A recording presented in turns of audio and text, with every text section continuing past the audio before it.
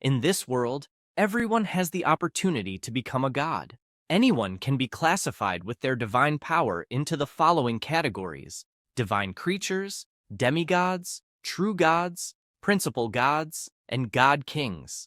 When a person comes of age at 18, they awaken in the divine realm and then enter their own main clan. The clans also have different levels, and talented people can enter a clan with greater potential, later evolving into superior gods. Hanwoo is one of those people who awakened to the divine realm, but received only the lowest possible residue level. The story begins in a high school, where a bully is fighting with the protagonist, saying, "How dare he speak that way," and claiming he has never lost before, so he must hand over the divine power. Otherwise, he will have his divine domain core destroyed. This bully is named Jung Bin and is a powerful assassin at the school, with 5,000 members in his main army. Hanwoo responds that there is no divine power, and that if he has one, then it depends solely on him to take it. The protagonist says that Jung Bin is nothing more than a mere member of the Locust clan. This makes him reflect on why on earth he is challenging the school bully, and it all started days ago when he traveled to the divine realm, where everyone can become gods. He imagines that the owner of that body is a scoundrel, a pitiful creature who awakened to the divine realm at 18 years of age but received only the Locust clan. A bedridden person tells Hanwoo that his parents are lost in the chaos of the Imperial College and are probably still alive, so if an opportunity arises in the future, he should try to find them. He also remembers when a girl named Qin Shuang asked him if he was willing to become her slave and provide enough locusts to feed her Thunderbird every day. She would ensure he graduated from high school, so he should think very carefully about it. Meanwhile, the bullies order him to always provide 100 divine powers on Monday at school, and if he doesn't, he will have to deal with the dwarf army invading and killing his entire clan, thus ruining his bright future. All of this makes the protagonist ponder how he could start this game on hell difficulty, and in this way, if he continues in the Locust clan, he will never be able to enter the best Imperial universities, much less find his missing parents. This makes him think that his top priority right now is to pass the Yellow Knights massacre, but that's not his style. He enters the machine and puts on the accessory, saying that everyone managed to get where they are, so giving up without even trying is pathetic. With this in mind, he decides to connect to the divine domain until a notification appears that the login was successful. He is surprised, as that world is vast. He observes for a moment and notices the thousands of locusts from his main clan. He opens his system screen to check some of his data, see if there have been any updates, and says that according to his past life's memories, it seems there are only two options: the chosen son and the life sacrifice, and he is confused about what the difference between the two is. Asking the system what it is about, the chosen son of heavenly selection is one chosen by heaven to bring good luck. For each level raised, an additional ability with unique attributes is obtained. Meanwhile, the life sacrifice can sacrifice his biological life in exchange for products of equal value. The exchange products are generated randomly during the sacrifice process. This makes him thoughtful, as the chosen son of heaven should be his golden finger. Meanwhile, the life sacrifice is an additional ability he will acquire with unique attributes during the divine biological stage. Thus, with these incredible powers, he will be able to work hard to fulfill his grandfather's last wish. However, his biggest concern at the moment is to get through the school bully's blackmail the next day. At this moment, he notices something on his system screen, as there was a lot of additional information. He observes all the benefits listed in the system until he finally understands how it works. With this in mind, he decides to take a high risk, and if he wins, he wants the system to become his master. But if he loses, it will be a complete waste. The next day arrives, and already at school, Qin Shuang walks up to the protagonist table, asking if he has thought about becoming her slave, making it clear that she will ensure no one will bully him until he graduates from high school. Hanwoo says his answer is no, leaving her indignant as she doesn't understand why he gave that answer. After all, without her protection, he will be massacred to death by some group of people. He smiles and says that maybe that is the situation. However, although he has no power or influence, he still has his own dignity, and despite understanding that she wants to protect him, he will not accept any of it. She turns around and says he will regret this situation. He takes a deep breath, but then the group of bullies approaches his table, asking if he brought the 100 divine powers they asked for, and if he doesn't deliver soon, he will deeply regret it.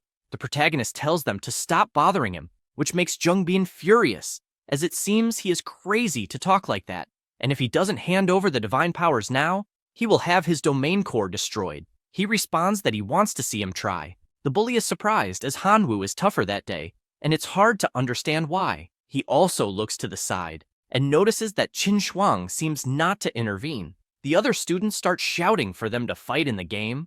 After all, they have never seen what a broken core looks like. One of them also says that the Locust clan is always dropping in level, so it will be easy to eliminate him and make him leave the school. They say that Jungbin's dwarf army can rank among the top 60 in the school, so it will be amazing to see that.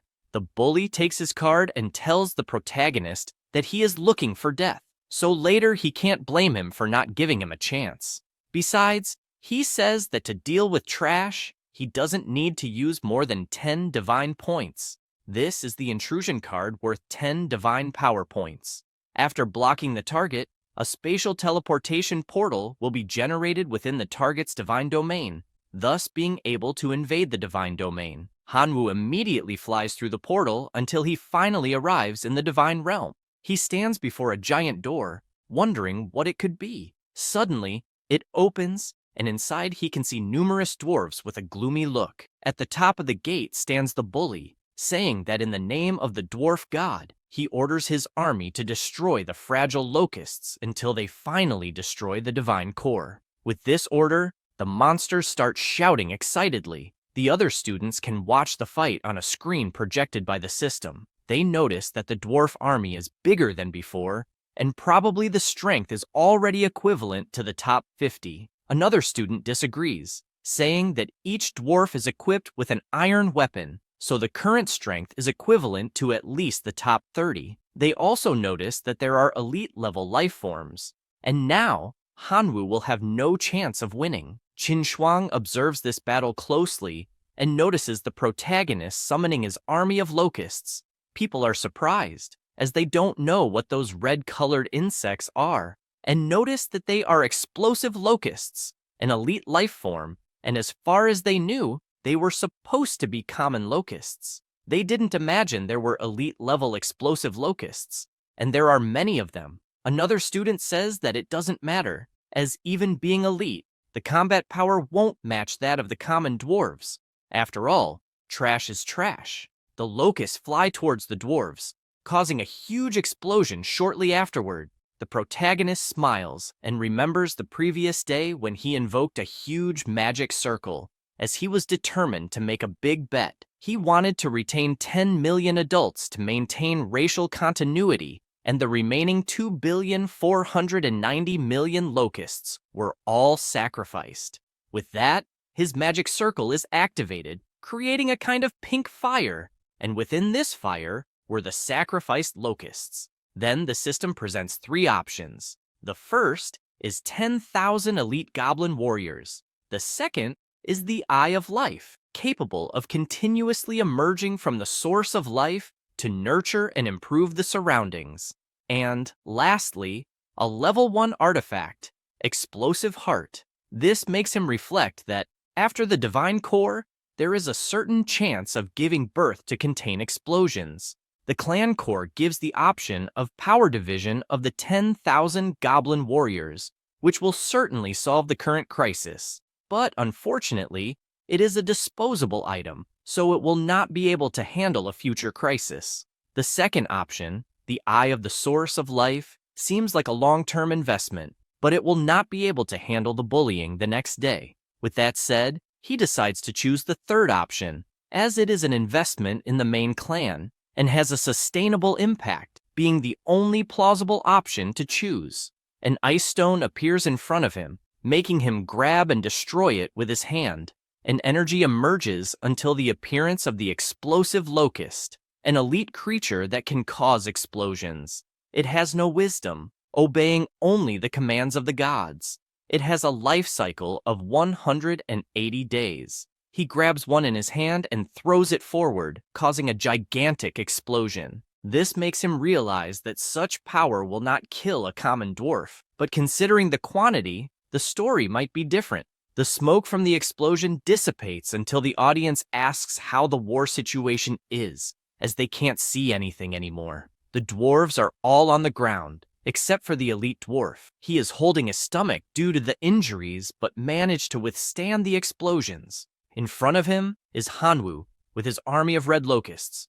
Qin Shuang comments that it has become quite interesting now. The protagonist orders his locusts to attack the standing dwarf, but Zheng Bin shouts for the surviving dwarves to return immediately to the divine realm. He laughs and says that it is too late to want to retreat now, and imagines that his entire clan will cross the portal to invade the bully's divine realm. Immediately, all of them fly towards the portal, creating a huge explosion shortly thereafter. Zheng Bin becomes furious, asking to send the locusts away from his realm. However, it is already too late, and the explosions start to finish them off one by one. He says he gives up the fight and therefore asks to remove the locusts from his realm so the dwarves can return. The protagonist smiles and asks if he wouldn't have his core destroyed, as that was the threat he heard earlier. Since that's the case, it's only fair to destroy his core. This makes him even more irritated to the point of saying that his parents will not let this go unpunished,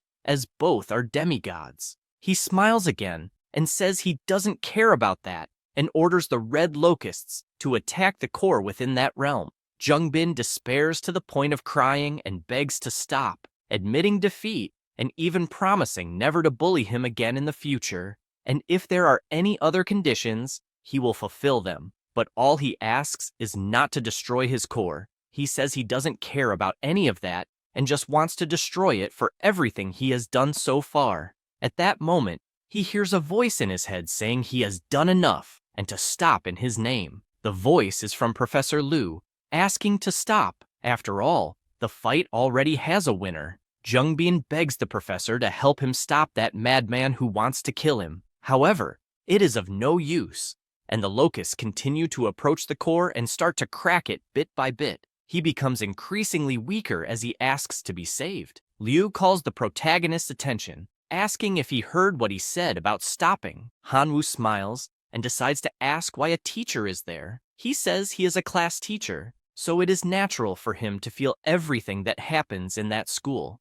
The protagonist decides to ask another thing now, since he feels everything that is happening. Why did he never appear when he himself was being beaten by the bully, extorted, and even intimidated? Why didn't he intervene at those times? He gets irritated with the question since Hanwoo doesn't even have demigod parents, so helping him would be like offending Zheng Bin's family. With this in mind, he responds that he will explain this matter as soon as he stops the attacks. He decides to ask one last question, saying that if his own divine realm core were being attacked instead of Zheng Bin's, would he have intervened to help?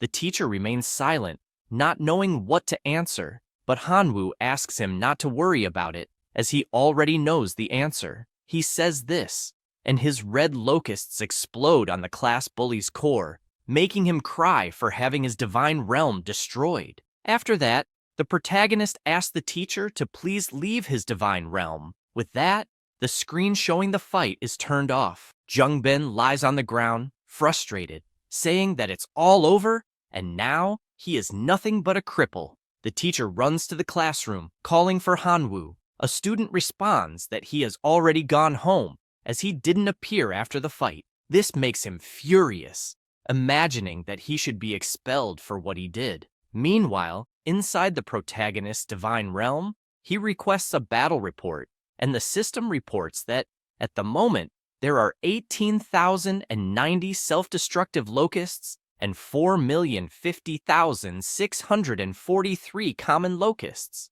Seeing this, he thinks that he needs to cultivate more self-destructive locusts for the future. In his possession is the fragment of Zheng Bin's divine realm, which he can now use to merge with his own. With this in mind, he activates the ability to merge, emanating enormous energy from the fragment.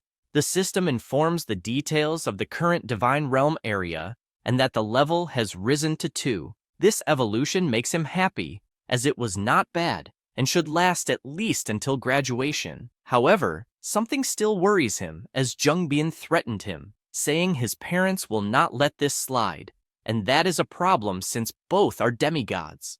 To make matters worse, the teacher is on the bully's side, so the school will not protect him, meaning he needs to get stronger as quickly as possible. He decides to sell the iron dwarf hammer he won in the battle, hoping to find someone who wants to trade for good items. He notices that someone quickly appears wanting to accept the trade and offers the item Fire Crystal Lava. This reminds him that this fire crystal can increase the fire resistance of the familiar, as well as enhance explosive power. With this in mind, he decides to accept the trade, as with this item, the self-destructive locusts can evolve again. The fragment begins to overflow with enormous energy, slightly changing the structure of the locusts. They remain elite creatures, but their talents are lava explosion. The reproduction capacity is 20 times higher, and they have a lifespan of 250 days. He grabs one in his hand and throws it forward to test. A stronger explosion than the previous ones occurs in front of him,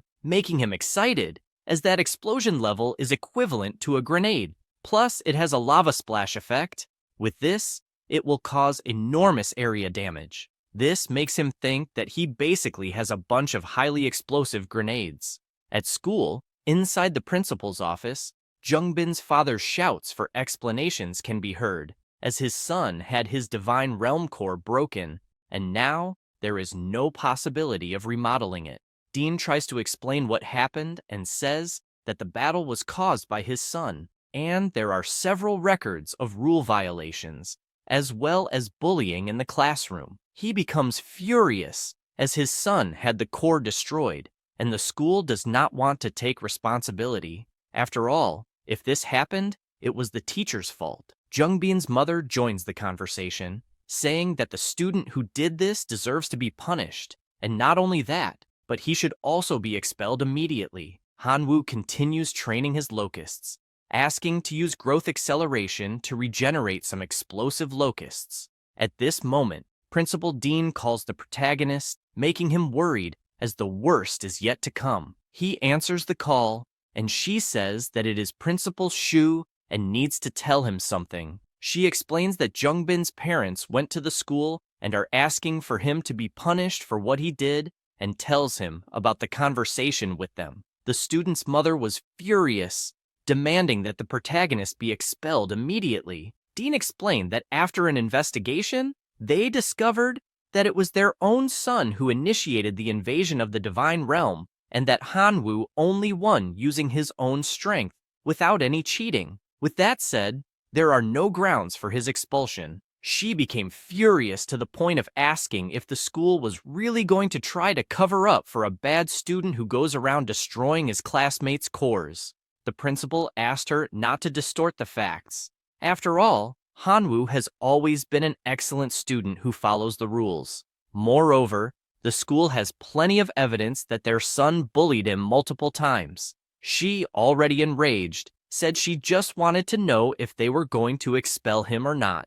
Dean apologized, stating that this would not be possible. Jungbin's father began to emanate a tremendous power, saying that he might accept that the school would not punish Hanwoo severely, but as revenge, he would vent his anger, and said that if they refused to agree with what he was about to say, then he would no longer consider the school's reputation. The principal, explaining all this to the protagonist, concluded by saying that Jungbin's father also threatened to send a legion of 1,000 men to invade his divine realm, regardless of the outcome, and informing him of this was the most the school could do to protect him. After all, a legion of 1,000 men from a demigod is enough to be more than an army of 50,000 ordinary students. With that said, she asked if he would be able to handle the situation. He thanked the principal for her help and said he would go to the school the next day to face this challenge. With that, he ended the video call and imagined that he needed to hurry to become stronger, So it was time to launch the second sacrifice. Again, he activated his power, initiating the sacrifice of a few billion more locusts until an enormous volcano erupted due to the presence of such power. The system again presented three options. The first was a level 1 sacred artifact. The second option was a level 1 skill crystal, the fireball. And lastly, the familiar Jianfeng. Reading the options, he thought that having a treasure in exchange for 4,800,000,000 locusts was not bad. He decided to choose the third option. A familiar appeared in front of him. Its name was Jianfeng, and it was a swordsman. In addition to possessing numerous skills, it had 500,000 faith power and a lifespan of 800 years, currently being 150 years old. The familiar called its master by the name of God and said it needed a sword. The protagonist replied that this would not be a problem, accessing his system to the equipment option for deities. Meanwhile, he pondered that in recent days he had cultivated many locusts until his faith power reached 100 million. Therefore, he currently had 54 divine power points. The equipment was divided into 4 levels: common equipment, faith equipment, divine power equipment, and finally, deity equipment, each requiring a greater prerequisite to use.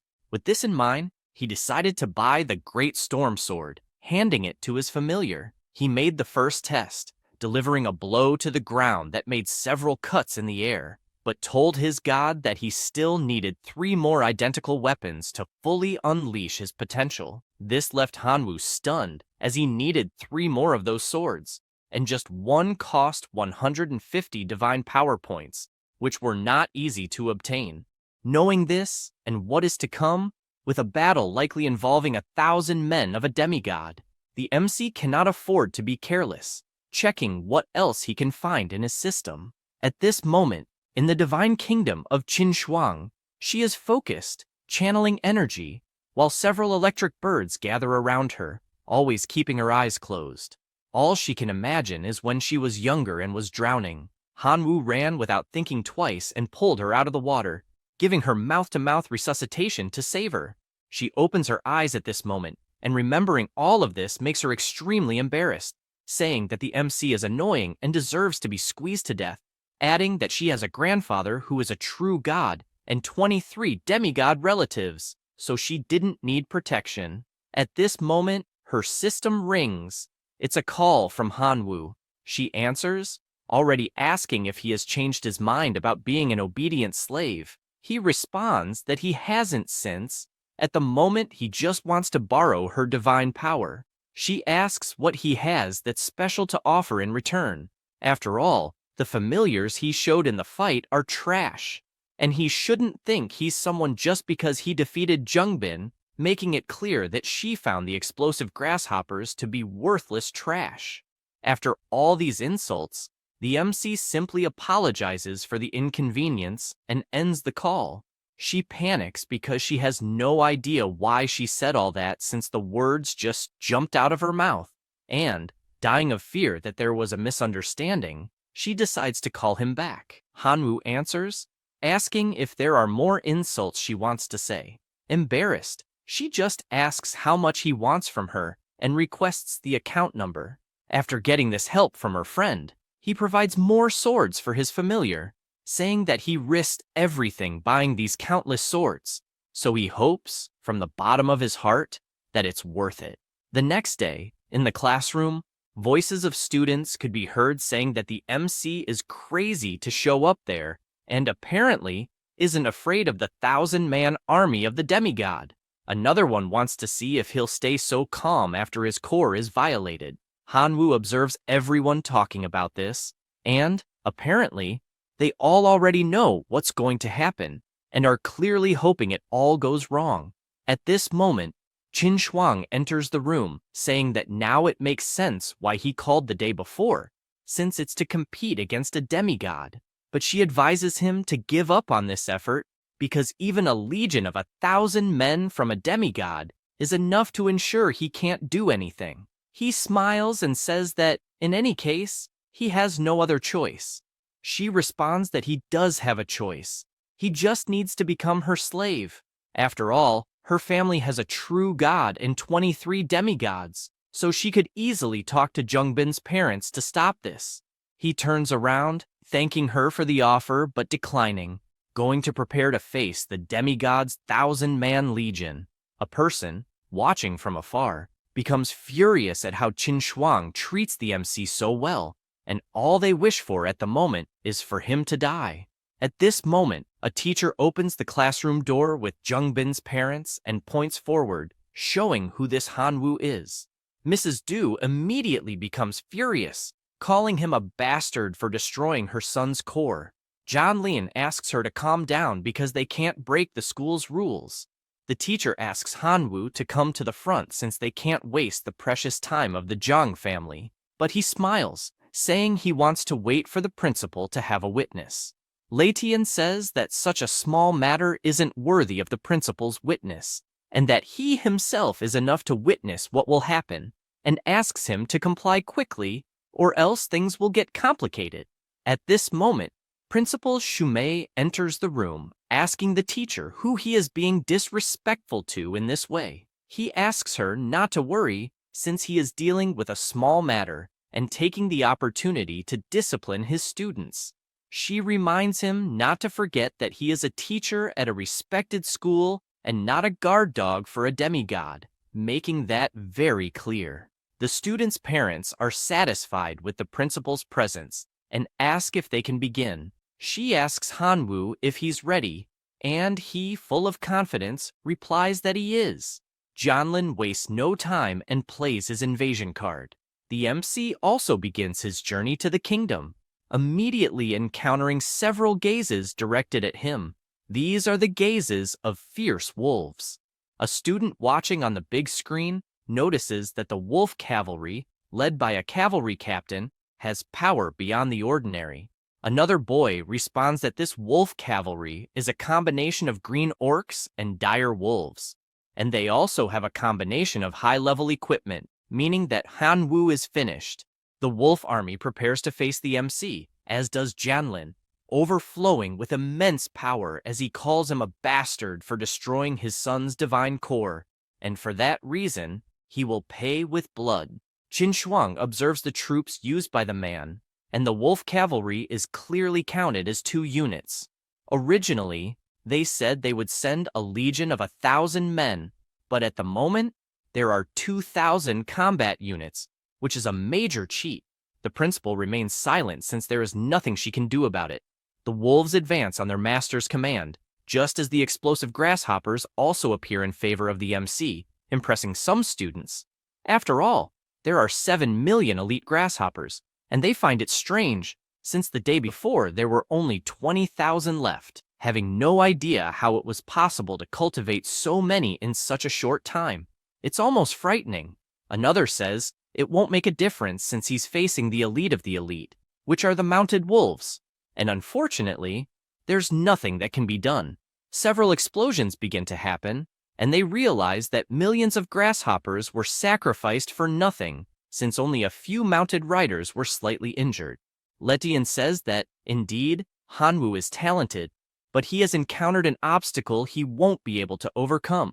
Otherwise, he might have made a name for himself at the school. Another student finds the unfolding of the fight strange and asks everyone to look closely at the screen. A giant cloud appears in the sky, surrounding the wolves, and it begins to rain explosive grasshoppers, scaring the monsters. The explosions from these grasshoppers were colossal, wiping out all the wolves within the blast radius. Qin Shuang is impressed by what she's seeing and asks what the hell is going on. After all, what kind of grasshopper is this that causes such a powerful explosion that it shoots magma into the air? The principal looks back and asks if there is any student or teacher who has the ability to detect the grasshoppers to provide accurate information about them. A young man uses his power and says that those are evolved elite forms of the explosive grasshoppers. Sumei is pleased to hear this and says it was an excellent job by her student. Jianlin, however, is unfazed by so little and asks if they really believe they can destroy his cavalry with so little, and orders his monsters to use their supernatural powers.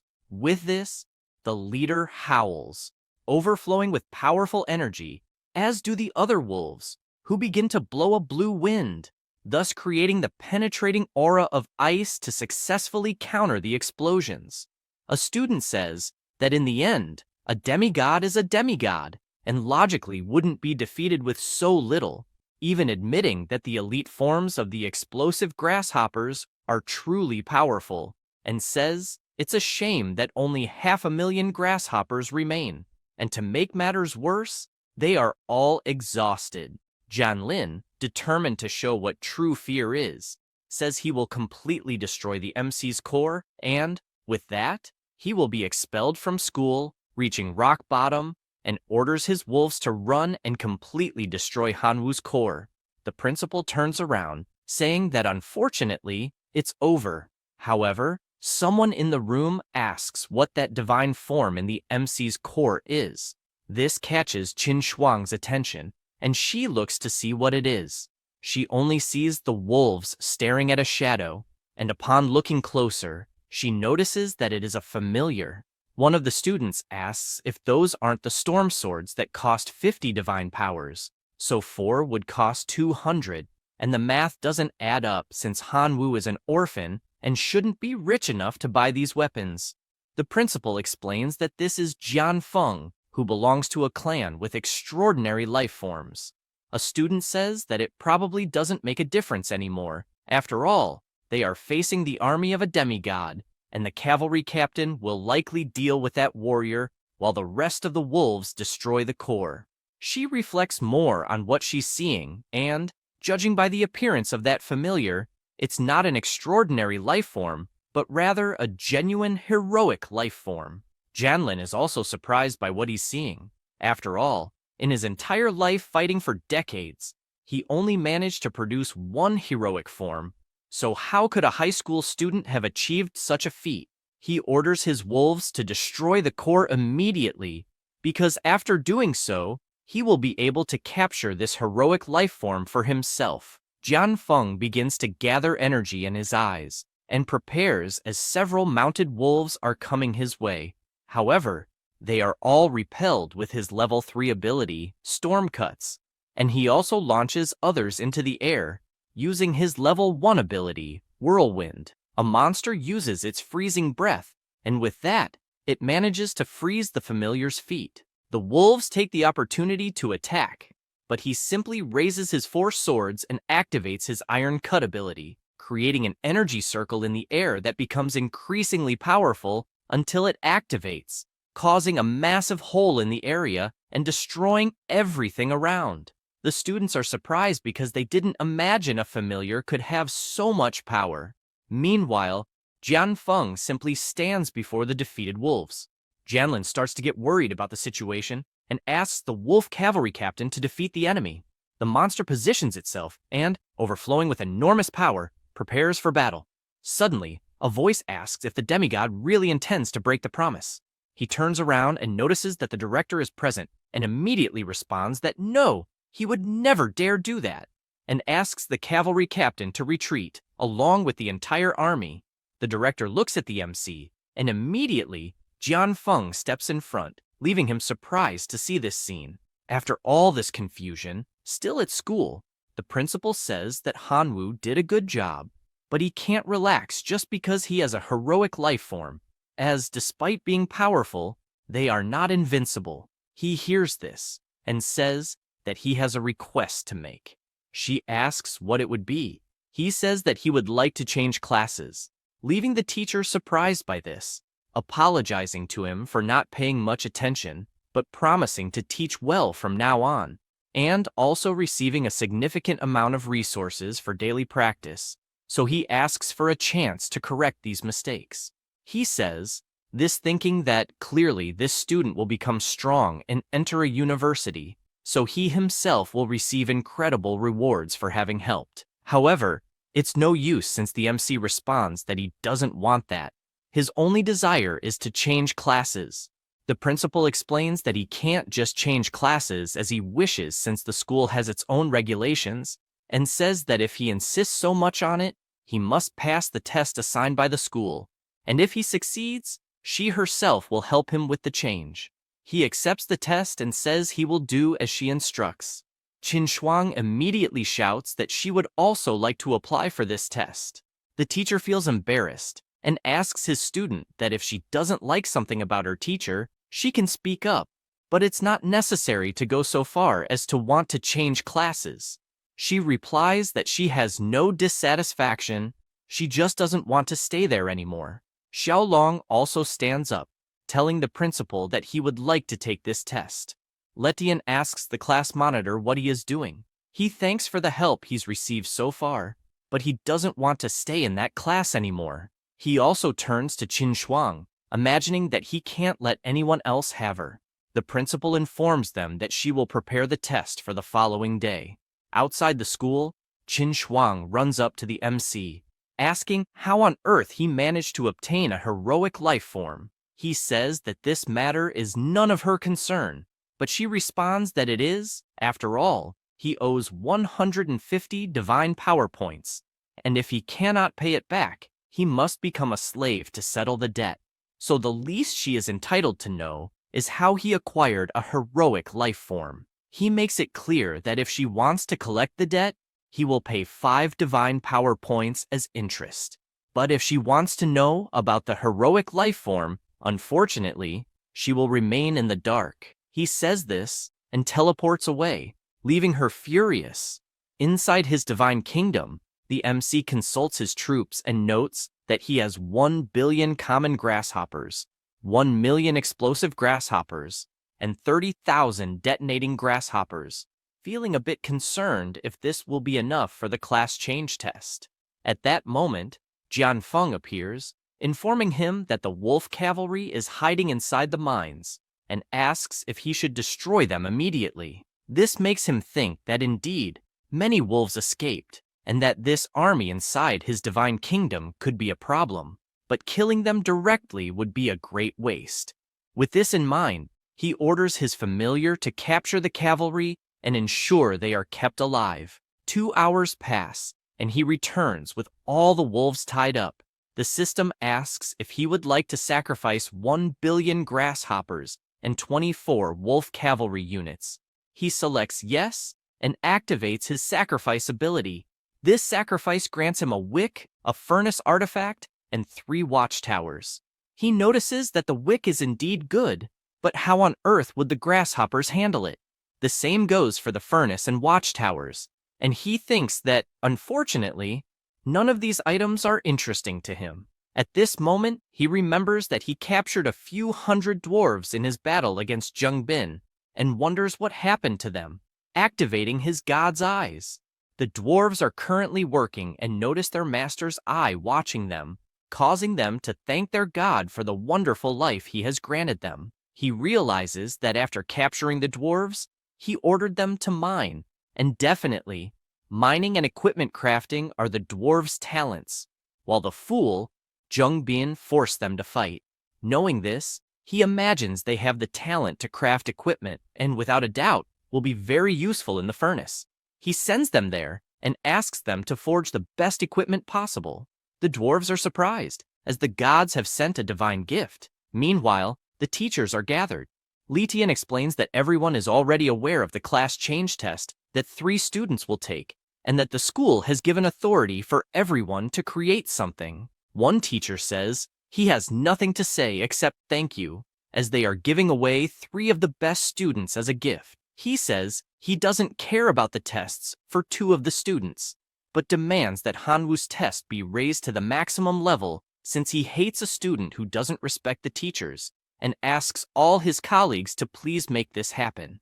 The teachers agree to help, while Litian is just furious about being reprimanded by the principal, in addition to having his semester salary cut. The next day, already in the classroom, the teacher presents the 3 envelopes containing each student's test. Xiaolong and Qin Shuang take their envelopes, as does the MC, who is surprised to read that his evaluation test is at level 10, requiring him to defend against 10,000 foreign invaders. The principal asks the teacher if he would like to reconsider Hanwu's absurd test, but he responds that this was a decision made by all the teachers together. The MC asks the principal not to worry, as Letian is eager to see his abilities in action. This irritates him, prompting him to say that he should not regret it later.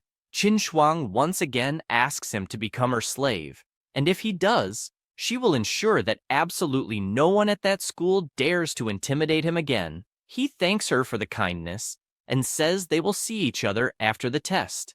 She replies that it's fine, calling him ungrateful. Meanwhile, Xiaolong is eager to see the MC make a fool of himself in this test. The test begins with thousands of goblins appearing in front of him. The people watching on the big screen comment that they heard Hanwu's test is the hardest of the three and say it's well-deserved for having offended Professor Liu. The MC is not pleased, considering that Letian can't even be called a man for putting so many fire-resistant goblins against him. The professor, on the other hand, claims this is for his student to learn a lesson, as 10,000 red goblins should be more than enough to destroy the divine kingdom, and he makes it clear to other students that there is no hatred between teachers and students, and that after this small test, Hanwu will certainly understand the good intentions behind the teachers. Meanwhile, the principal is rooting for him. The MC begins his attack, sending his legion of grasshoppers into battle, but the goblins simply summon their fireballs and launch them, exploding all the grasshoppers. The MC already anticipated that mere common grasshoppers would not inflict any damage and decides to use his explosive grasshoppers for the attack, scaring the red goblins. Then, numerous explosions occur, eliminating 400 goblins at once. Qinshuang and Xiaolong return from their tests, and she runs to the principal, asking how the MC is doing. Shumei says the situation is not very good, as grasshoppers are inferior creatures, and even if well cultivated, they still wouldn't reach the top.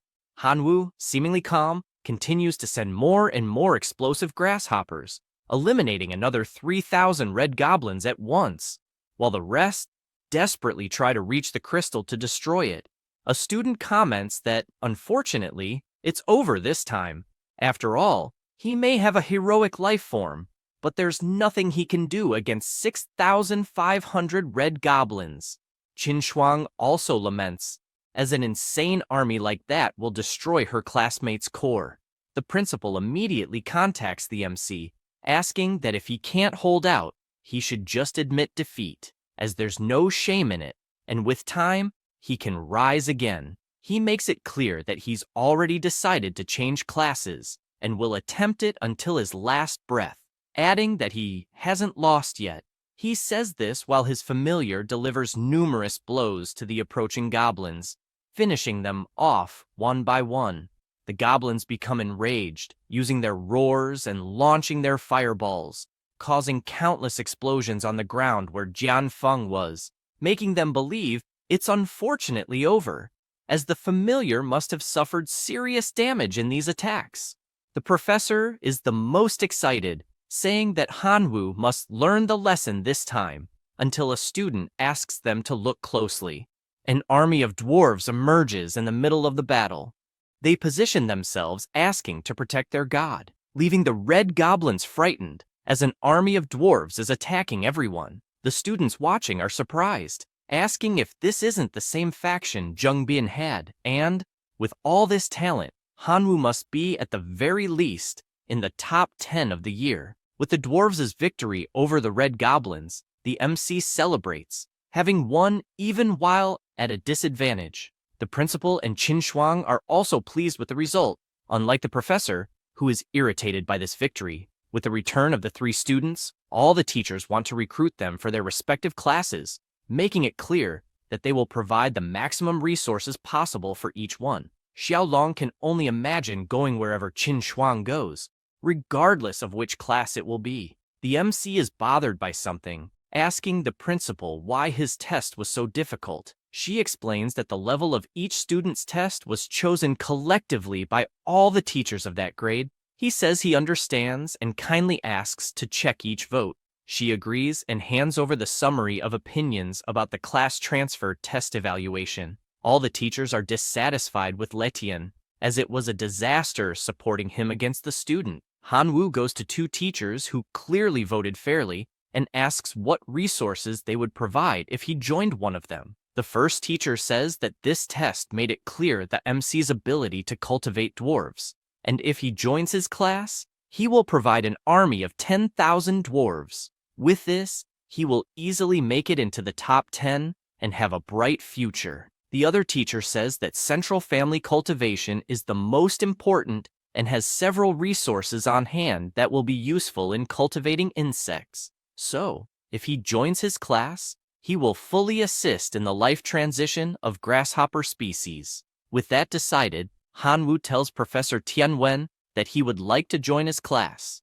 The girl, knowing the MC will go there, says she also wants to join that professor's class. The same goes for Xiaolong, as he will go wherever the girl goes. The professor is delighted that so many students decided to join his class, and that's how you win the Outstanding Teacher Award. Besides that, it is great that so many good students are joining his class. He presents a gift to the MC as thanks for deciding to join his class. He notices it is a hive construction letter that occupies a square kilometer of land and can hatch 1 million insectoids annually. This makes him happy, as it was literally tailor-made for him, and he begins to think about his future strategies, as after setting up the hive in his divine realm, he will be able to bless it with 2 level 1 relics. The hive will perfectly amplify the power of both relics and, consequently, the eggs within it. Thus, he will be able to obtain 1 million grasshoppers every year. With this in mind, he thanks the professor for the generosity, and the professor says there is no need to thank him. Just deliver the best results, and that will be a reward in itself. The principal calls everyone's attention, saying that the test of the day is a simple test, so there's no need to take it so seriously, but that in 7 days, the exam will cover the entire school, as it will determine the allocation of resources among classes in the future. After that, within the MC's divine realm, he checks his situation and currently has 2 million grasshoppers, 5,000 self-destructing grasshoppers, 300 explosive grasshoppers, 52 dwarves, and Jianfeng, which is a heroic life form. He worries when analyzing his situation, as with this level of strength, participating in the exam that will cover 7 days will probably result in the worst score among all students, and he definitely needs to find a way to increase the number of grasshoppers as well as strengthen the ones he already has. He also notes that the name of the dwarves is different, now being Redforge dwarves, and flies off as he wants to see with his own eyes what this means. Upon arriving where they are gathered, he notices that the dwarves are indeed different, now being an elite creature with various talents and extremely higher power. This makes him think how great it would be if they were from his main family, as he can only use growth acceleration more frequently with his main family. After that, 4 days pass, and with 7.3 billion grasshoppers currently, he hopes to get something good this time. Activating his life sacrifice ability on all the grasshoppers, he wonders what he will gain this time. The system gives the first option, saying, Sacred Item Level 2, Law of Gluttony. Once charged in the Divine Realm Core,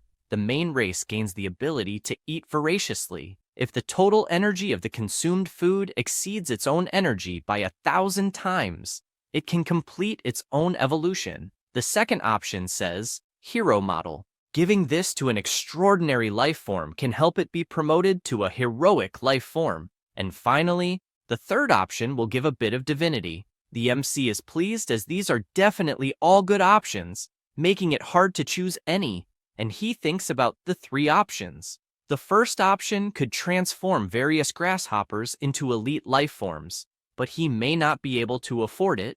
The second could make a life form evolve to the heroic version, and the third option would give him power equivalent to 100 billion faith, something like winning the lottery. After much thought, he decides to choose the first option. 3 days pass, and Hanwoo is unsure if what is in front of him is a gigantic grasshopper or a gigantic lizard, declaring that it will be the explosive plus grasshopper. Later, at school, Jin Shuang goes to him asking if he has considered becoming their slave, as he has no support or resources, making it impossible to stand out among the various demigods, and says she really thinks his grasshoppers are strong, but in the end, they are not a big deal. She also says she thinks the dwarves are cool, but that they are not part of the main family. The MC thanks her for her kindness and says he will find out all of this only after the exam. She does not like this at all and comments that he is driving her crazy. Xiaolong just watches from his desk, wishing that the MC would disappear completely from Qin Shuang's sight. The professor explains the importance of this exam for the future in terms of resource distribution and asks everyone to give their best, making it clear that he has several sacred relics, domain lands, core fragments, among other resources, available if needed. He also emphasizes the importance of reading the rules of this exam carefully. The first stage is the elimination system. Next comes the ranking system, where everyone will receive an evaluation of the same difficulty. Those who fail will be directly eliminated from the school. The MC notes that being expelled from the school upon elimination is very harsh, but the rewards must be excellent. The top 100 will receive a divine territory. The top 50 will receive a level 1 sacred relic. The top 30 will receive a creation card. The top 20 will receive a first-grade building. The top 10 will receive a divine weapon of the student's choice.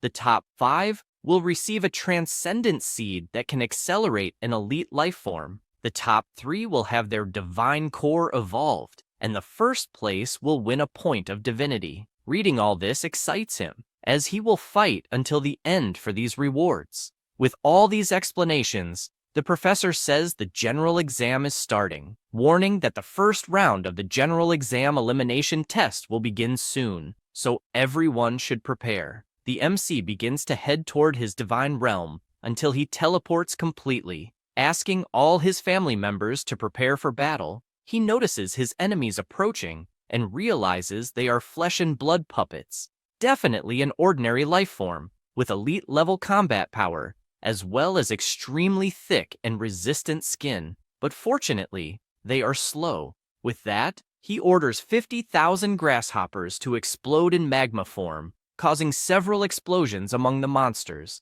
which only roar in response. He gets excited, as the smell of roasted meat is strong, and wonders if he could feed his grasshoppers with those monsters, asking the red goblin dwarves to recover the bodies from the battle. After a while, he notices that there are great supplements there and is confused if this isn't a test. As if it continues like this, the upcoming exams will be intense. The teachers watch on the big screen, lamenting that another student they were optimistic about has been eliminated. Tianwen says that 20 of the eliminated students were from his class, reducing it to a third. Another professor says that his situation is worse, as half of his students were eliminated, and questions if the level isn't too high. The principal explains that she had the 3 vice principals compete for positions with the Demon Abyss civilization at the forefront, so there must be a reason for choosing the flesh demon puppet as an invader, and since they are demigods, it isn't interesting to speculate. Tianwen is excited, as his student turned everyone's nightmare into food for himself, and asks if there are still any relatives who can resist the toxins in the meat and blood of those demons. Another professor is curious about this, as if the grasshoppers can ignore the toxins of the demonic puppets. It is a great discovery worthy of research. Li Tian responds that it is just luck, as in terms of strength, those grasshoppers are trash. Tianwen makes it clear that luck is also part of strength, and definitely those grasshoppers have been well cultivated, so they are not weak, stating that, despite being an extraordinary life form, it still crossed the threshold of extraordinary life forms. Li Tian asks if these extraordinary life forms are not, in the end, just grasshoppers. After all, their combat power is generally equal to that of goblins, which are common life forms, and even worse than them in other aspects.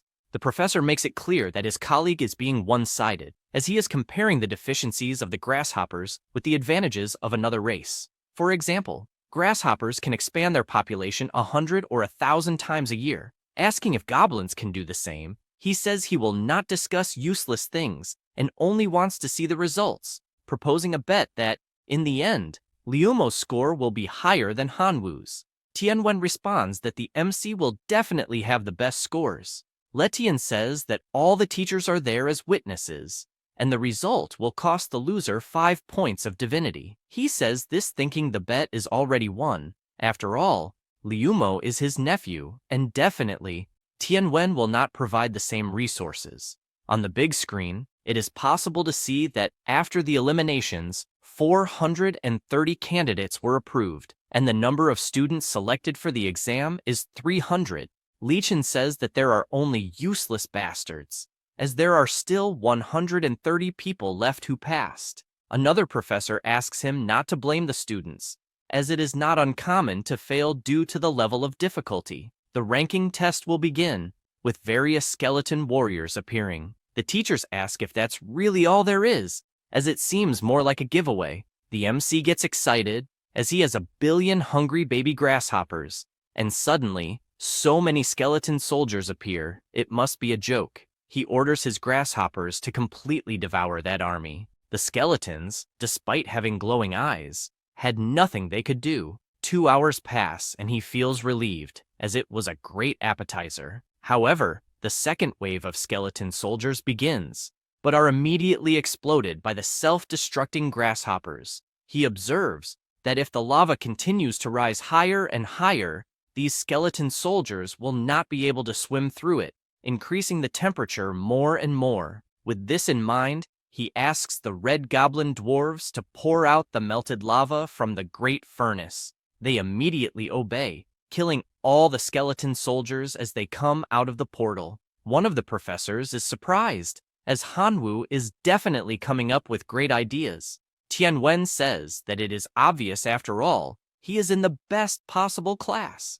Li Tian is not intimidated, as the MC has just reached the 7th wave, but Liumo is also at this level. At this moment, in Liumo's divine realm, he is positioned with his arrow towers, lightning towers, fire towers, among various other things, imagining that this student must really come from a rich family. The professor is excited, as he invested many resources in his nephew to ensure that he will be in first place this year, until he hears another professor asking to see Qin Shuang's divine realm. Observing her realm, he notes that there are 100 lightning towers, as well as 300,000 elite thunder natural life forms, and 100 giant ancestral trees. This impresses everyone, as her family is truly powerful. Even many demigods do not have as many trump cards as she does, and there are even rumors that the girl is among the top 3 in the series.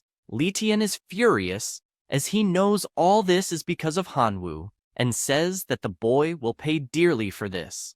After all this, the 10th wave ends, leaving only 18 candidates, and he announces that the 11th wave will begin soon, making it clear that the level of difficulty will increase drastically. A shadow emerges from a red portal, leaving everyone in disbelief that this is a heroic life form. The monster in question is the bone collector of the skeleton race, and it is indeed a heroic life form. It continues walking, and as it passes by, all the bones on the ground begin to tremble, while a pink aura surrounds it. It raises its staff and creates a completely gigantic skeleton being. The bone collector raises its hand, asking its new creation to attack with all its might. The enormous skeleton attacks, saying it only wants to kill, and stomps on the ground, causing a huge explosion, leaving the professors surprised, as only 3 minutes have passed, but 8 students have already given up due to the excessive difficulty.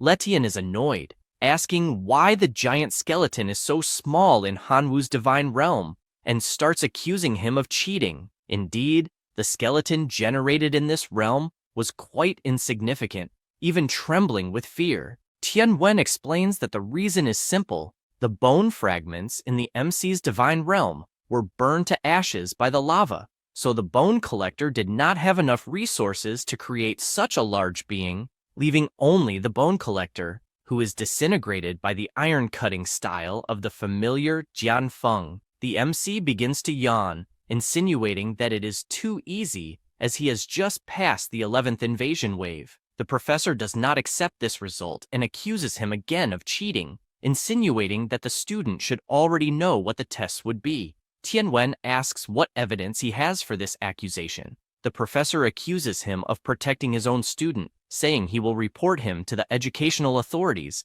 making it clear that everyone there is sensitive. But Hanwoo's unusual fighting style is suspicious after all. Who would think of cleaning the battlefield after defeating the skeleton soldiers? If he did that, it's because he knew that eventually the bone collector would appear needing bones to summon its greatest creation, and he makes it clear that he strongly suspects that Hanwoo already knew about the tests in advance, which is a cheat that the school should investigate. The principal makes it clear that the content of the exam was decided by the Supreme Director before leaving, and that even she did not know the content of the tests, asking the professor if he really thinks the Supreme Director would have done something so stupid. He panics and says no, that he must have been wrong, and that Hanwoo defeated the bone controller by sheer luck, but insists that even if there is no cheating, his scores are very unfair compared to the other students. She asks if Letian, as a demigod, is aware of how ridiculous these words are. After all, the civilization of the divine realm has never been about justice, but rather about survival, and one cannot compare the scores of anyone with anyone else. Highlighting the justice that the professor mentioned, she says that he himself used his authority in favor of his nephew, providing him with resources. Knowing this makes Tianwen angry, as it seems the professor is favoring his own nephew with a colossal amount of resources. And now, it makes sense why the bet was made, though it's a shot in the foot, since the MC passed the wave while his nephew is facing great difficulties. In the divine realm of Liumo, he notes that he is facing a colossal challenge, as his army has been defeated, and says that he gives up on the test. Tianwen informs that the results of the exam are out, as Hanwoo has passed and his nephew has failed, asking if he will pay the 5 divinity points, reminding him that the other professors are witnesses. He hands over his card, making it clear that he will eventually recover the points he lost. An hour passes, and now there are 3 people left to face the 13th wave: Hanwoo, Qin Shuang, and Huang Fei. The professors are eager to see who will take first place among the 3. In Huang Fei's divine realm, he gives up on the 14th invasion, as the level has become absurd. Qin Shuang, reaching the 16th invasion wave, also gives up. The principal is pleased to see Hanwoo in first place, continuing strong with his explosive locusts in the 20th invasion wave, causing explosions throughout the battlefield. A giant skeleton is generated as the smaller ones are killed, but the familiar Jian Feng appears with its annihilation technique, cutting the giant into pieces. 15 minutes pass, and the system announces that the 21st invasion will begin, making it clear that the difficulty level will increase dramatically and asking everyone to be prepared. He gets excited, as it seems a great challenge is coming. He notices that a colossal portal has appeared before him and is surprised, as it is much larger than normal. Emerging from within, sitting is the Supreme Lady of the Skeletons, and, as the system made clear, the difficulty level has indeed increased dramatically.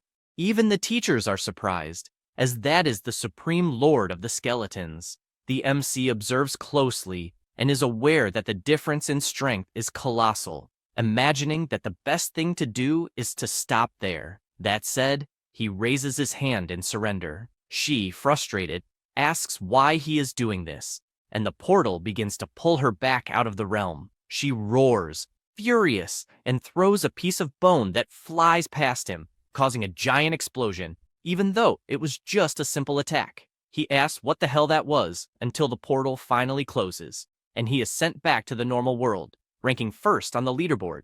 The final result was, Tianwen's class scored a total of 252 points, placing first, 20 points ahead of the second place. Meanwhile, Letian's class scored 192 points, placing 8th. The teacher is furious with this defeat, as in his mind, his class had more than the obligation to be in first place.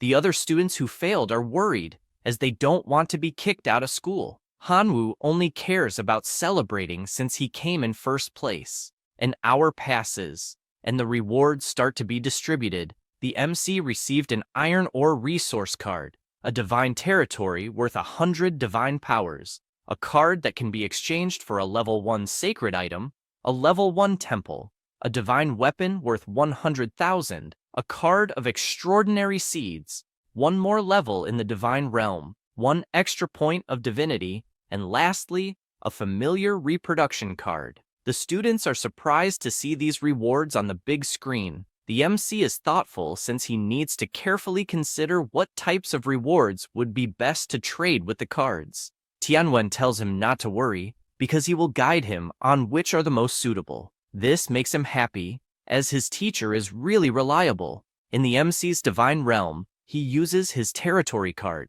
expanding it to 20 square kilometers.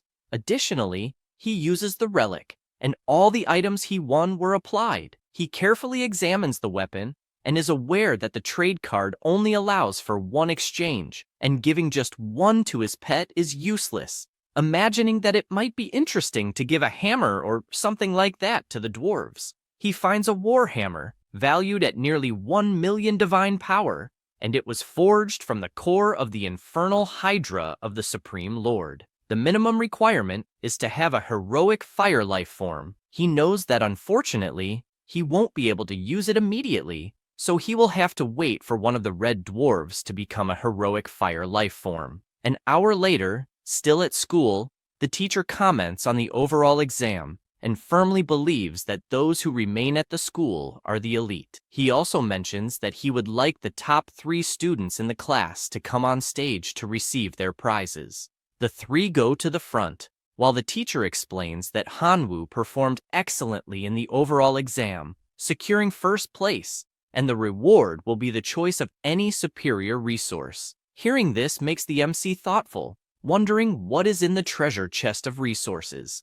The system lists the options, which are Giant's Fist, Fountain of Life, Iron Mine Core, Level 2 Skill Frozen Missile, Level 2 Buildings, Goblin Nest, and finally, an extraordinary life form, Linger. Without thinking twice, he chooses the Fountain of Life. Basically, it is a water fountain with vital energy, which can be used in large quantities to nourish life and improve the environment. The teacher acknowledges how incredible Hanwoo is for this choice, as he is not stubbornly seeking power, but rather recognizing his own strengths and looking to develop them. After that, a person approaches, congratulating the MC since he suddenly became rich, and asking his colleague to sell the divinity he won in the overall exam, offering to exchange it for 105 million divine power. He just wonders how this guy comes in wanting to give orders, even though he seems rich for offering 5 million extra, asking why he wants it.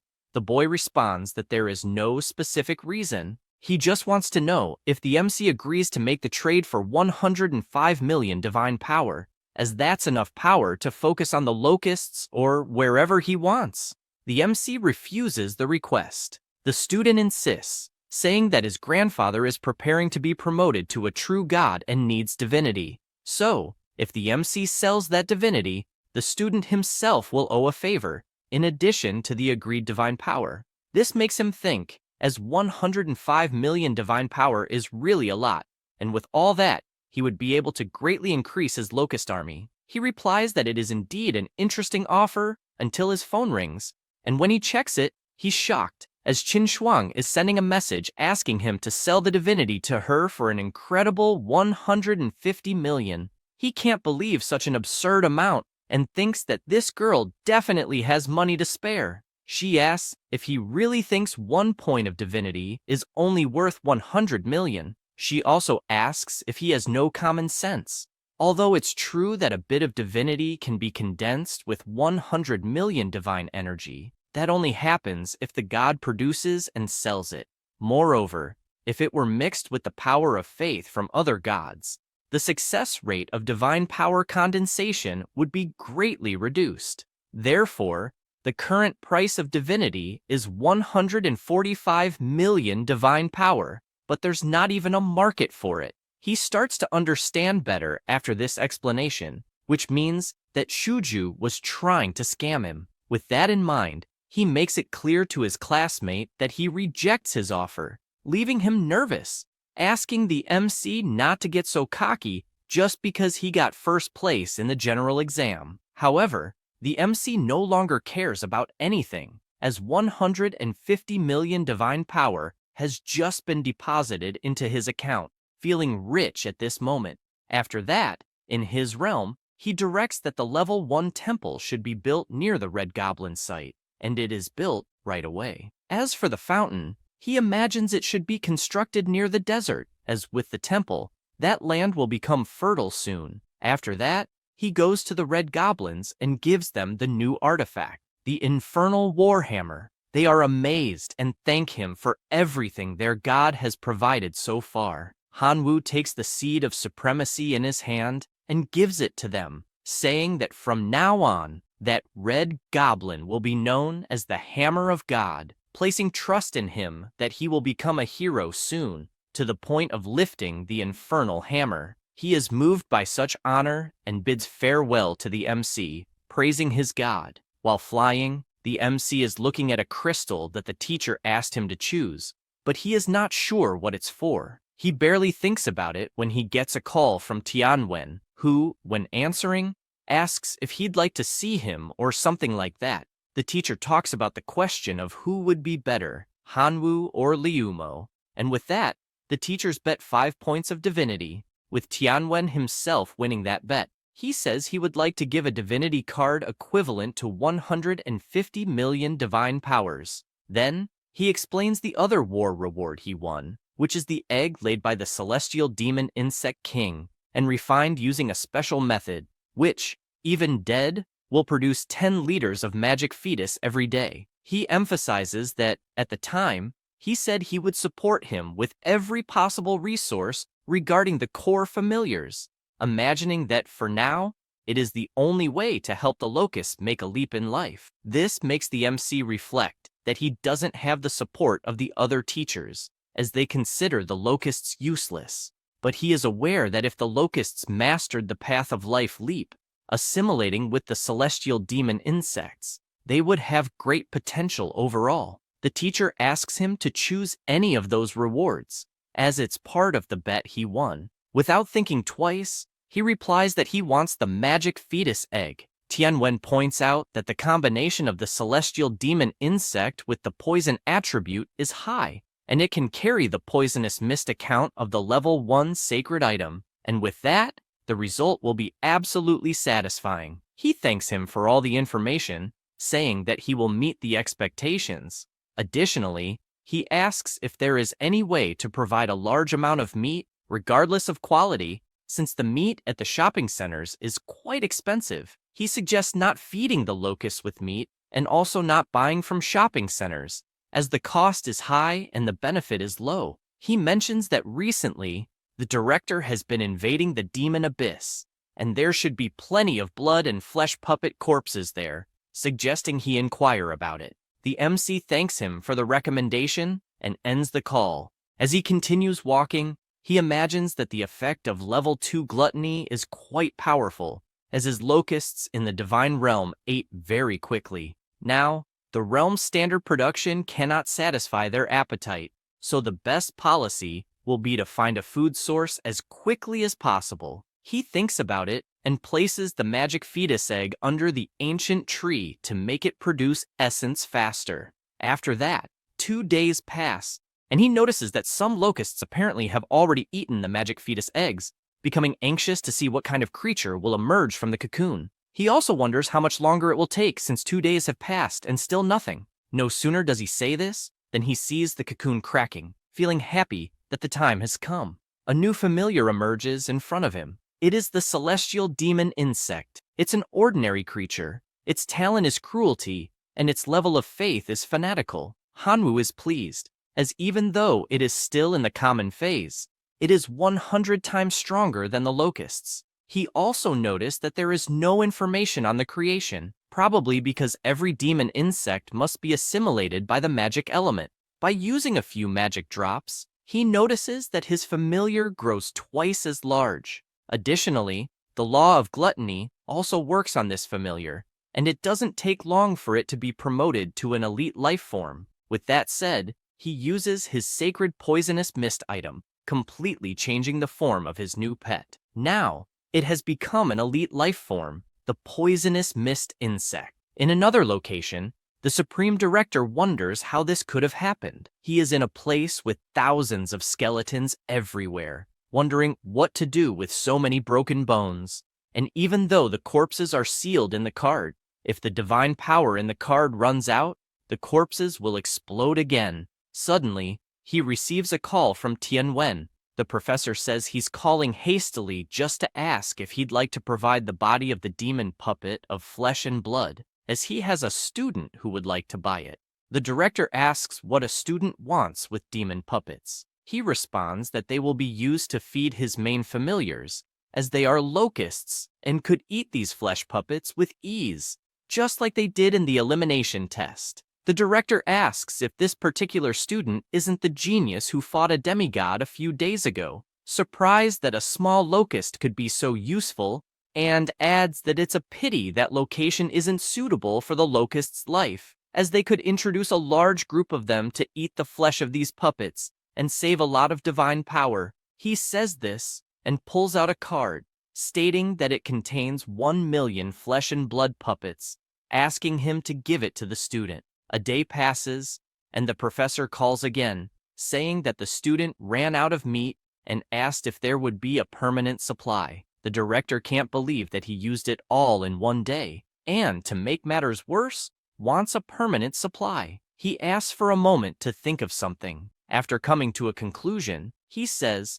that there are indeed enough corpses, but it's not something he can provide for free. He makes the proposal to sell 100 demon puppets for 10,000 divine powers. 5 minutes later, the professor returns the call with the MC's response, saying that he agreed to the terms and wants to start by paying 1 million in exchange for the meat. A few days later, Hanwoo is ready with his most powerful army, once again using his sacrifice ability. The options in exchange for this sacrifice are: Option 1, Giant Warriors, which are an extraordinary life form; Option 2, Level 3 Skill Crystal; and Option 3, Decomposition System, which breaks down matter and extracts pure energy. He considers all the options, taking into account the 12 billion elite life forms he used in the sacrifice. He thinks about the giants, as they are quite intelligent and their power is overwhelming, and just one of them could be sold for 10 million. However, he is also interested in Option 2, as the Level 3 poison explosion combined with the celestial demon insects, the poisonous mist, and the relic would be a perfect combination. Yet, he knows that his current divine core is at Level 3 and has no open slot to carry this new skill. After analyzing everything, he decides to choose Option 3, as it's said that energy crystals are the food of magical familiars, and they are quite expensive. Upon choosing this option, a huge machine appears in front of him. He decides to start by experimenting with a bit of iron ore. 5 hours later, the result is 3 iron crystals. He takes one in his hand to analyze, and knows that an iron crystal can be used as food for some special races, in addition to being useful for forging weapons, and each one is worth 5 points of divine power. He will definitely be able to make a great fortune in the long run. Suddenly, a voice echoes in his head, saying they were attacked by the undead during mining, injuring 3 companions. At the moment, the leader of the Red Dwarf clan is in battle, asking for their god's support if possible. He is surprised, as apparently the temple is contacting him, but he doesn't understand how on earth there are undead in his realm. To better understand what is happening, he uses his divine vision and sees the Red Dwarf facing an undead, but finds it strange that the undead's clothing is very similar to the Supreme Lord's. He also finds it odd that the enemy is handling such a powerful dwarf so well. He gets excited, as this is incredible, and tries to consult the information on the monster, but is startled to find that the consultation failed, as the skeleton is not his follower, and he has no other means to view the information. Suddenly, Jian Feng appears to face this new challenge, delivering the first blow quickly and making the skeleton's head fall to the ground. However, right after, the skeleton rises again with its entire body. The MC appears, trying to make the skeleton submit to him, but his hologram is attacked. He comments that this monster is really naive, as if the divine realm remains intact, his divine form will last forever as well. He orders his familiars to put pressure on these skeletons until they submit. 3 days later, all the undead are on their knees, finally surrendered. Hanwoo decides to check if this time he can access the information on these monsters, and now he succeeds. This is a weak undead lord from the skeleton clan. Its talent is crystal bones, and its faith power is 1 million per day. The next day at school, the teacher asks if everyone is ready for the new challenge, warning that the next test will really increase the gap between everyone, directly impacting the acceptance into the future colleges they will enter. The MC already imagines that his grandfather's last wish was for his grandson to enter the Imperial College to search for his missing parents, and this college is one of the best regarding the civilization of the divine realm. The teacher informs them that everyone will be transported to the demon abyss, and that the specific content of the exam will be sent via email. A student comments that in this abyss, it is said there is always a demonic aura that corrupts anyone who enters, turning them into a servant, and that only undead demons can survive. Xiaolong, smiling, is confident, believing that the time to defeat Hanwoo has finally come. Suddenly, an unknown call appears in his system. When he answers, he realizes it's Professor Ledian, saying he needs his help to eliminate someone. The student asks if he's talking about Hanwoo, because if so, there's no need to say anything, as he will face him in the upcoming test anyway. Letian thanks him, calling him his favorite student, and also says he has a gift to help a lot in the exams. The Demon Dragon card, an extraordinary life form, a race as powerful as a heroic life form. With that, the test begins, and everyone heads to the Demon Abyss. The exam requirements are presented. In summary, you can only assume one familiar incarnation at a time. If the incarnation dies, the student will come in their true form, being able to summon one familiar per day, with a limit of 100 familiars. You must destroy more than 90% of the skeletons.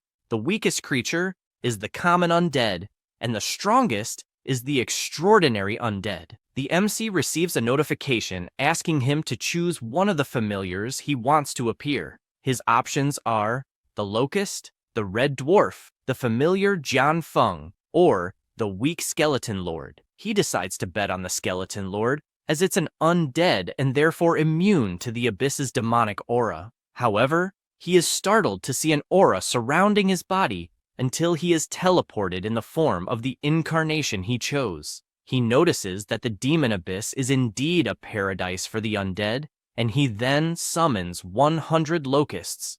A dark curtain begins to rise, and he notices that, as he suspected, the demonic energy is truly the nemesis of familiars. After walking a bit around the area, he finds the bone demon fruit and orders his locusts to harvest it.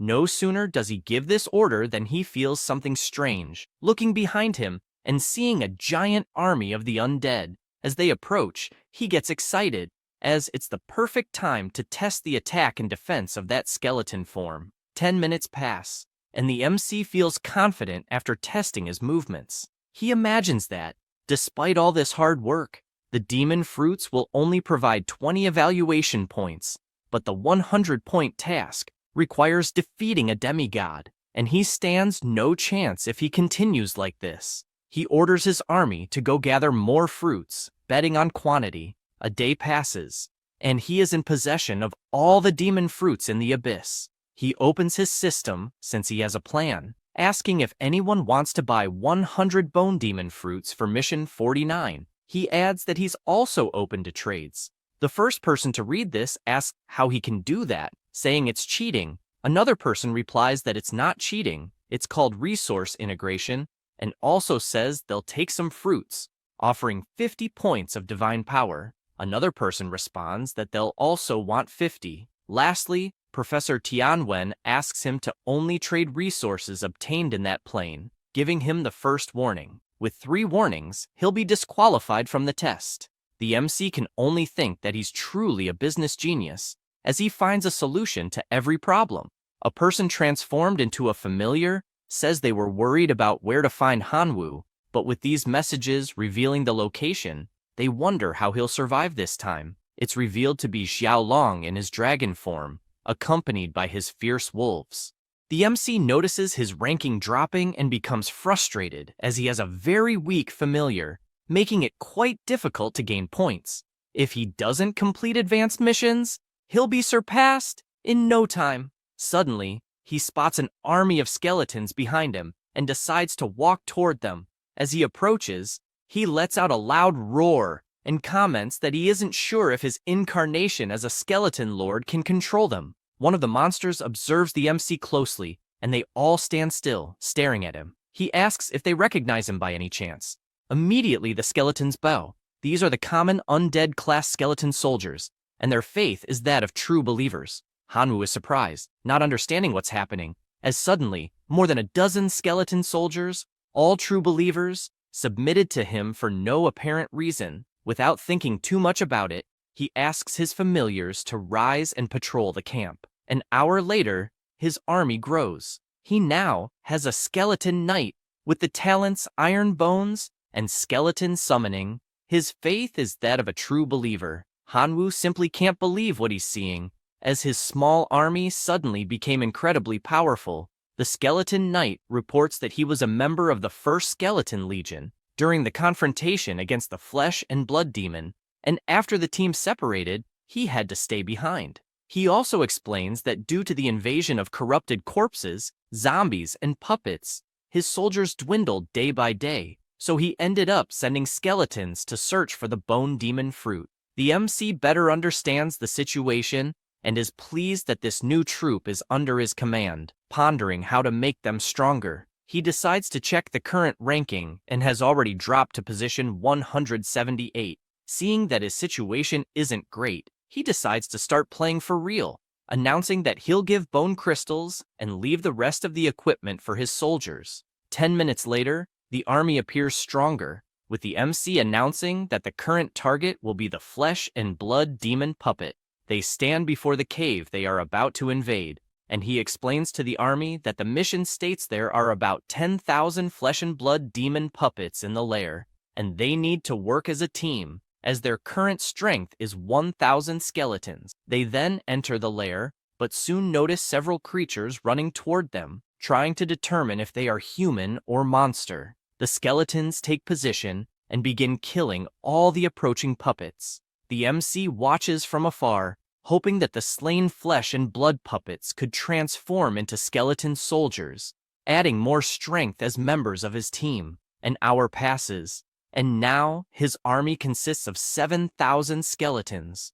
This fills him with confidence, as only 3,000 Flesh and Blood puppets remain in the lair, so the time is now. He shouts for his troops to advance with all their might. 3 hours pass, and a soldier returns with an item in hand, offering it to his master. His points increase by 60, rising to rank 108. Meanwhile, outside the lair, a wolf is sniffing around while its master is furious, as he can't find Hanwoo anywhere. Xiaolong decides to check the ranking and notices his target just gained 60 points, meaning he defeated the Flesh and Blood Demon lair, exceeding expectations but making it clear that his luck ends here. With that said, Xiaolong heads toward the demon's lair and is enraged to see that Hanwoo secretly created a skeleton clan and, apparently, intends to use it to score high marks.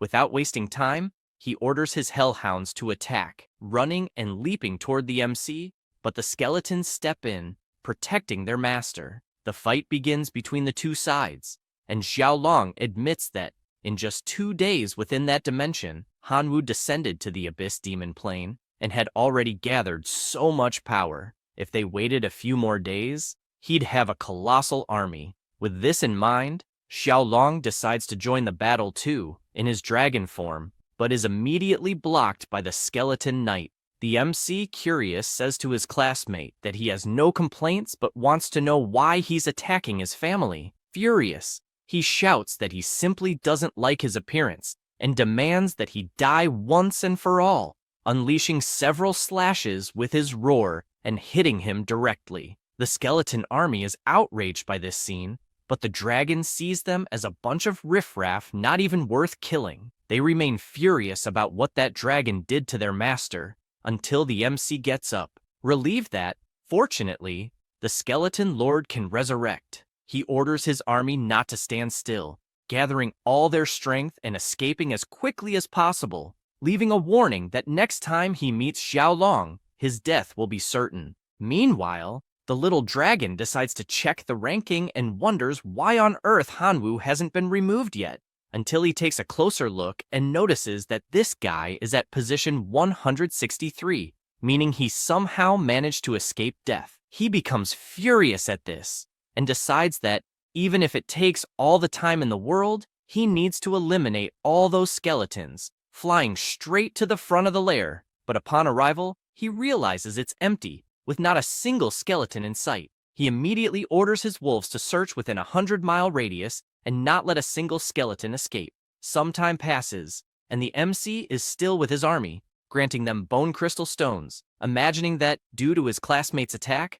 only 5,000 skeleton soldiers remain, who still need to develop. This item makes them more powerful. He checks his system and realizes that their strength is still insufficient, especially since, to be more recognized by the Imperial Capital Academy, they need to conquer even more notable achievements. The mission is to wipe out the fallen demon's tribe. The reward will be 80 evaluation points, plus a level 2 skill crystal, chain fireball. He is aware that the fallen demon is a native creature of the Abyss Demon Plane, but quite weak in strength, yet it's offering 80 points in the evaluation, possibly even allowing him to eventually use the fallen demon to mass-produce soldiers. With that, he informs his army that they are heading to the fallen demon's tribe. 2 months later, in the teacher's meeting room, a teacher comments that his class's student, Huang Fei, currently has an army of over 100,000 demonized goblins, and his points have reached 3,200, securing first place. Another mentions that Liumo is also doing excellently, with 3,010 points holding second place. Someone else asks Professor Tianwen why Hanwoo, who ranked first last time, isn't performing well this time. Letian interjects, saying he already mentioned that this boy relied on luck to get first place, but some short-sighted professor treated him like a treasure. Tianwen asks him to please show some decorum, as he's still a professor and should at least show a bit of decency. Letian asks if he's wrong since that student really is a waste, no matter how many resources are given to him. He says this while wondering if that boy will even make it out of the evaluation alive.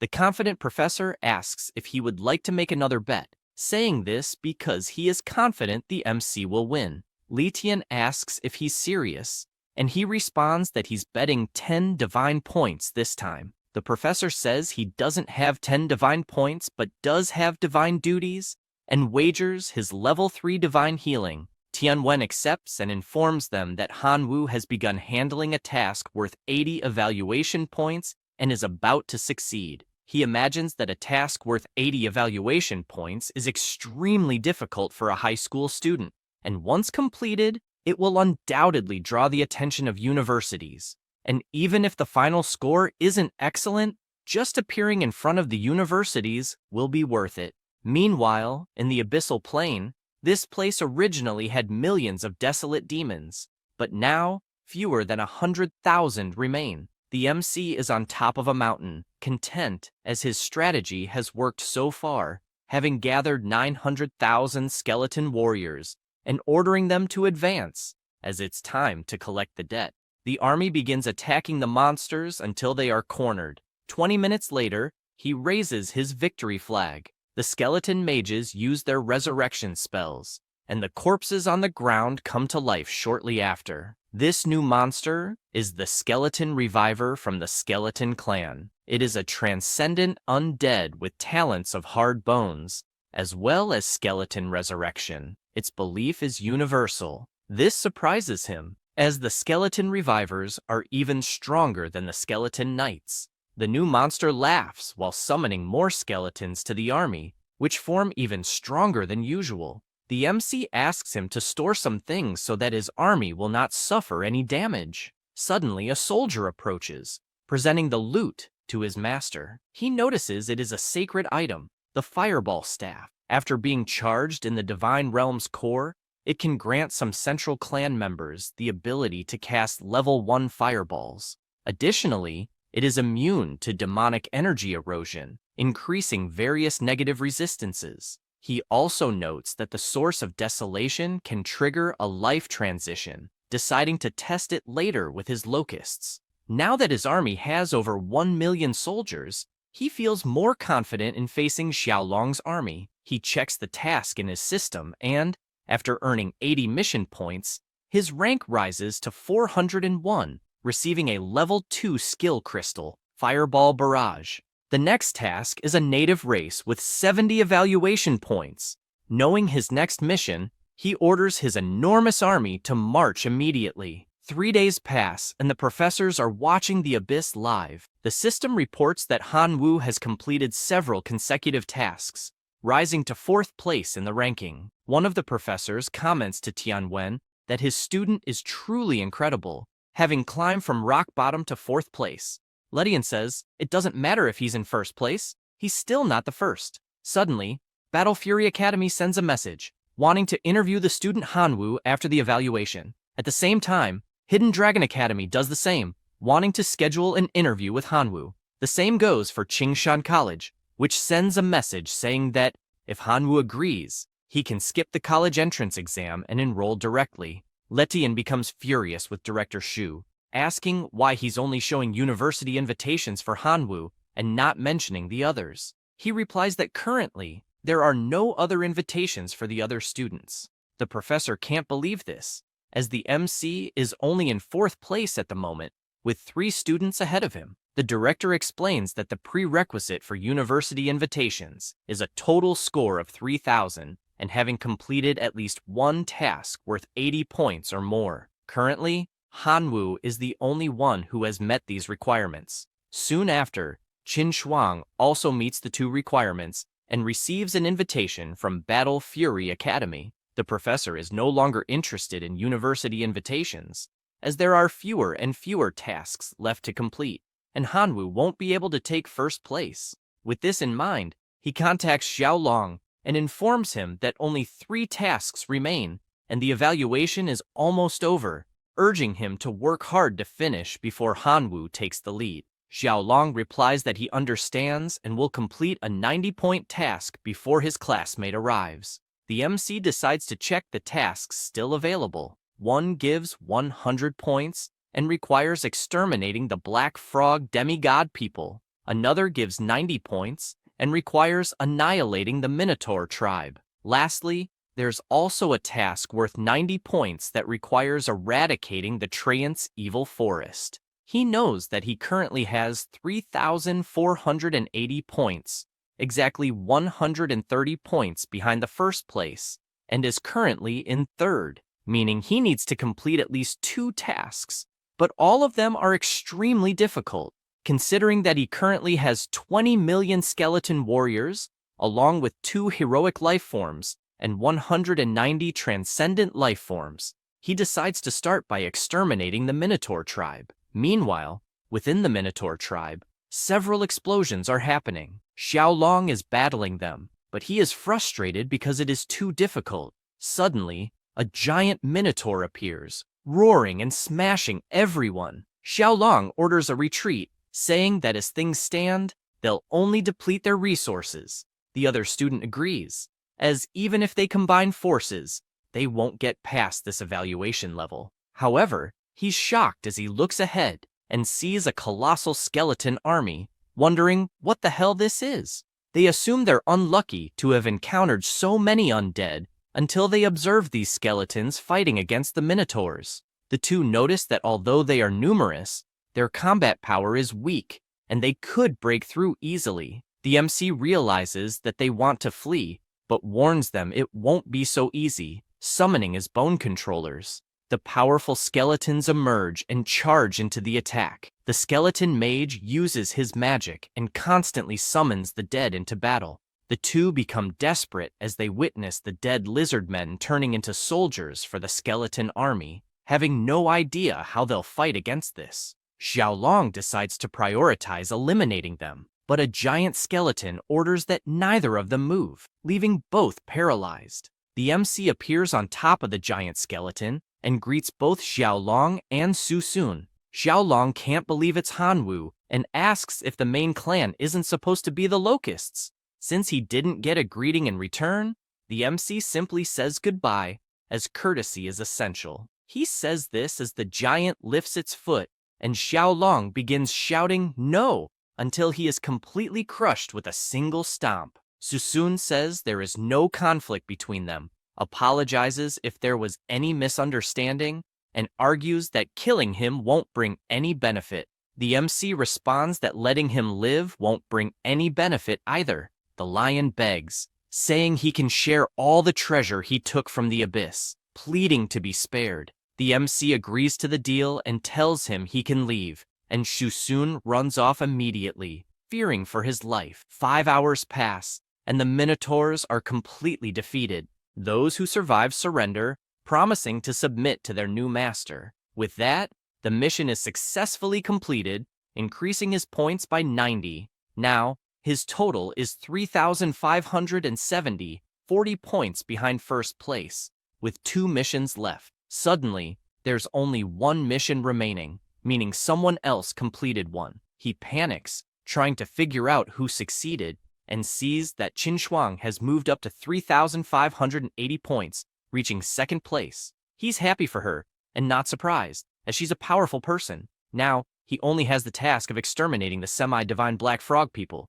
but he feels unsure, as the difficulty is very high. However, to attract the attention of Kyoto Academy, which is top tier, he needs to secure first place. He orders all his troops to move out, as their next destination is the nest of the black frog people. At the school, it is announced that 11 classes have already finished their evaluations, and only 3 students from Professor Tianwen remain. They check the leaderboard and see Qin Shuang in second place, Hanwu in third, and Su Sun in seventh, but they don't understand what they're still doing in the abyss. Latian comments that they must be confused, as the only remaining task is to kill a semi-divine being, and they are daring to face it, not realizing that if they fail, they'll lose everything, as it's a task none of the 11 classes dared to attempt since no one in history has ever succeeded. Tianwen agrees and says that's exactly what the two are going to try, as they are challenging the semi-divine frogman, having full confidence in their students. She starts her attacks with her birds, and several electric blasts strike down on the enormous frog, electrocuting everything around it. The powerful monster calls them reckless and activates his protective shield, shouting that they've just invaded the tribe and killed his people, so he will curse them all. She worries because this is not good, and a massive power rises toward her in the form of a bird, causing her to slowly fall as she's injured. She is forced to use her divine purification and recovers, regaining her confidence and launching more lightning at the chief's shield, which starts getting hit from all sides. Her army of sparrows also helps, using their electric attacks in unison, causing more and more damage to the shield until it completely shatters. The frog, which is huge, uses its mountain-devouring demon frog ability. She can't believe what happens next, as the monster grows absurdly, even though it was already massive before. The demon frog immediately lashes out its tongue and captures Qin Shuang, swallowing her right after. She simply refuses to accept this outcome, but with the frog's colossal size, her lightning attacks become completely insignificant. Suddenly, Hanwu contacts her, leaving her in disbelief that he's calling in the middle of this situation. She decides to answer, and he asks where she is, because the decor of the place is quite unique. This makes her furious, telling him to mind his own business. The MC asks if she wants his cooperation, pointing out that in at most 10 minutes, all of her thunder sparrows will be annihilated. She asks why she should agree, but quickly changes her mind and says it's fine, making it clear that if they win, she will take the divine body of the semi-divine black frog, and he can have everything else. The MC says that's fine, and just asks her to issue a quick divine command, making the thunder sparrows pick up his elite troops, and he sends his location. The sparrows arrive at the scene, surprising him as they were very fast. He waves to show where he is and mounts one of them. The skeletons do the same, and they all journey through the skies, descending and attacking all the enemy frogs. The MC laments that the skeleton soldiers are really weak, as part of his army has been decimated, but on the other hand, the total number of fragments has increased. He continues flying over the area, saying it's time for the bone controller to take action. His soldier starts concentrating a powerful magic and summons a new giant skeleton, more powerful than the others, using the bone fragments scattered on the battlefield. The enemy frogs are performing a ritual, but the giant skeleton stomps on everything with its colossal size. The MC orders the Bone Restorer and his demon shaman bull to attack with full force. They waste no time and charge at the enemies, attacking every frog they come across. The Bone Restorer uses his power, summoning several skeletons from the dead bodies of the frogs.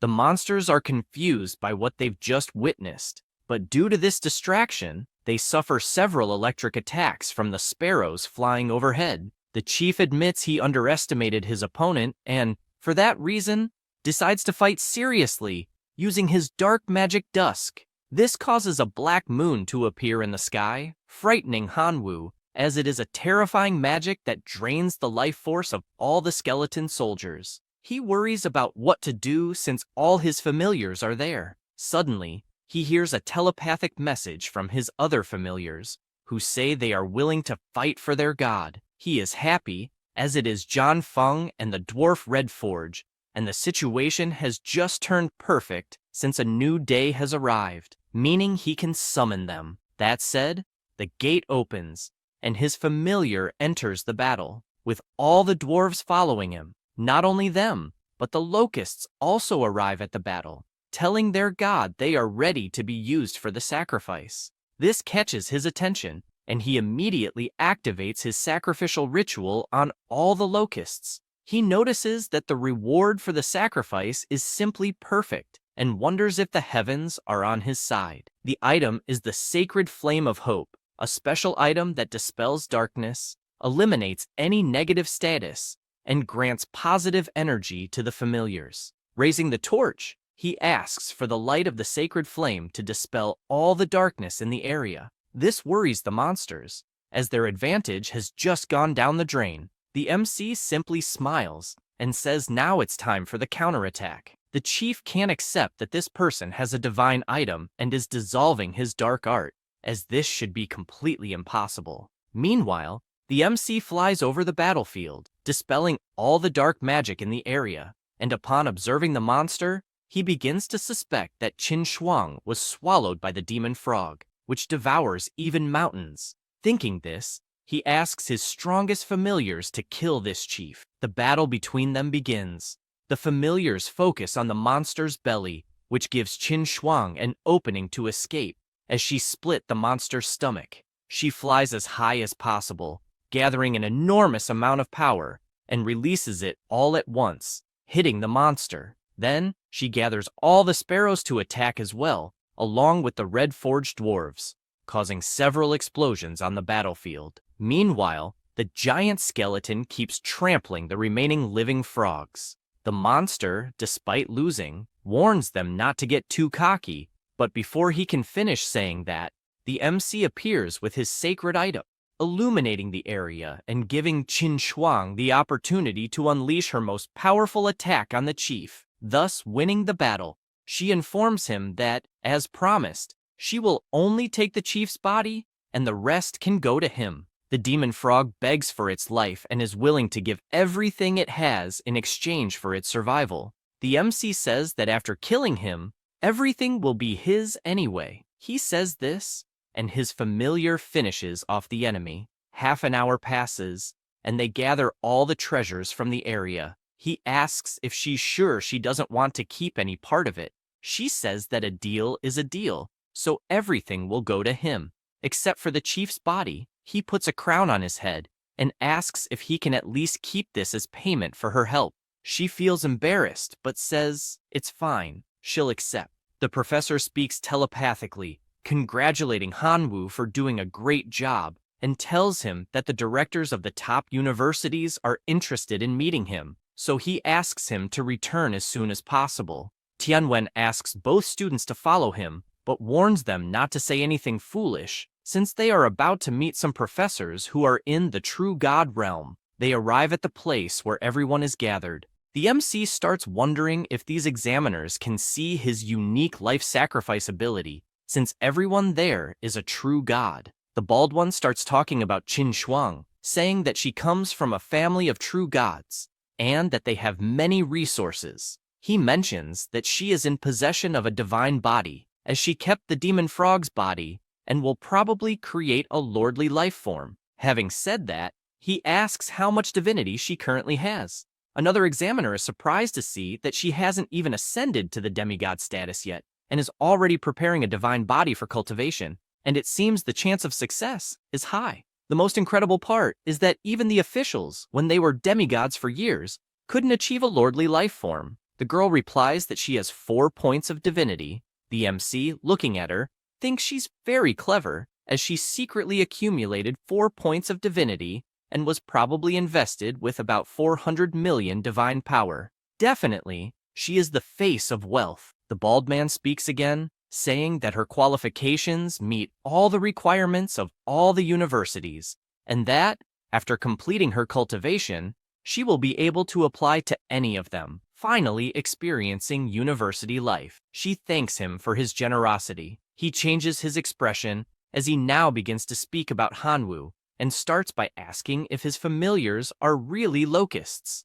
The MC replies that they are. With that answer, the examiner already marks an X on his report. Then he asks if his current divine points are 1. He responds affirmatively. The examiner marks another X on the paper and says he will ask one last question, wanting to know how he obtained the hero Jian Feng and the weakened version of the Lord Skeleton's incarnation that he showed in the exam. He is somewhat pleased, as it appears the examiners cannot see his ability, so he doesn't need to let them know about it. With that in mind, he says he cannot answer that question. The bald man apologizes, saying that the student does not meet any of their university's requirements, and, if he still wishes to apply, asks him only to keep working hard. The director, seeing this meeting, regrets it, as it seems the 3 professors are unable to see how excellent Hanwoo is. He just smiles and says he understands, as he will continue to work hard. The bald man wishes him all the luck in the world from here on. Tianwen tells the MC that the top universities have high standards, so it's really hard to get in.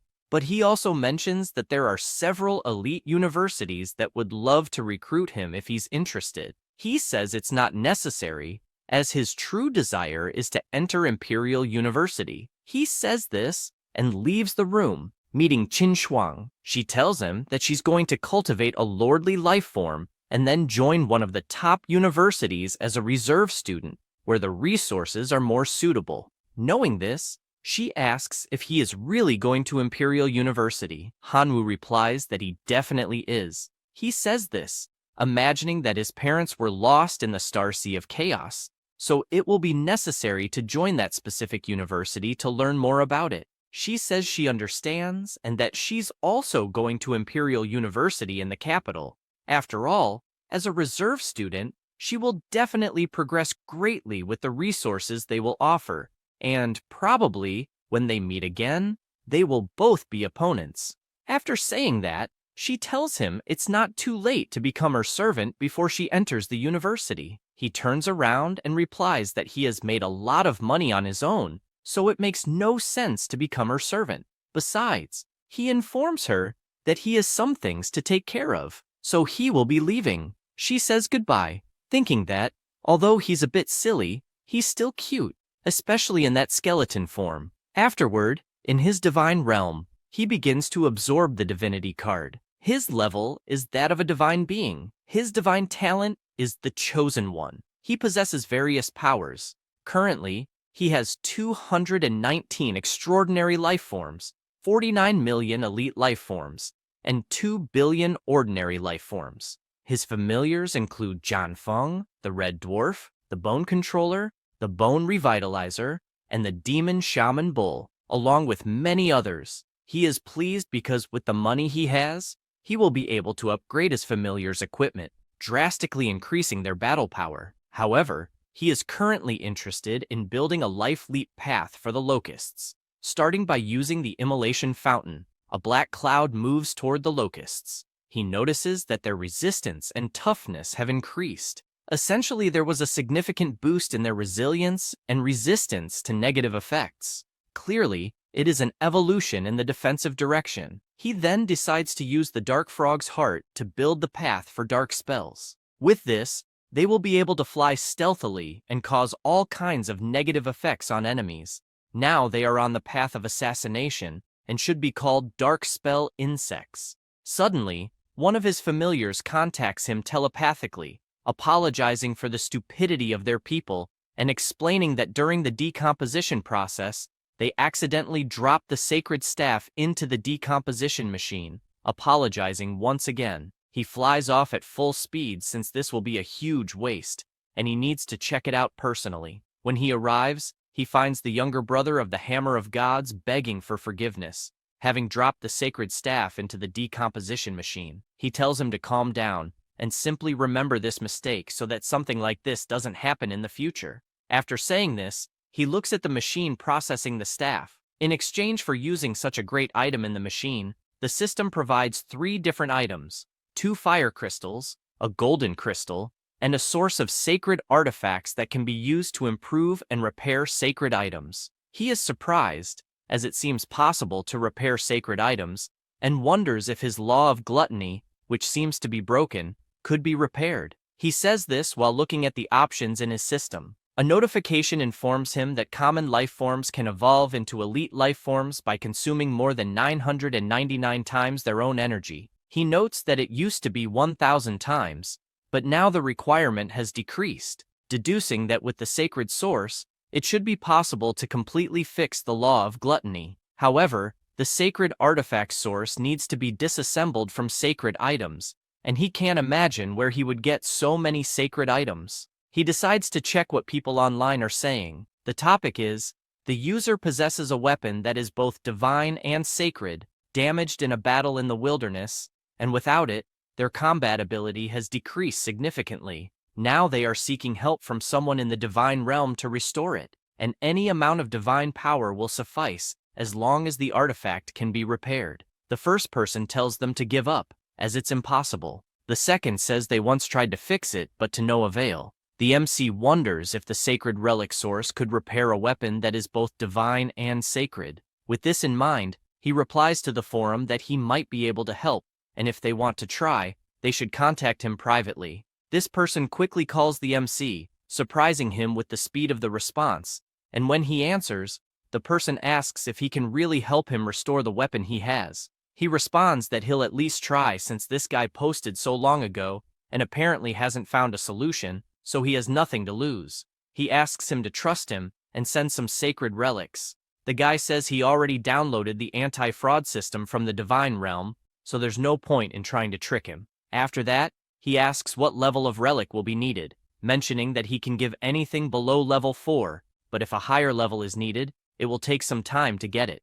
Hanwoo is surprised that this person has level 4 relics, meaning he's pretty wealthy. The MC smiles and says that level 1 will be enough. Immediately, a giant box appears in front of him, startling him because it was sent so quickly. He stands up, surprised, thinking there are probably about 100 sacred relics inside, and wondering if he should block this guy and run off with the items. However, he decides against it since the Divine Realm's anti-fraud system seems quite intimidating. He just takes the relics and throws them all into the decomposition machine. 2 hours later, he receives 109 sacred relics. He keeps 9 of them for himself and enters the remaining 100 into the system, successfully sending them to the user who requested help. Soon after, this person calls him Master, saying that he saved him a lot with that help, and begs him to assist in his divine realm as well. He notices that this person's name is Zhang, and replies that what he enjoys most is helping people. This guy keeps channeling energy for now. At another time, at school, Tianwen is happy because he obtained the level 3 divine item from Letian. Back to the present, the MC calls the professor, who answers by asking what the problem is. Hanwoo says there isn't any major problem, and that he just wanted to ask a few questions, like how he could obtain resources to upgrade the core level of the divine realm, as he searched online and found nothing. The professor explains that resources like divine pulpits, divinities, battle fragments, and others are very rare to be available online, because whenever they are listed, someone buys them immediately. He makes an offer. If his student helps defeat Lydian, he will give his collection as a reward. The MC thanks him. The professor continues explaining, saying that actually, there is another way to obtain resources, and in fact, he himself had a similar problem with not being able to carry good relics due to a low-level core. In that situation, he sought help from a senior who took him to the Blood Arena, where the winner of each competition receives a divine realm core fragment. With this explanation, he asks Hanwoo what he thinks, reminding him that losing will result in a significant loss of his army. However, if he wins, he can get core fragments. The MC thinks about how he recently spent a lot of money evolving his followers, and is looking for an opportunity to test them. For this reason, he decides to say there's no problem since he lacks everything except followers. The next day, at the Blood Arena, both are present, and the MC says the place is truly magnificent. The professor asks them to wear a mask that prevents detection by demigods or anyone below that level, as they are in the outer realm, which is quite dangerous.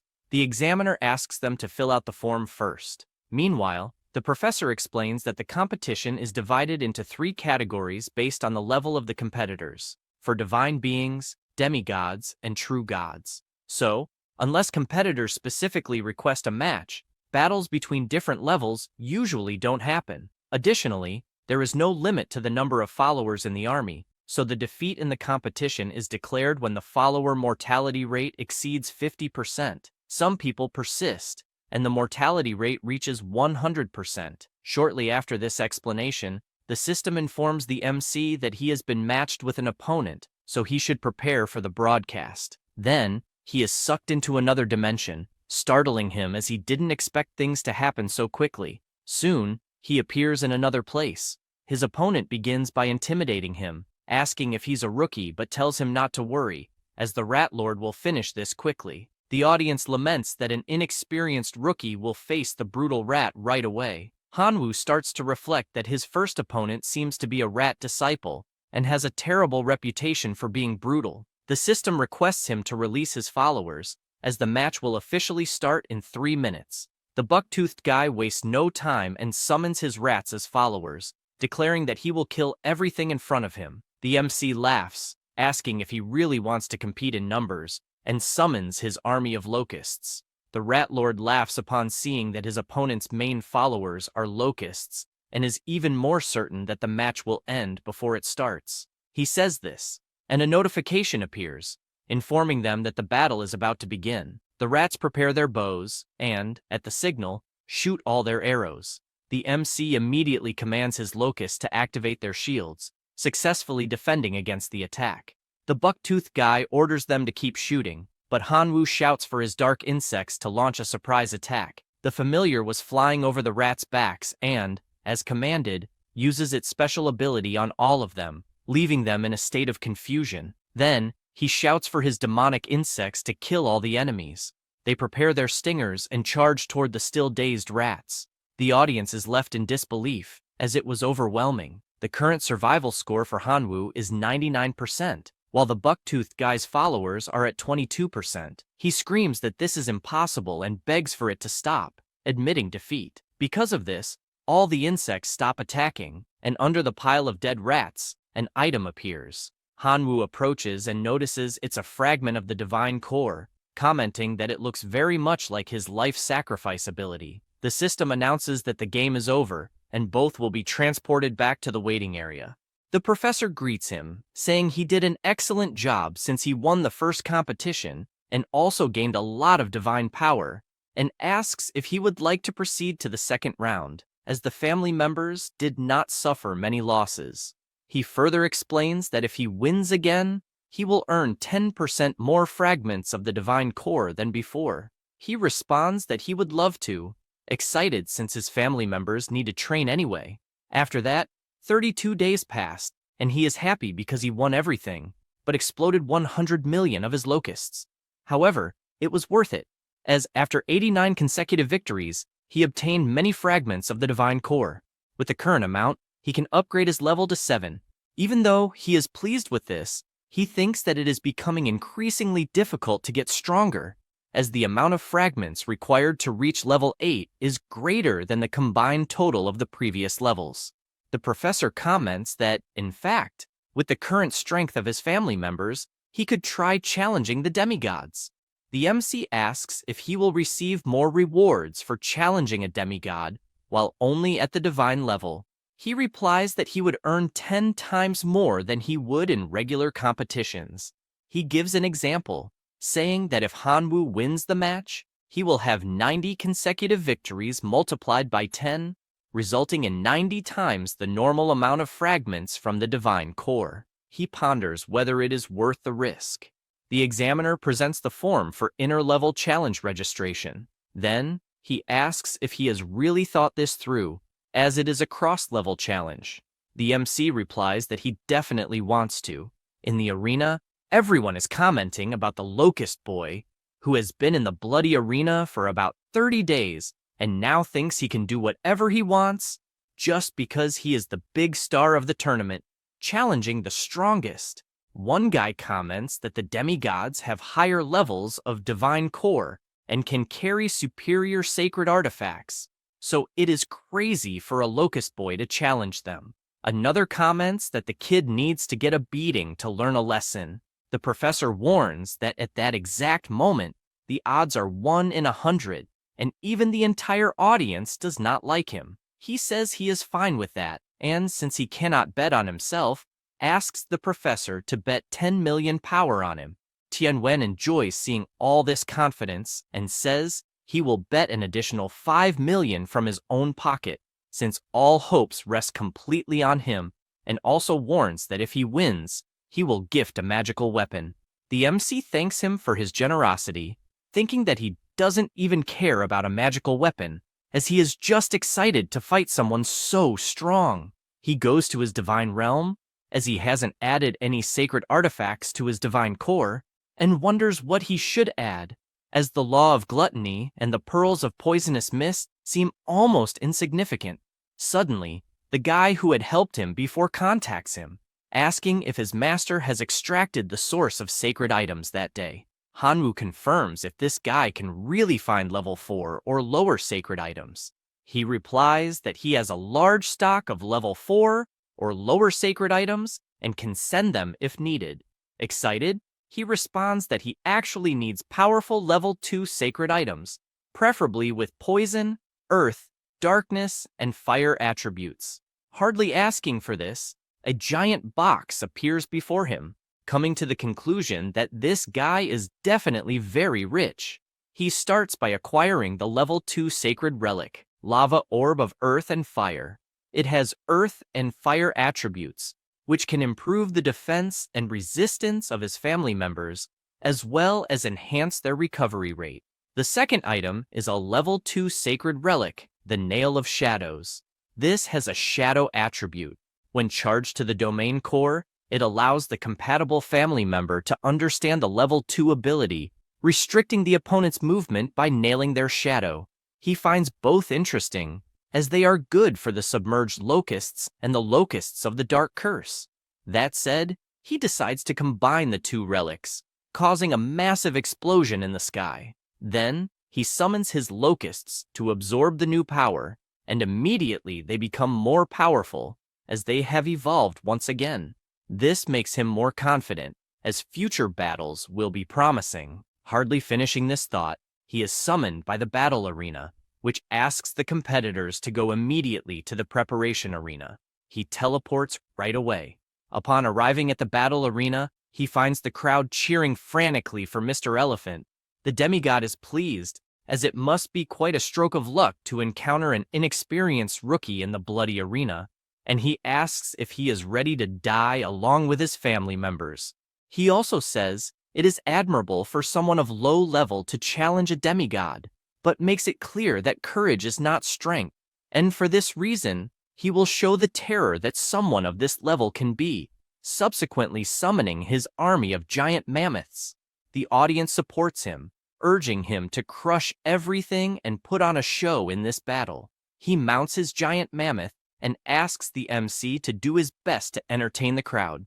He responds that it's fine and asks for his swarm of locusts to appear, feeling confident in his dark curse locust, as it has been nurtured by the combination of the law of gluttony and the shadow nail. The explosive submerged locust also had a combination of gluttony and the lava of earth and fire. His opponent finds this interesting and believes the fight will be cool, then asks his army of mammoths to attack the locusts that are on the way. Hanwoo does the same and commands the dark curse locust to attack, then launches their stingers, completely immobilizing the monster's shadow upon hitting it. The big guy asks what cheap trick he is using, but before he can finish, another swarm of locusts attacks using toxic explosion. However, the thunder mammoth remains still, showing no reaction. His master makes it clear that it doesn't matter if the locusts have become a transcendent form of life, as his giant mammoth would never be harmed, even if it stood still forever. The MC asks if he is sure about that. Then, a colossal explosion erupts in the arena. Mr. Mammoth realizes that Hanwoo is trying to win by numbers and decides not to let that happen, ordering his army to advance as quickly as possible. The MC does the same and commands them to explode, causing more explosions towards the mammoths. The demigod decides to resort to 3 divine arts: armor, blood chi, and healing. His wounded mammoths begin to rise, gaining significant resistance against the explosions. He admits he didn't expect to have to use a divine art, and for this reason, he acknowledges Hanwoo's strength. Therefore, he states that after killing 50% of his army, he will allow him to surrender to avoid further losses.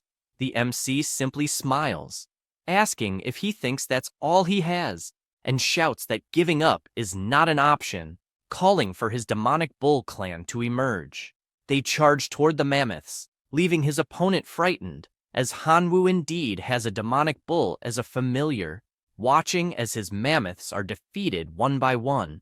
Then, the gate opens, as it is now the skeleton clan's turn to attack, led by the Skeleton Lord, Bone Controller, and Bone Restorer. The MC asks the Bone Restorer to decide what will happen in the battle, making the controller jealous. His servant leaps toward the mammoths on the ground and begins to use his magic to summon them from the dead. Mr. Mammoth starts to worry, as these skeletons are far too annoying, but makes it clear that it is not enough to shake a demigod, ordering his family members to attack using the war gun skill and commanding his powerful mammoths to completely crush the enemies. The MC orders the demonic bull clan to retreat and asks the Bone Controller to advance. He stands in the middle of the arena, gathering all the bones present, and his size grows in a surreal manner, giant, dozens of times larger than the giant mammoths. Mr. Mammoth is intimidated by this heroic form of life, but uses his multiplication ability, making his mammoth grow colossal as well. After that, he charges toward the giant skeleton and tries to destroy it with his tusks, but he is blocked. Furthermore, he starts shouting and lifts the mammoth with all his strength, throwing it down to the ground. Then he jumps and attacks with his fist, but the mammoth manages to hold the punch with its trunk and throws him to the ground this time, raising its legs and trying to stomp on him. However, the Bone Controller manages to jump back in time to avoid being crushed and counterattacks, kicking the mammoth in the face. The MC shouts that it's time to end this, and his familiar obeys, jumping on the monster and attacking multiple times, grabbing one of the tusks and breaking it in half. Mr. Mammoth is terrified of the situation, asking his family members to get up and react, but the Bone Controller doesn't give him time and grabs the other tusk, breaking it as well. Hanwoo admits to being surprised, as he made the bone controller learn hand-to-hand combat, but he didn't expect it to work so well, especially since it is gigantic. Hardly finishing this thought, his familiar kicks the mammoth, sending it flying toward its master. He orders his army of giant mammoths to surround the enemy until they wear him down.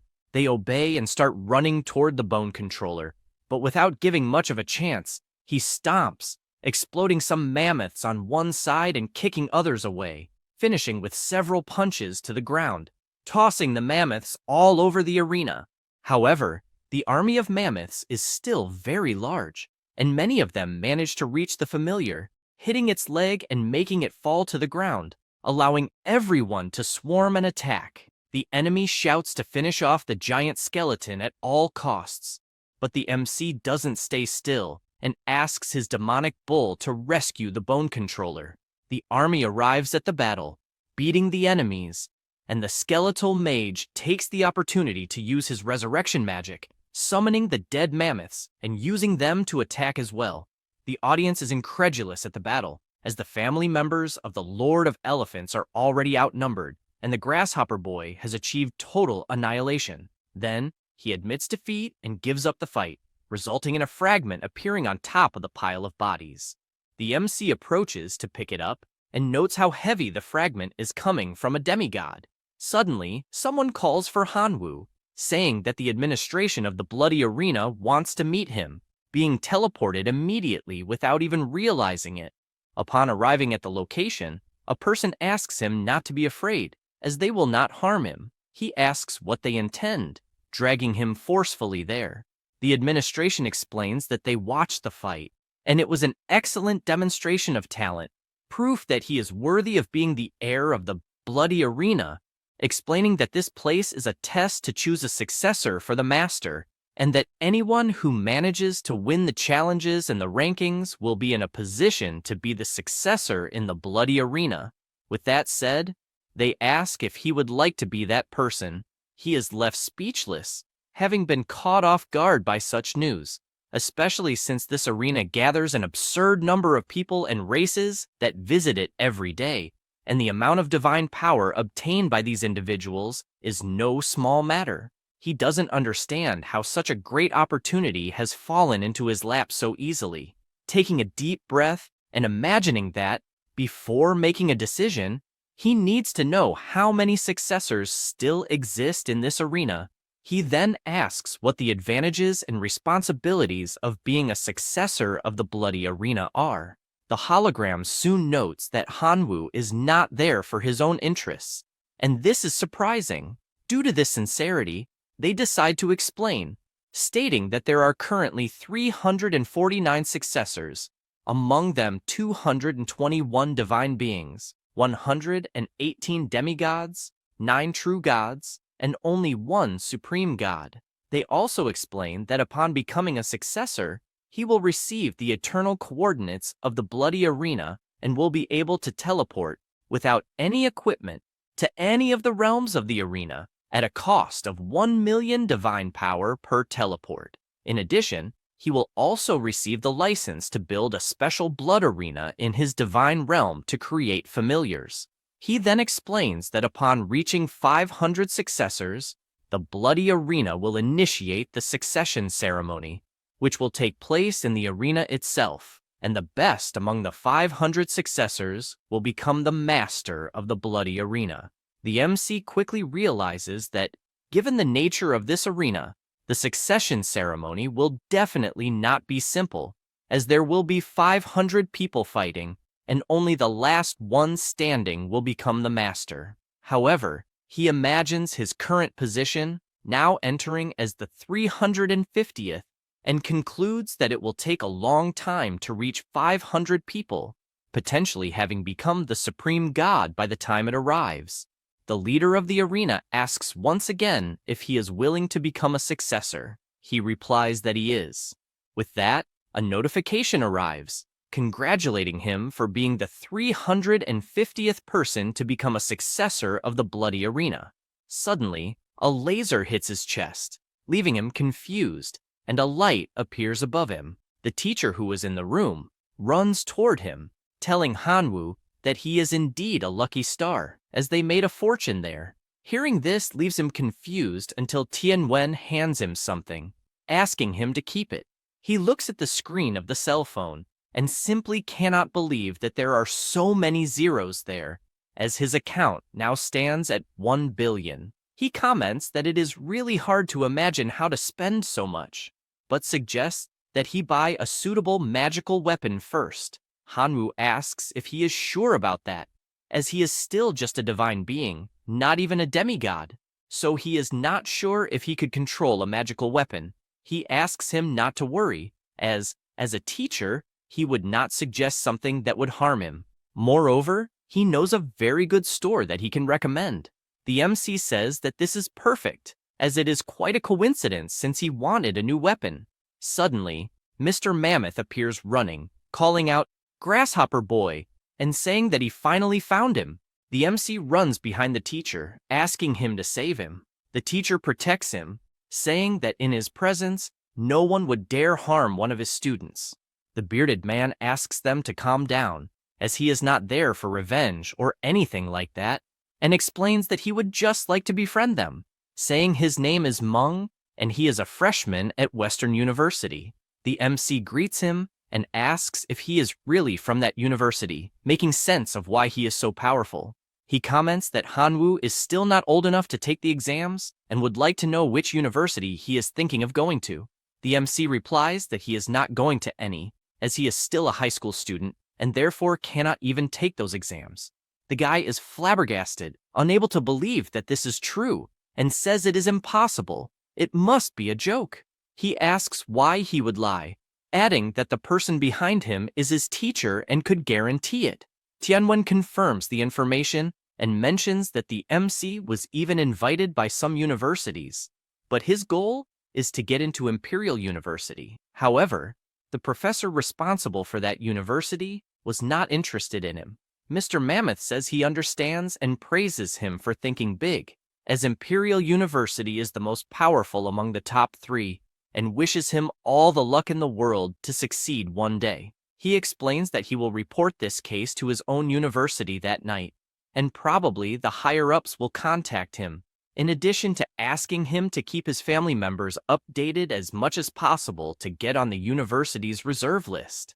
Hanwoo, suspicious, asks if he will really help him like this, just out of the blue. The bearded man laughs and says that this is obvious, as he sees great potential in him, but makes it clear that the path to becoming a demigod is long, and it is naturally easier to have several partners who can trust each other than to fight alone. He also explains that after recommending him to the university, and if he gets in, he himself will also receive a bonus in the form of resources, so it is a mutual gain. Hanwoo says he understands and thanks him for the help. The demigod says it's nothing special and only asks that he continue working hard. He suggests that he invest heavily in the main familiars and, in the near future, in heroic life forms. After all this, the MC goes to Wanbao Street, heading towards the treasure pavilion. The professor accompanying him asks to enter, and a beautiful woman is inside, welcoming the two of them and asking what level of equipment they are looking for, or perhaps if they are there to meet the master blacksmith. They walk inside, and she mentions that she has already contacted Master Tony, informing him that Tianwen is there to see him. The MC finds the name Master Tony strange, as it sounds more like a good hairdresser, and wonders if he is really a professional blacksmith. After walking a bit, she politely asks them to enter the portal. The two stare at each other for a moment and decide to cross it. Upon arriving on the other side, Tony tells Tianwen that this time he brought a very fat sheep. The MC laughs, wondering if it's too late to run away. The professor steps in front and asks the blacksmith to be serious, as there is a student present. The hefty man decides to explain how things work there, stating that the shop is friendly to everyone, but there are no special discounts for students. This leaves him upset, as there should be some student packages since it's not easy to make money as a student, and he had to work so hard to earn $1 billion. The professor tells Hanwoo that, Despite Master Tony's tough talk, he is an excellent blacksmith.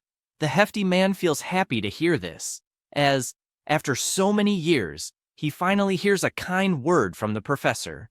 But inside, he wonders who he is calling tough. He invites the MC into the tent as he will show him his work.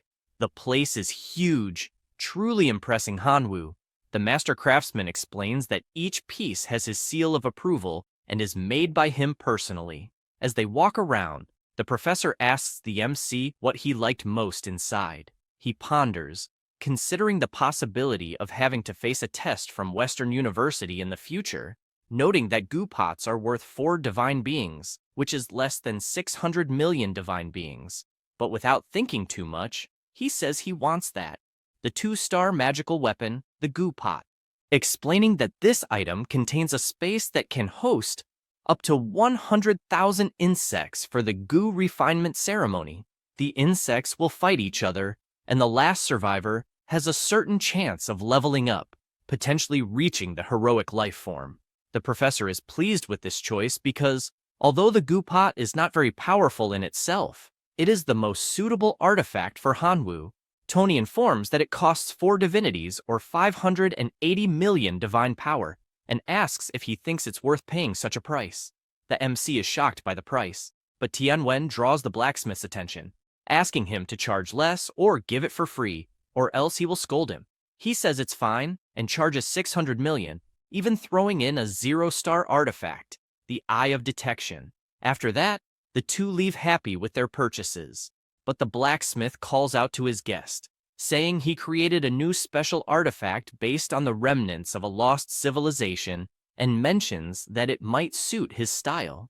The professor takes the artifact in his hand to check what it is, and, after analyzing it carefully, begins to yell at his friend because, despite treating him well, he's still treating him like an idiot, and says that this ball has no power at all, and asks why he's trying to trick him. Tony asks him to calm down, saying he will explain, and informs him that it's called Greedy Wolf and came from a civilization lost long ago. This greedy wolf frequently liked to plunder, and, as everyone knows, artifacts can't be used by another master. After plundering these items, they were treated as mere scrap. The ruler of that civilization was particularly saddened and mobilized all the skilled artisans, finally creating the divine artifact, Greedy Wolf. Having said that, he informs the MC that he will offer a special discount, and because it's an artifact from a lost civilization, he will charge only 1 billion divine power. He finds this price very cheap, as it's an artifact that caused the destruction of a powerful civilization, and wonders if this is some kind of joke. The chubby guy comments that the artifact still has minor flaws. It can devour artifacts to grow, but it will grow 10 times slower, and after devouring, it can inherit some passive abilities, but it can't inherit divine spells. The professor asks if this isn't just a waste. He replies no, asking to be insulted all he wants but never dare insult his work. Hanwoo immediately says he'll buy it for 400 million. Tianwen asks him not to do that, as 400 million is a lot of money. In the MC's mind, this greedy wolf can devour artifacts, so he could take them from enemies to strengthen it, and tells the professor that he misunderstood, saying he really appreciates the artifact created by Master Tony, who was able to forge the greedy wolf with just a few fragments, but says that unfortunately, he's poor and only has 400 million left, asking him to sell the artifact for that amount.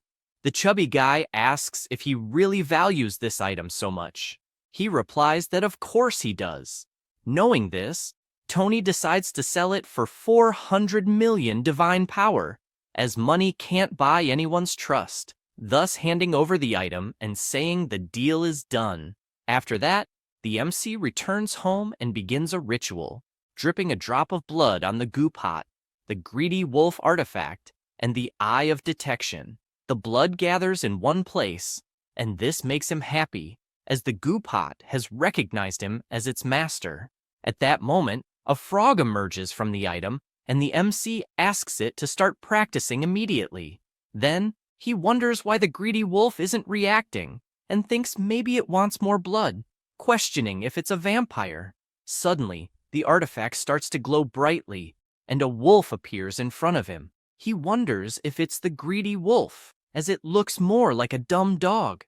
The wolf immediately says it wants to eat artifacts, and the MC becomes thoughtful, as the law of gluttony affected it right after being summoned, and he doesn't know how on earth he's going to find artifacts to offer, since he's broke at the moment.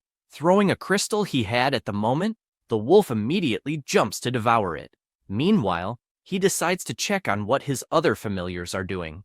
The locusts are training, the red dwarves are mining, the demon bulls are reading about building structures. Jianfeng is still meditating to increase his power, and the skeletons are feeding on crystals. He knows that thanks to the source of sacred items he obtained earlier, he finally repaired and upgraded his law of gluttony to level 3, and the effect at this level is quite strong, making it possible to evolve an elite life form just by eating.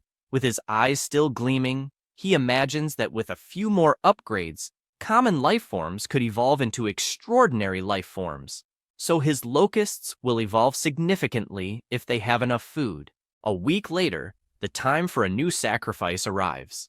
Raising his hand and saying he will sacrifice 13 billion locusts this time, a giant vortex appears, and he immediately notices the reward for sacrificing 13 billion locusts, which is much better than the last one. The first option is 10,000 night demon hunters, an extraordinary life form. The second option is a 3-star artifact, the Steel Blade. It allows core familiars to summon a steel blade as a weapon, increases strength against beasts by 15%, and adds a divine art called Sovereign.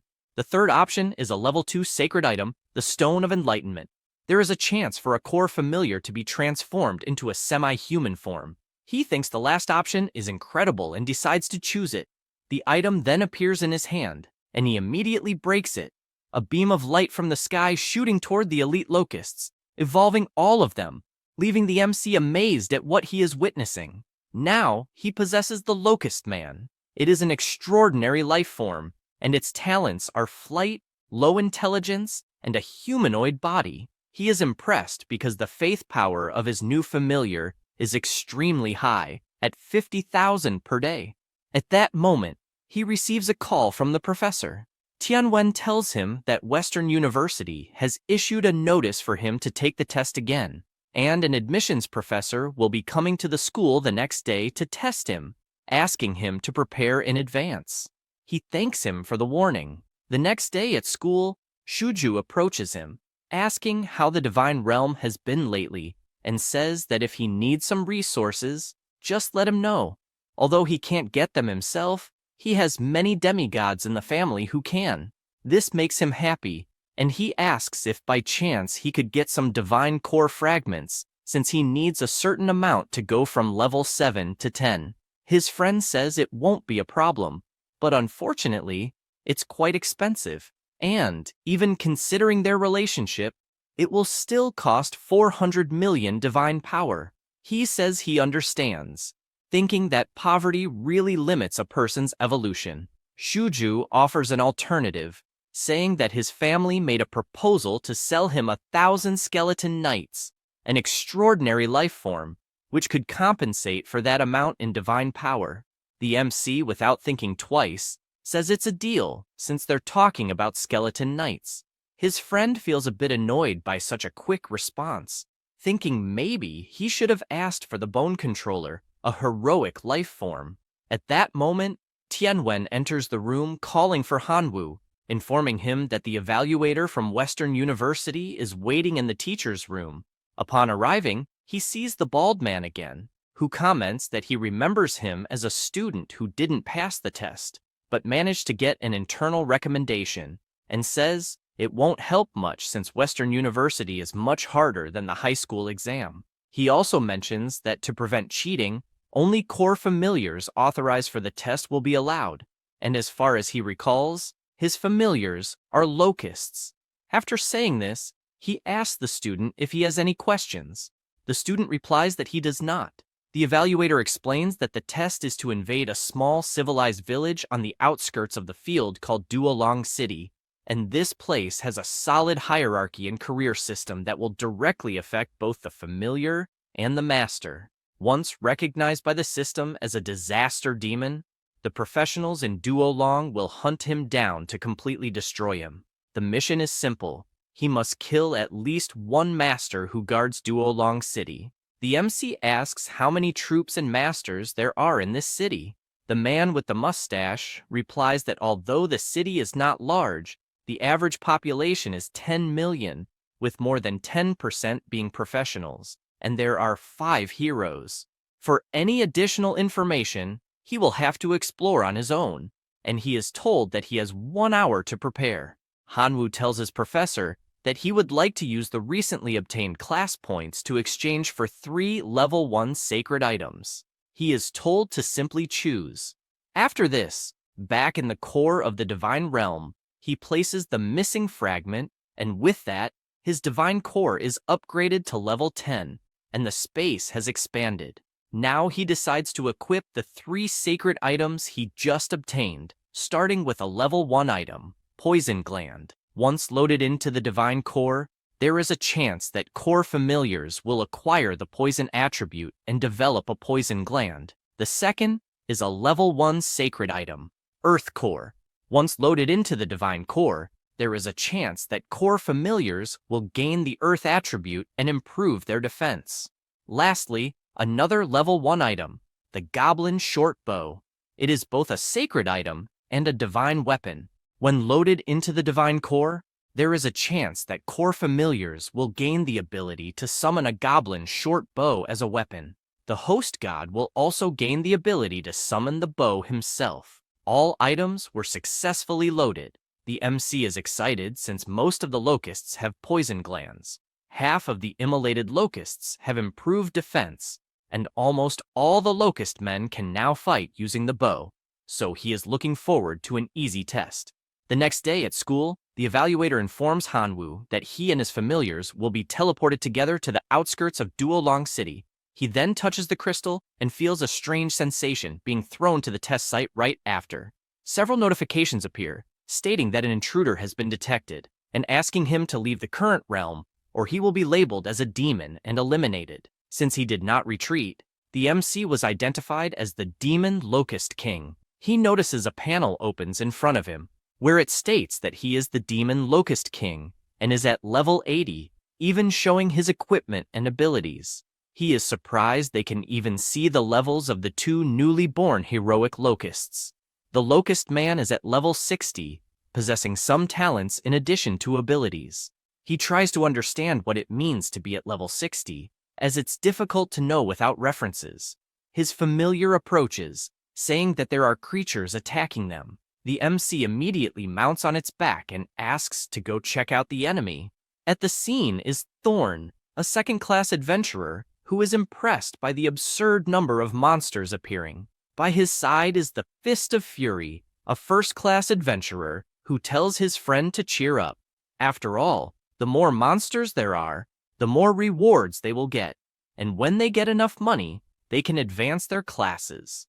Nearby is a ghost, and by his side is a female adventurer, the Water Sage. Also present is the Fire Mage, saying that the locusts are weak. No matter how many appear, they will keep dying. Thorn warns them to be careful, as it's impossible to predict what will come next. The MC arrives at the scene and sees these adventurers killing his locusts, deciding to use the Firefly Detection Eye. First identifying Thorn, who is at level 37, and his profession is warrior. He also notices that all 4 of them wear the same style of badge. The difference is that Thorn's emblem is made of silver, while the other 3 have bronze emblems, leading the MC to conclude that this guy is the team leader. The adventurer is visibly surprised by the absurd number of locusts appearing and tells his group to retreat, saying they can't kill them all. Hanwoo orders the Locust Man to go test their strength. Landing on the ground, the Locust Man makes it clear that no one will be leaving. The adventurers are in disbelief, realizing it's a third-class monster, and they all start running, trying to buy time. They unleash one of their most powerful attacks, but it only leaves a scratch on the Locust Man. One of them admits that there's nothing they can do since the monster before them is too strong, just before he gets kicked, sending his sword flying away. The familiar now decides to hunt down the remaining adventurers. Afterward, all four are captured, and the MC stands before them with a menacing aura. One adventurer begs the ugly monster in front of them to stay away. Hearing this makes the MC furious, saying he's a handsome guy and asking why they're calling him ugly. He then says they can live if they just answer one question. He wants to know how he looks in their eyes. The boxer responds that he will never answer a monster's question. For saying this, he gets punched hard in the stomach by the Locust Man, even shocking Hanwoo, who remarks that he was just trying to scare him, but his familiar actually hit him. The girls start screaming in panic as their friend lies unconscious on the ground, but the MC orders his venomous insect to silence them all at once. Thorn asks what the MC really wants. Changing his expression, the MC says he's already asked once and just wants to know how he looks in their eyes. The swordsman answers that he has big eyes and long antennae. This makes the MC think that it's the description of a giant locust man. Apparently, the area is deliberately tarnishing his image for the invaders. He says, "This is great," and asks them to keep answering his questions. 3 hours later, he unties Thorn, saying he got everything he wanted and that he can leave now. Thorn flees at full speed, knowing he urgently needs to report to the Adventurers Guild. Naturally, the MC begins following him through the air and becomes aware of the location of the others. He apologizes, saying he can't have his whereabouts exposed so easily, and asks him to rest a bit before leaving, casting a spell that puts him to sleep. Hanwoo becomes thoughtful, realizing that according to Thorn, there are millions of adventurers in the city, and if they attack the place directly, they will likely lose. He concludes that he must find a way to boost his army's combat power to at least level 60 or higher. Nearby, he notices the presence of goblins, which, like it or not, are better than nothing. He realizes that all the goblins are low level, but their leader is at level 62, reaching the 3rd level, and wonders how he obtained that class. Curious, he asks the leader how he achieved it. The leader responds that he ate many class fragments left behind by adventurers, and that's how he got a class. The MC is pleased with this information, realizing that apparently, if his locusts eat 39 class fragments, they too can obtain a class. He immediately summons his locusts and gives 2 orders: to keep an eye on the Adventurers Guild and to collect class fragments. 3 days later, he has gathered plenty of fragments and thinks it's time to start fusing them. He begins his ritual, and the class selection appears, offering options like mage, fighter, warrior, and archer. Choosing the last option, archer, he figures that a long-range attack method is perfect for the Locust Man. The MC is pleased since the bow worked perfectly on his familiar, and now he wishes he could absorb another corresponding 1st-level class to boost it straight to the 3rd level. At that moment, one of his locusts reports that they found a cave, and the pressure emanating from it was terrifying. He asks them to take him to the location. Upon arrival, his locust says the place is just ahead, and Hanwoo immediately senses the terrifying aura coming from within, as it even has a hint of divine power, making it definitely worth investigating. He enters the cave accompanied by 2 locust men, and looking down, he notices a giant dragon sleeping in the cave. He recalls the professor once saying that some civilizations from other realms used to isolate enemies they couldn't easily kill, and apparently, the black dragon in front of him is a poor creature sealed there by some powerful being. A locust then uses its detection eye. This is the black dragon Elphus, level 103. Sealed. Its original level is 149. Its profession is a rebel, belonging to a special race, with other details unknown. Suddenly, the dragon opens its eyes, leaving the locusts stunned. The MC yells at his familiars to stop, but both are trembling in fear. Elphys stands up and asks how they dare interrupt the meal of the great rebellious black dragon. He says this and prepares to attack, while the MC shouts for everyone to retreat. Several explosions follow, 5 minutes pass, and he returns to the dragon's lair, asking if it's done venting. The black dragon gets ready again, calling Hanwoo insignificant scum since he's trying to take advantage and, for that, will never be forgiven. The MC runs again, knowing there are still 4 minutes left. After 10 minutes, Hanwoo returns and tells the dragon he's not there to provoke him. On the contrary, he's there to help. Elphys says he has already seen through his tricks, so he asks him to leave immediately before he has to devour him whole. The MC grabs his bow and asks if, being trapped like that, he could devour anyone, launching an arrow that bounces off the dragon's scales. The dragon asks if he's really going to keep making insignificant attacks since, as a black dragon, he has absolute defense. Hanwoo summons his sword and says he'll pay to find out, delivering an attack that barely scratches him. Enraged, he asks to infuse 10,000 of divine power, knowing he needs to cause at least some damage for Elphys to cooperate. Then he unleashes much more powerful attacks, and this time, blood begins to flow. The dragon becomes furious, asking how he dares wound a supreme being in such a way. The MC replies that he has many more weapons, and if Elphys keeps talking nonsense, he might end up dead. Elphys asks what the MC wants after all.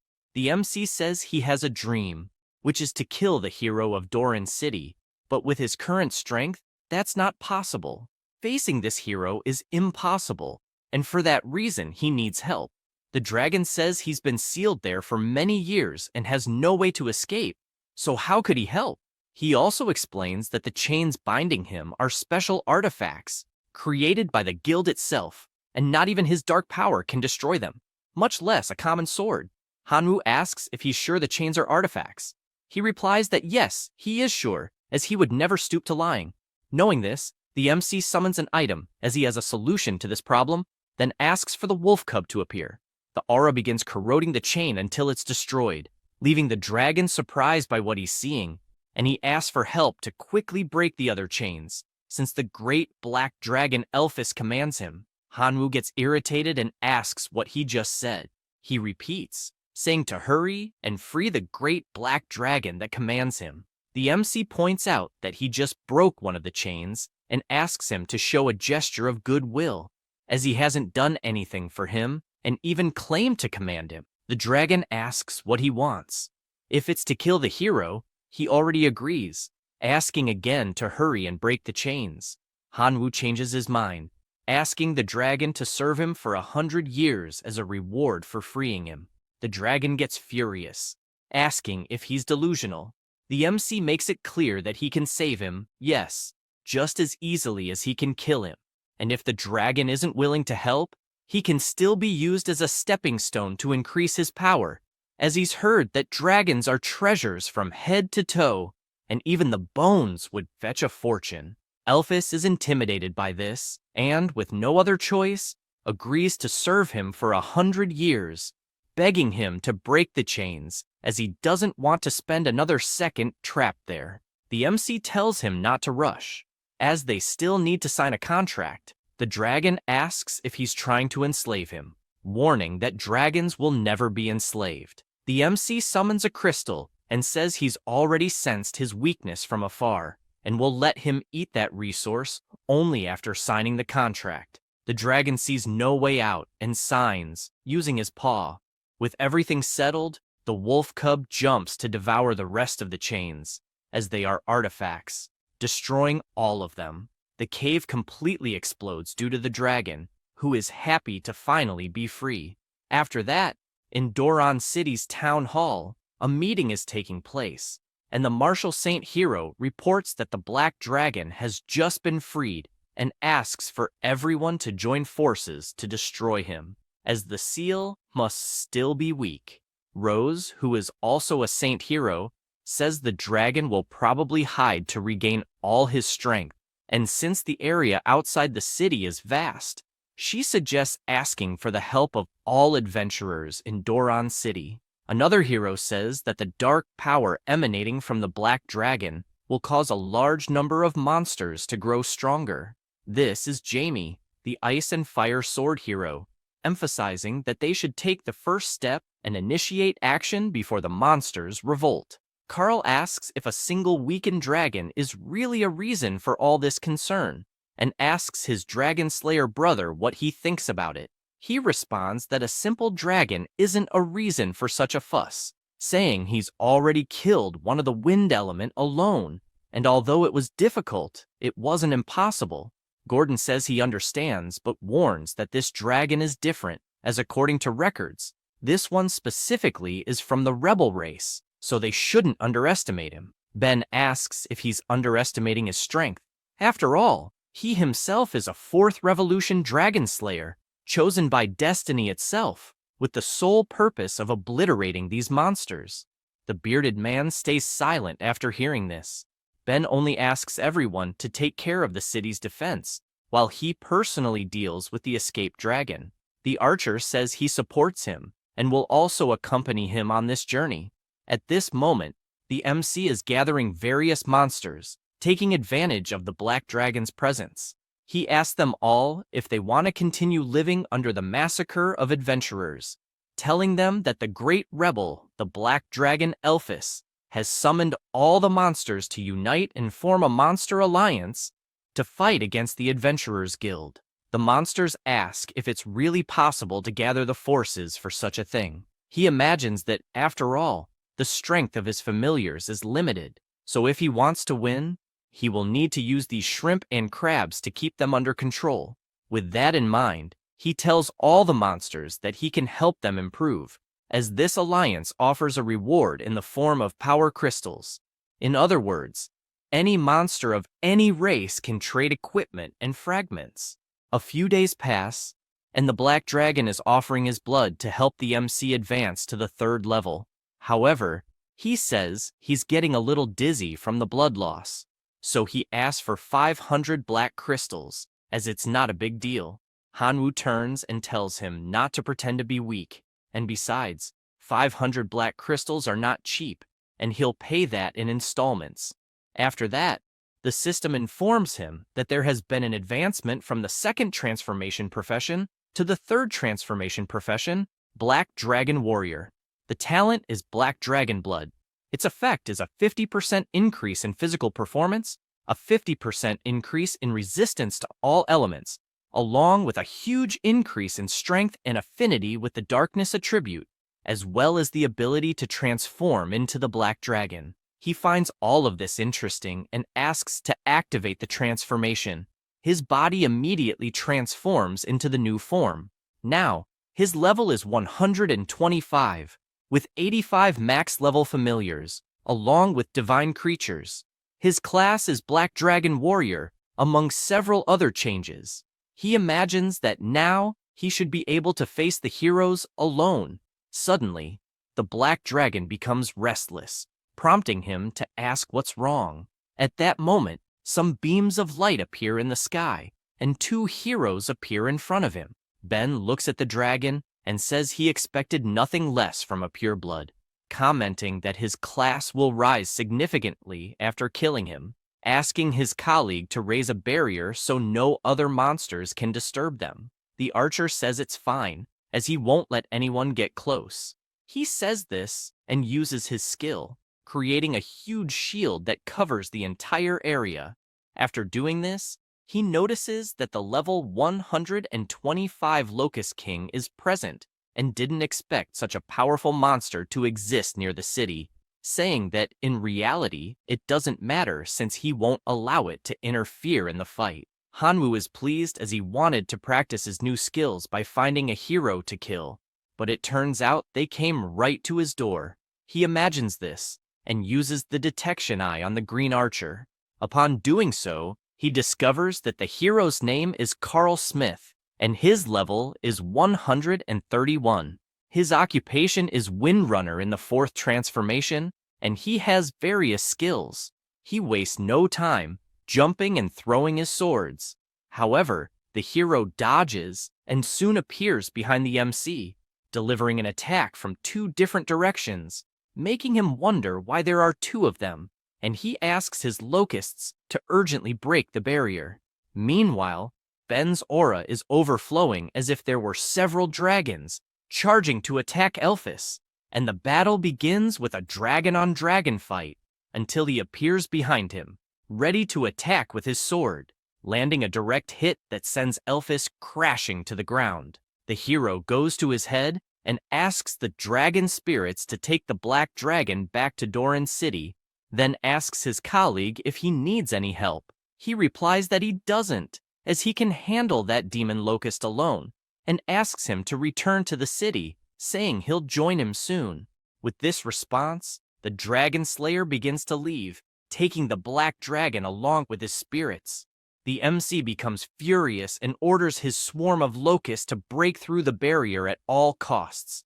His familiars obey and begin attacking the shield, which cracks shortly after, leaving Carl in disbelief that the barrier is really breaking. He starts using his techniques to kill the locusts, but becomes worried because the number is colossal, and his mana is running out, so he needs to find a way to escape. Shouting for the insects to die once and for all, their numbers only increase until the massive army finally reaches him and, after covering his entire body, devours every last inch of flesh, leaving only the bones behind. At that moment, the evaluation professor tells Hanwoo that he did an excellent job completing the mission and mentions that the portal will open for his return. He asks to wait, as he can't return yet. The bald man asks if he has his mind set on rescuing that captured dragon. The MC responds that that's exactly the case since he needs to save him, because he's his contracted partner. The professor makes it clear that if he goes to the city, he won't just face Carl, like before, but rather 4 heroes at once, as well as millions of armed adventurers, something that even a demigod would have a high chance of failing at, let alone a small divine being. Hanwoo says he's aware of the situation, and that's why he formally requests permission to release all the races within his divine domain to fight by his side. In exchange, he's willing to increase the difficulty of the mission by capturing the entire city of Doran. The examiner is surprised, as it takes a lot of courage to challenge an entire city, but he approves the request. With that, a portal opens, and his familiars begin to appear, along with John Feng, who is at level 140. The Red Dwarves, God's Hammer, are at level 113. The Demon Bull clan is at level 135. Lastly, and not least, the Bone Controller at level 75, the Bone Reviver at level 86, and the Skeleton Lord at level 132. He is aware that there are many adventurers in the city, and while his familiars are strong in combat power, they are still few in number, so he imagines he needs to find a way to keep those low-level adventurers away. He then asks his locust to send a message to the allied monsters. Meanwhile, in the forest, a wolf is gathered with the goblins, saying that the black dragon is dead, so there's no point in the alliance, and also says it's ridiculous for a small locust servant to have come to invite them to rush to the city to rescue him, suggesting they should just kill him and take the power crystals. No sooner does he say this than his head is cut off, leaving the goblins scared and confused. Hanwoo laments this bunch of ants, since not only do they lack honor, but they also want to kill him, threatening them all, as it seems they are looking for death. One of the goblins asks how he dares to do this, considering they are already vassals of the Black Dragon. Hanwoo simply unleashes a wave of energy that throws him violently to the ground, adding that he's not asking them to attack the city, but commanding it, making it clear that disobedience will result in death. Immediately they all bow, praising their god and saying they are ready to follow orders. With this conclusion, the MC orders all under his command to attack the city. At this moment, the Black Dragon is imprisoned inside the city. An adventurer approaches the Dragon Slayer, saying that the ceremony to execute the dragon has already been organized in the square, and also mentions that Rose asked why Carl hasn't returned yet. He ponders this, as it really has been 12 hours, and the wind hero hasn't appeared yet. With this in mind, he says that perhaps the boy was delayed on the way, and, after the ceremony, he will personally go after him. No sooner does he say this than he is startled by a sound. It was the city guards announcing that a massive horde of monsters is attacking the city, asking all adventurers to prepare to fight, except for the women and children who should seek shelter underground. It also warns that it's possible to see that the monsters are Ents, goblins, and others. All the monsters are united. The guards shout for the mages to use magic to bring down the flying monsters as quickly as possible.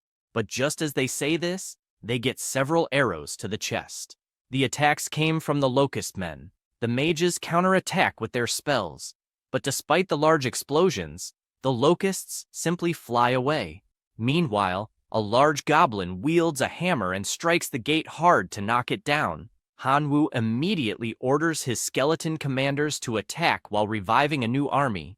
They promptly obey and begin to revive those who died in battle and soon charge toward the humans. Finally, the big orc manages to knock down the gate. Rose was already waiting on the other side for this to happen. She summons several thorny vines that head toward the giant goblin, trapping it. Then, the Dragon Slayer appears, setting everything on fire, preventing the goblins from invading due to the flames. Meanwhile, Gordon orders the adventurers to hold their positions.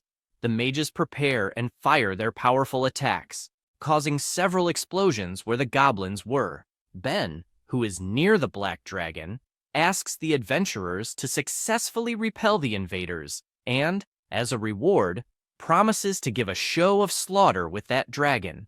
The MC wastes no time and asks the Bone Controller to take action. He positions himself beside the numerous bones on the battlefield, and a new body begins to materialize, forming the giant skeleton.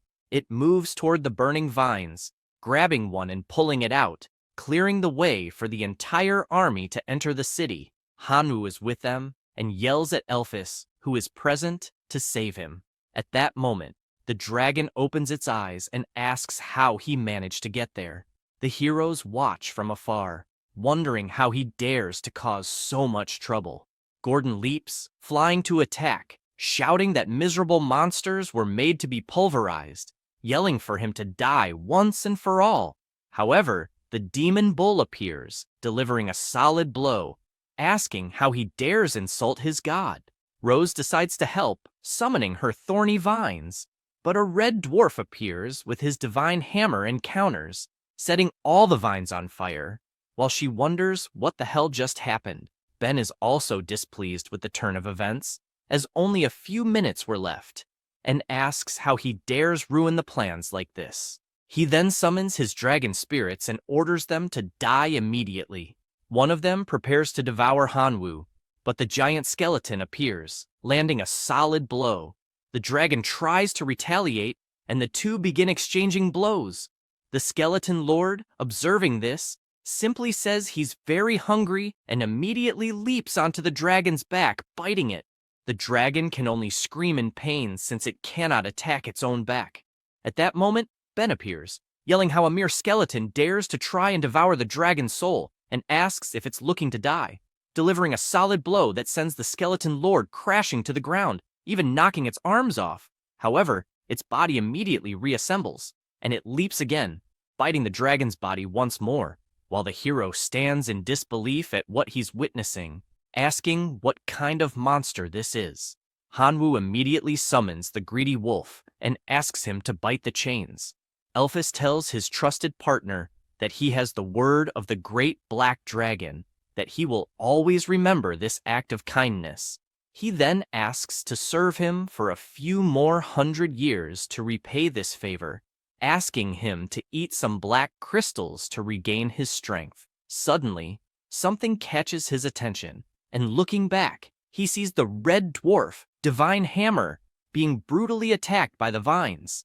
He immediately shouts for his army to help, realizing that things cannot continue like this, or he will be completely annihilated. Elphys calls his dear friend, saying he would like to give him a gift by granting him his own name. So from now on, Hanwoo will also be the great rebel. He then casts a spell with his eyes. The system informs that the rebel has been acquired, but the effects are still unknown.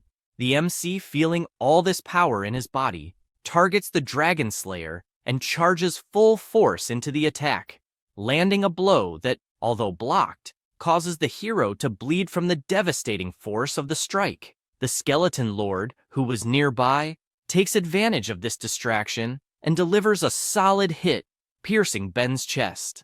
After finishing him off, he begins to summon his dead body, and a heroic mutant life form appears, the Blood Skeleton.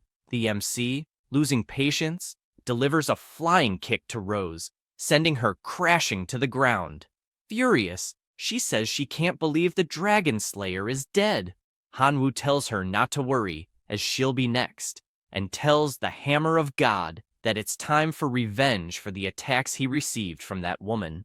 He thanks his god, and with his hammer, approaches the heroine, finishing her off instantly. The MC now looks at the other battles, and finds Jian Feng fighting a hero. He decides to help by striking, but his attack is blocked. However, this distraction gives his familiar an opening to get close and land a blow, sending the hero flying and knocking him out on the ground. Gordon panics when he sees all his friends falling and runs in desperation. However, someone steps in front of him. It's the Blood Skeleton, Ben. The hero freezes, terrified to see his friend like this, but because of that, the Demon Bull gets close and finishes him off with his club. With this outcome, the MC orders the entire monster army to sweep the city and bring anything they find to the crystals. The goblins celebrate, wishing long life to their master. Hanwoo asks his dragon friend to recover soon. Elphys thanks him for his concern and says he's willing to follow him. At that moment, the examiner professor contacts him, congratulating Hanwoo for completing the mission and creating a miracle, informing him that the teleport portal is ready and that he has 3 hours to organize the war spoils. He thanks him and asks if he could build a stable portal to his divine realm from there, offering to trade all the war spoils for it. The professor says it's understandable to want to build a good civilization, but asks if he has thought about the potential risks. As if he's not careful, his divine realm could be violated. Hanwoo replies that he has considered all of this. The professor agrees and says that within 10 days, he will help stabilize the portal.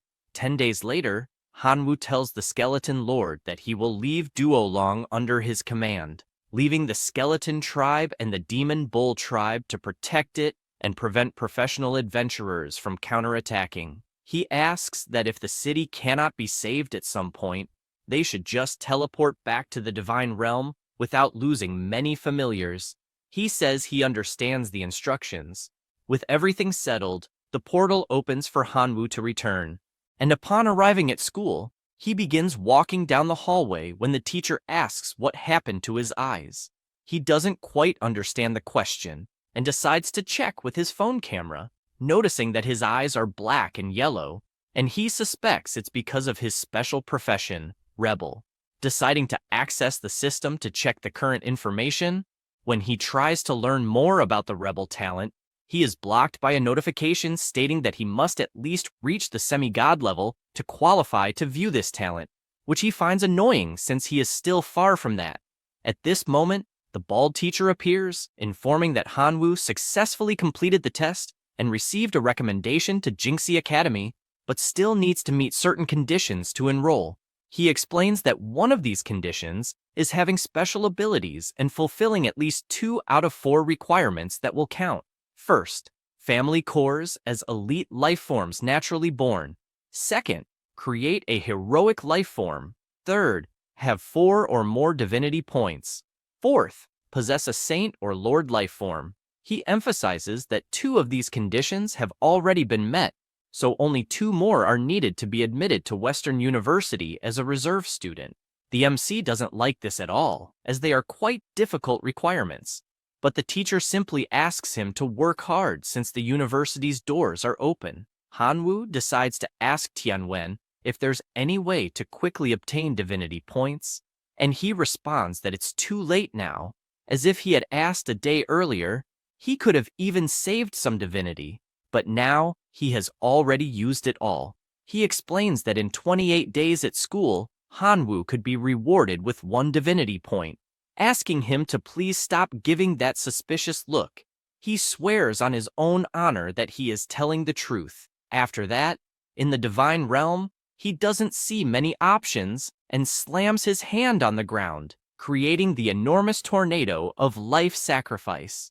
However, he gains a total of 0 divinity points, thinking it would be better to try again the next day.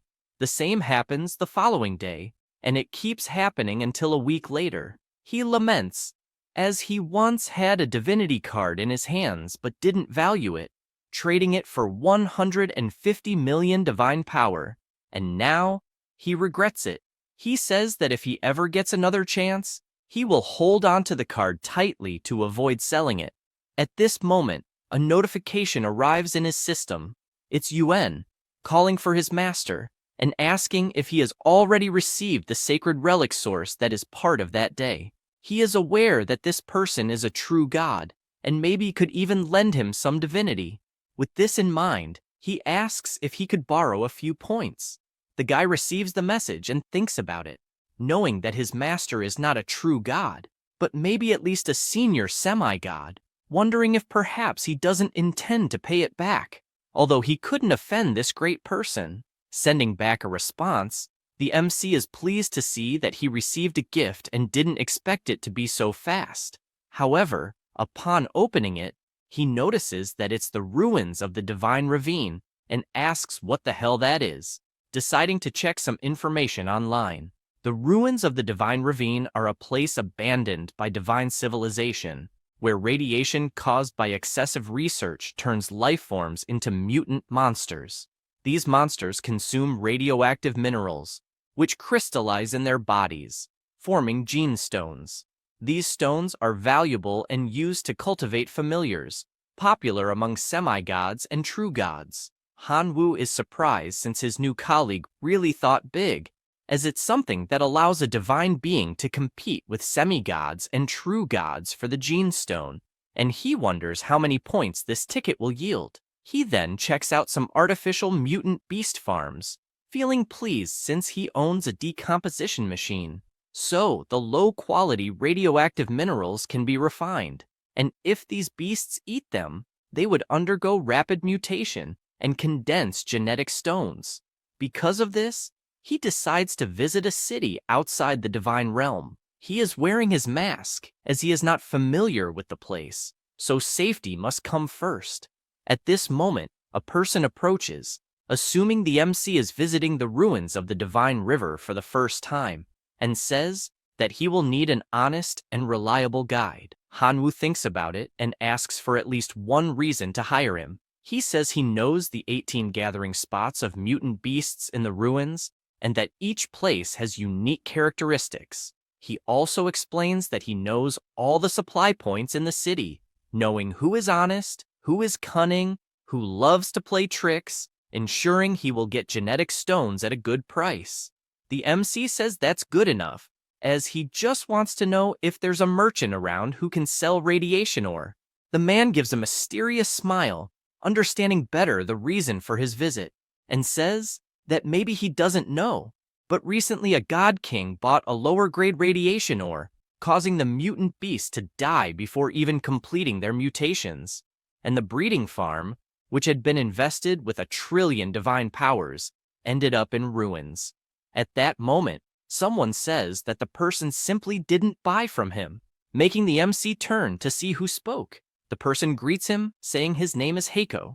The blonde guy says that person is the biggest mine boss in the ruins of the Divine River. He smiles and says he really is the biggest dealer in that city, as more than 70% of the radiation ore in the entire place is his, and he assures there are no low-quality products. The MC asks for some samples, as he needs to test them in the divine realm, requesting 10,000 divine powers of each purity of ore. Heiko says it's not a problem. After that, in the Divine Ravine ruins, the MC is in possession of 21 radiant ores for the cost of 40,000 divine powers, thinking it's a good price but not knowing exactly the effectiveness, as he will need to test first. At this moment, a level 1 mutant beast approaches. He immediately notices that it must be a wild wolf that underwent some mutation, and apparently their lifespan is only 20 days. And to live longer, they need to consume radiation ore to get stronger. Realizing it's the perfect moment to test the radiation ore, he asks his Pikachu to advance. The wolf runs and starts licking the ore on the ground. Immediately, a horn begins to grow on its forehead, and its whole body grows exponentially, completely changing its appearance. The MC is surprised witnessing this, as with just one lick, it reached level 2, deciding to throw a new ore into the wolf's mouth, which, upon devouring it, again changes its appearance, becoming even more powerful. Hanwoo admits being surprised, as it took only 10 minutes for the mutation to rise from level 2 to 3, and he wonders what would happen if he used it on his familiars in the divine realm. Then, the wolf explodes, and a red ore drops on the spot. He notes that radiation indeed seems risky, and mutations must be handled with caution, as they can explode due to the power, since the side effects are obvious. He notices that the gene stone dropped. It requires level 3 permission to be carried into the divine realm. Its effect is to induce genetic mutations in the teeth of familiars, resulting in large and long teeth. The side effect is that it reduces the lifespan of the mutated familiars by 3 years. Suddenly, someone appears, saying that if the boy is smart, he will hand over the genetic stone and the other green stone. Otherwise, he will regret it. The MC turns and can't believe who he is seeing, as it is the demigod gang, father of the first student he faced at school, and he wonders how he ended up running into this person, feeling relieved to be wearing the disguise mask.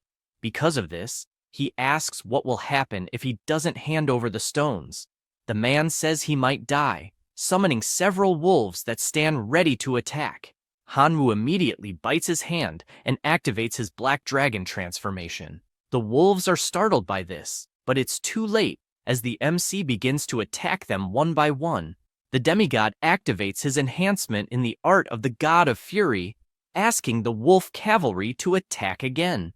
The animals obey and begin to run, but he just jumps, leaving the wolves confused since his target is now flying in the sky, making it impossible for them to reach him. The MC calls the old man an idiot, asking what he will do about this. Gang finds this trick petty and asks how he dares to show off like that, raising his hand and using his magic to force him down. The MC feels his body being pulled and goes straight to the ground, making him realize that the demigods really have many tricks up their sleeves, being forced to flee as he is chased by the wolves until he notices a sign that says, "Do not approach." He decides to head in that direction, and the demigod tells his cavalry to stop. Only then does Hanwoo realize the reason for that sign, as there are several bizarre mutants in the vicinity, and he worries because they are moving in for the attack. He starts running again since all those monsters seem like trouble, and concludes that running is the best strategy he has.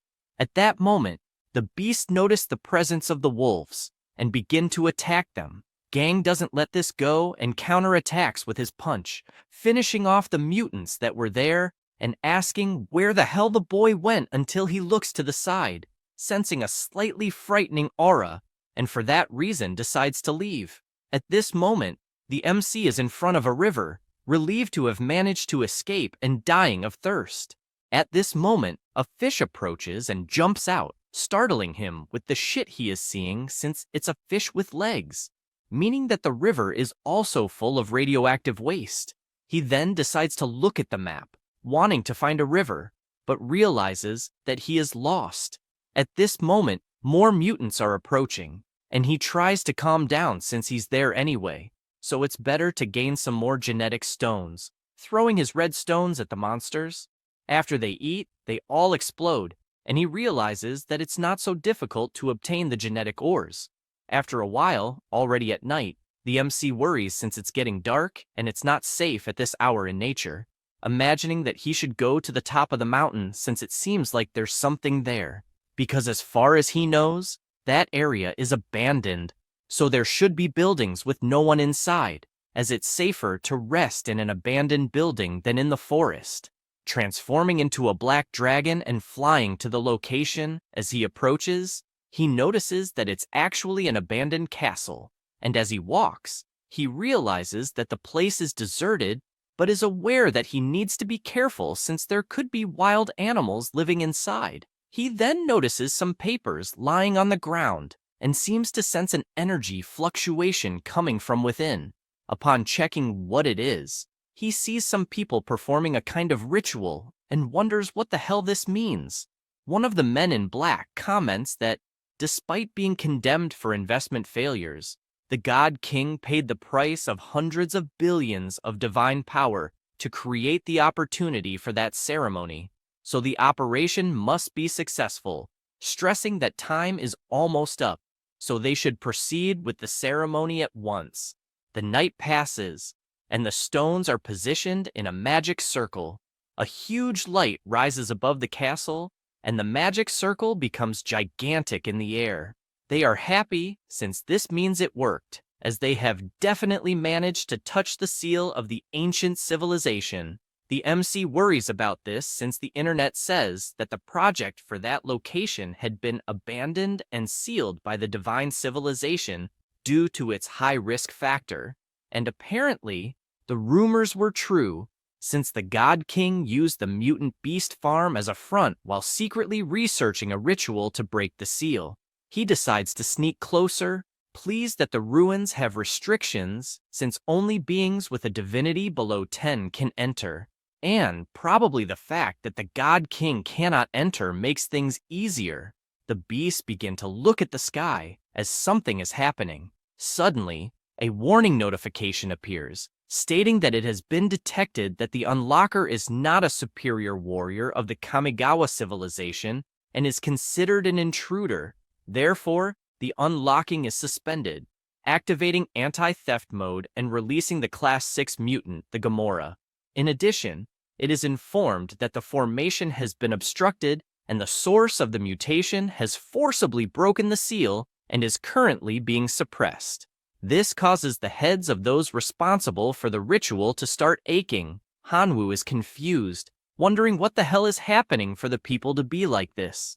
At this moment, something emerges, greeting the lovely players present and stating that it is the source of the mutation and would like to thank them for helping him free himself from the chains, weakening the seal.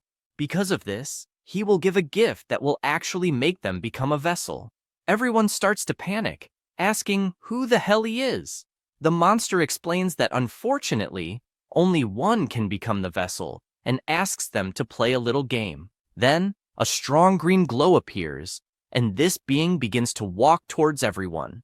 The source of the mutation explains that the objective of the game is to cultivate a mutant beast capable of defeating the Class 6 mutant beast, and that he will give each one 10,000 units of high-purity radiation ore, which will be used as test subjects for their familiars. One guy responds that he has no interest in becoming a vessel and demands to be released immediately, and if not, he will free the familiars from the dominion of God to completely destroy that place, deciding to do so right as he speaks. However, he gets frustrated since, for some reason, he cannot connect to the divine realm. Then, Gamora appears and devours this man, fully manifesting at the location in front of everyone. At this moment, the MC politely asks for permission and explains that he cannot communicate with the divine realm alone, so he cannot summon the familiars for the test. Everyone is startled, asking who the hell the kid is and why he is there. The source of the mutation states that he will not regret this mutation and invokes the portal to the divine realm, leaving him worried as things have become complicated, since the setup was made so that it is only possible to take the familiars out of the realm, but he himself cannot enter, so he will not be able to escape. 3 hours pass, and one guy comments that the situation is not good at all, as most of his familiars died after consuming the radiation ore, and only 10% improve slightly. Another comments that, unfortunately, less than 20% of his familiars are still alive. Meanwhile, the MC comments that the decomposer is a true gem, as 6,000 high-purity radiation crystals were obtained, and it only took the sacrifice of 100 million locusts to produce them. Because of this, his mutant beast is at level 3, and he says he is counting on his familiar since it has a strong recovery power, asking it not to be shy since all those crystals are just for it. 3 months pass, and the cultists cannot believe what they are seeing, asking if the kid is some kind of monster. He says this while observing the Class 6 mutant beast that the MC created during this time. The source of the mutation gets excited and asks Gamora to go for the test. The monster turns and starts devouring one of the monsters without much difficulty. Then, the green monster warns that losers cannot continue living and orders Gamora to devour all the cultists, making them scream in despair while they are already inside the mutant's mouth. Next, it's the MC's turn to show what he is capable of. Hanwoo is aware that he had to give many gene stones, and with this, his familiar underwent excessive mutation, but he laments that now its life will not last more than a day, asking it to show what it can do. The source of the mutation says that it is getting excited and tells Gamora to go for the attack. The two begin to run, and the locust starts launching its attack. Godzilla gets furious and retaliates with a headbutt. Chiang, which is the name of this mutant grasshopper, decides to fly, and his body immediately begins to regenerate.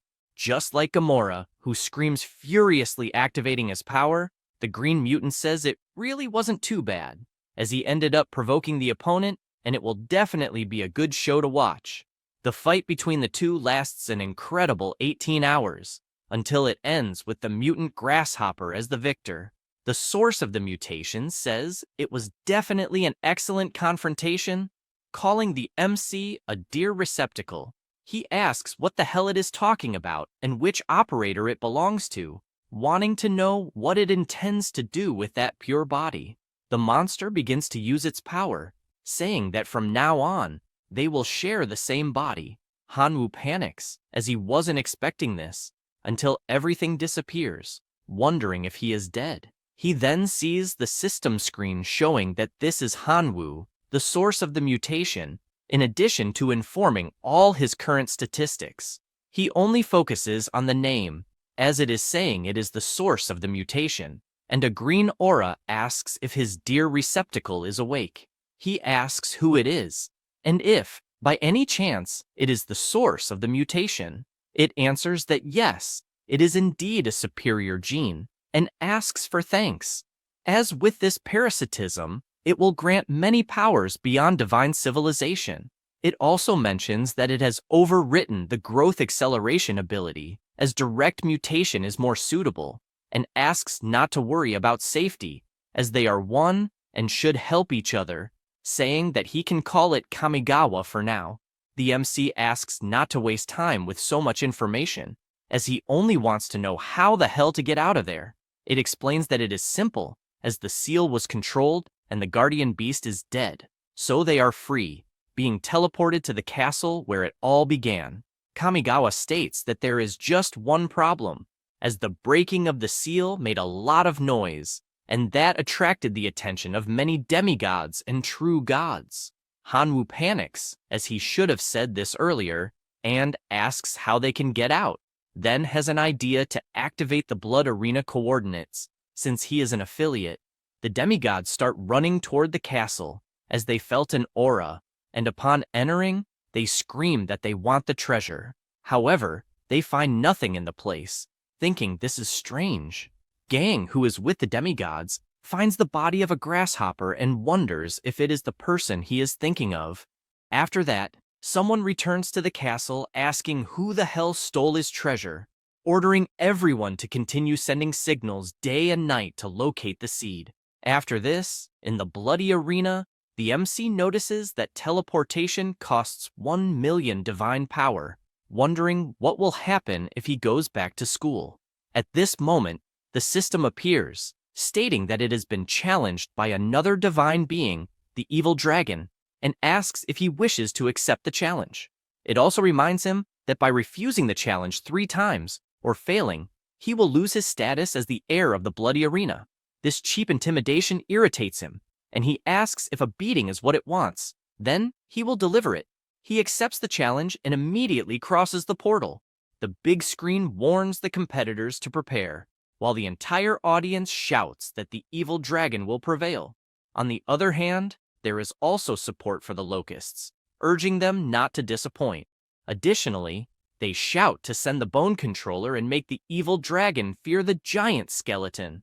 Hanwoo hears the crowd betting 500,000 divine power on the dragon's victory and asks them not to cry after losing so much money. Palme, the evil dragon, finds this amusing, since the main race of his opponent is locusts, who take advantage of an army of skeletons to cheat. But this time, it will be different, as he has found an opponent worthy of him. The MC starts by summoning his swarm, asking for less talk and more action. Palme agrees and summons his army of half-dragons. The battle begins between the dragons and the locust men, but this doesn't please him, and he questions whether he is being underestimated, as he wants to see the army of skeletons. Hanwoo asks him to first defeat the army of locusts. Otherwise, it isn't even worth showing the skeletons. This leaves his opponent furious, and he orders the dragons to unleash their flames. Meanwhile, the MC shouts for his army to defend themselves, simultaneously summoning the celestial demon locust, which moves silently and appears shooting attacks at the dragons. Palm commands the counterattack, summoning the half-dragon hero to also shoot arrows at the cursed locusts. He mocks, saying that all this resistance is useless since they are nothing but locusts and will die like nothing. Hanwoo is pleased with this, as his goal is to sacrifice them, wondering if he should summon his army of demonic bulls. He raises his hand to summon the army of the divine realm, but Kamigawa appears, asking how the hell he is enduring these insults, causing him to doubt the choice of operator. He asks what she means by that, and the source of mutation responds that she wants to see the locust race teach the half-dragon's idiot a lesson. The MC says that, unfortunately, they are no match against dragons.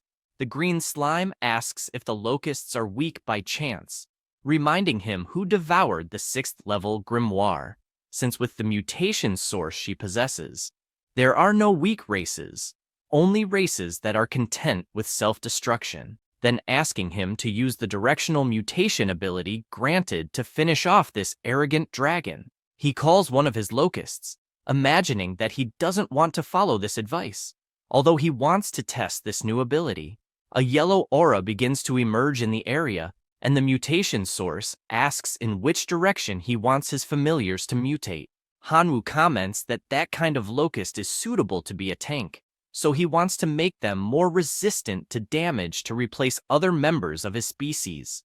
The first option is armor mutation, which makes the bodies of the immolated locust thicker and more resistant, enduring up to 10 times physical damage, reducing their lifespan by 50 days. The second option is gland mutation, which causes the glands of the immolated locust to mutate to secrete a large amount of mucus, increasing their resistance to elemental attacks at the cost of 90 days of lifespan. Lastly, the total mutation directs the locusts to mutate, increasing their size and strength at the cost of 24 hours of their lifespan. He imagines that the half-dragon's attacks are fierce, and many locusts die every second, so if he wants to resist, he needs to take risks, thus choosing the third option. Immediately, his immolated locust mutates and becomes gigantic, charging at the dragons, which, on the first strike, throw them far away. He is pleased with the great result, and asks his immolated locusts to accept the mutation. All the locusts begin to grow, mutating their entire bodies. The same happens with the demonic locusts, since the MC ordered them to accept the mutation as well. Because of this, they can now make multiple shots and attack at full speed. Palm doesn't understand what the hell is happening, and asks if the army has taken any steroids, questioning where the referee is, since it's clearly cheating. Hanwoo laughs at this and asks his locust men to accept the mutation. With that, they create armor all over their bodies and begin to frantically attack the half-dragons, who are forced to retreat. He then orders them to completely annihilate the half-dragon hero, but his opponent falls to the ground, asking him not to do that as he is surrendering. The gamblers shout indignantly as they bet 500,000 divine power, and the garbage made them lose everything. The MC loves hearing this since he warned they would cry after losing the bet. With this victory, he obtains another fragment of the divine realm, as well as a mark in the bloody arena. After that, in Hanwoo's divine realm, he is presented with the special bloody arena building, where the family members can enhance their skills. The winner has the chance to be promoted, and there's a small chance that the hero model's guidance will be ignored, allowing the extraordinary life form to be directly promoted to a heroic life form. He notices that defeating an heir changed from an extremely small chance to a very small chance. Being surprised by this absurdity, he is also surprised by the core of the divine realm, as it is brighter than before. The source of the mutation asks why he is surprised by so little, as, compared to his value there, that is just the tip of the iceberg. Hanwoo agrees, saying that the chief is correct and that it will definitely improve more. Kamigawa replies that this is correct and asks him to kneel. This stresses him out, imagining that when he becomes more powerful, he will definitely kill that filthy green slime. He then activates his life sacrifice to see what reward he will get this time. The first option is a level 4 relic, the Armor of Temperance. Once charged in the Divine Domain's core, the clan can gain the ability to summon the armor.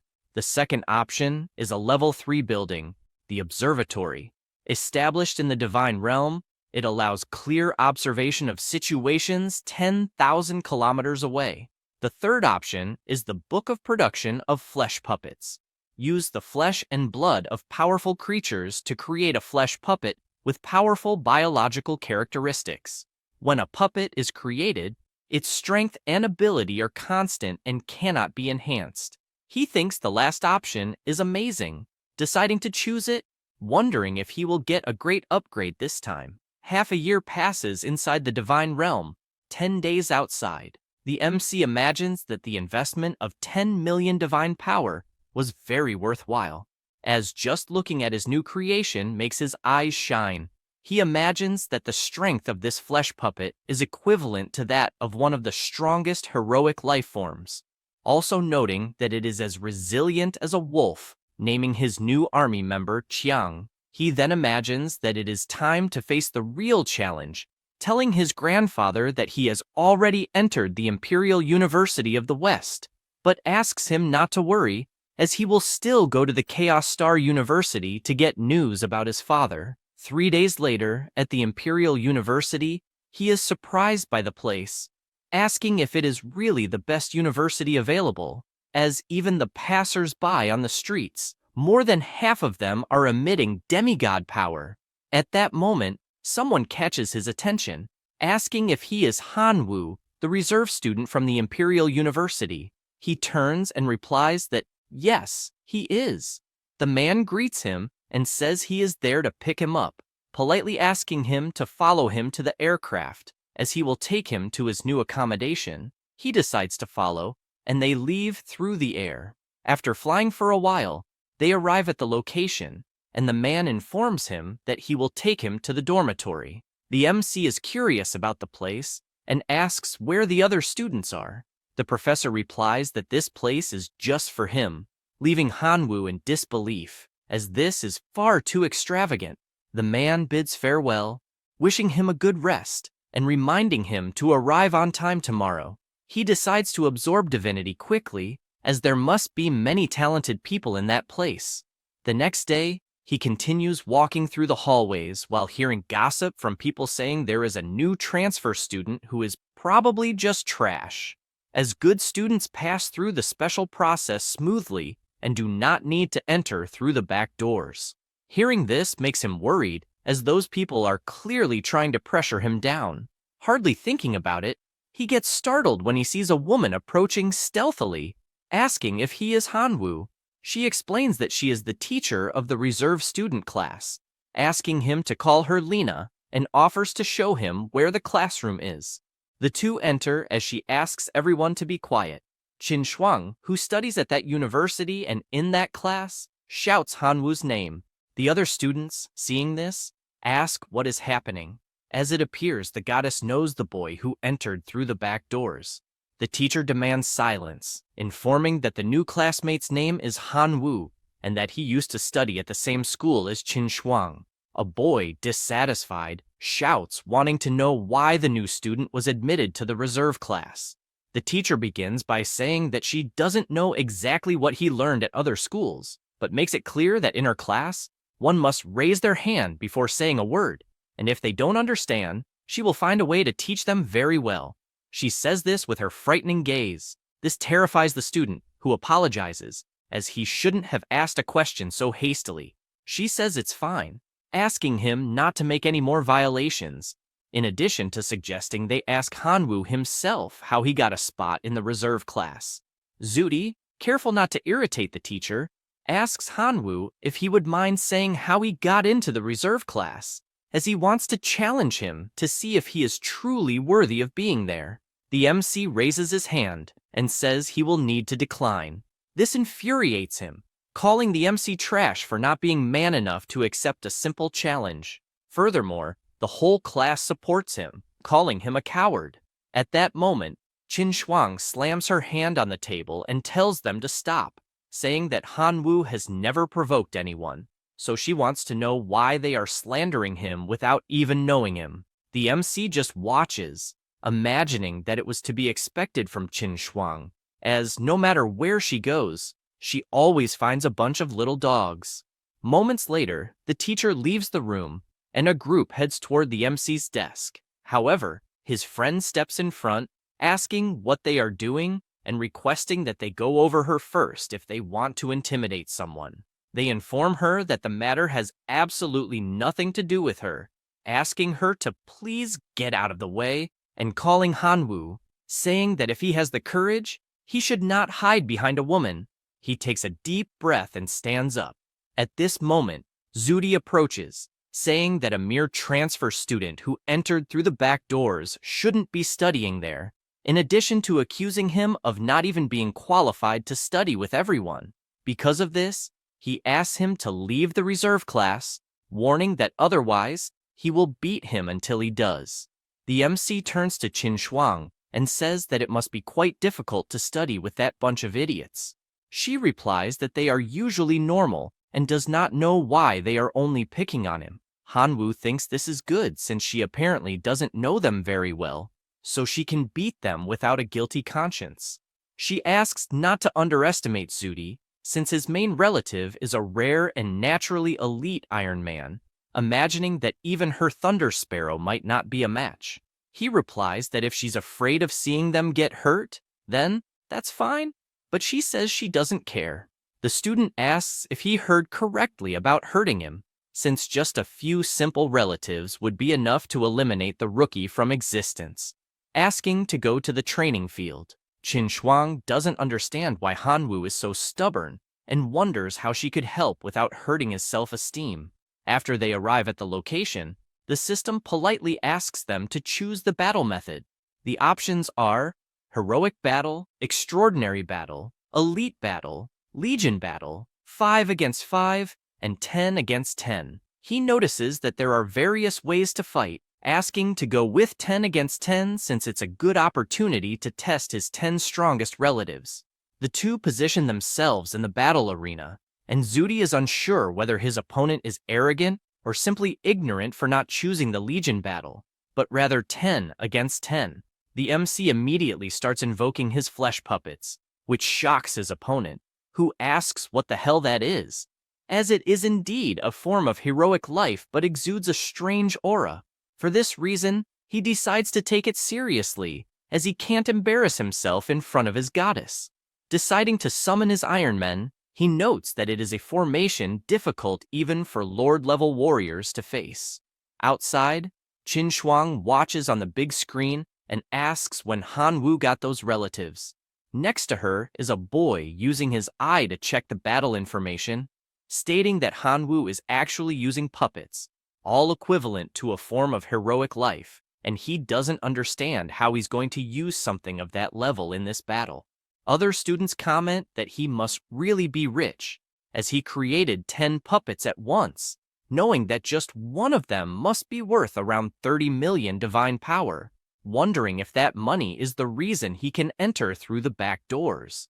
She starts reflecting and doesn't understand how someone completely alone, without any support, managed to get so much money, thinking it's better not to dwell on it since she just wants to watch and can ask about it later. The battle begins with Zudi ordering his Iron Men to attack, starting with delivering several maximum power punches.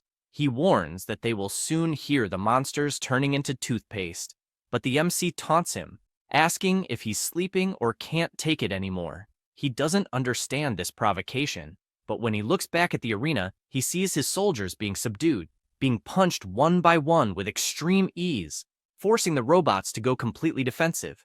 The students can't comprehend what kind of monsters these are that can resist the attacks of the Iron Men, and not only that, but they counterattack, copying the same move, even injuring the robots severely. Shuang doesn't hide her surprise, as she is witnessing Hanwoo much stronger than before.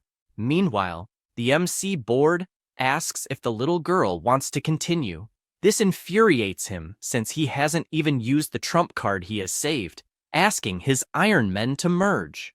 Hanwoo finds this amusing, since now the robots will combine, asking if the little boy watched a lot of Transformers when he was young.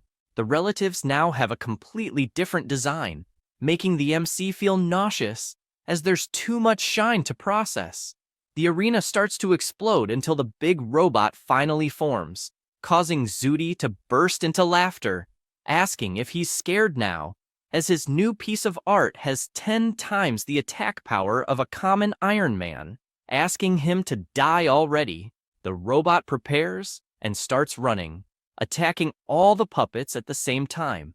He warns that he will show the true strength of someone from the reserve class of the greatest university of all time. The MC mocks, asking if he is that strong, but Zudi gives a second chance, warning that if he hears a plea for forgiveness on his knees, he will spare the remaining members of his clan, and makes it clear that the offer is valid for 10 seconds, starting the countdown. However, Hanwoo says the number 0 and wants to see what will happen since the countdown is over. This irritates the boy, asking not to be blamed later for what will happen. He barely says this and becomes scared, as all the MC's monsters simply healed. Then, they jump and begin to attack the metal armor, biting from one side and tearing off the cables from the entire armor. The students watching come to the conclusion that the fight is brutal as well as humiliating, since even the robot's head was torn off. Shudi falls to the ground screaming that this is simply impossible, while the MC just exits the portal victorious.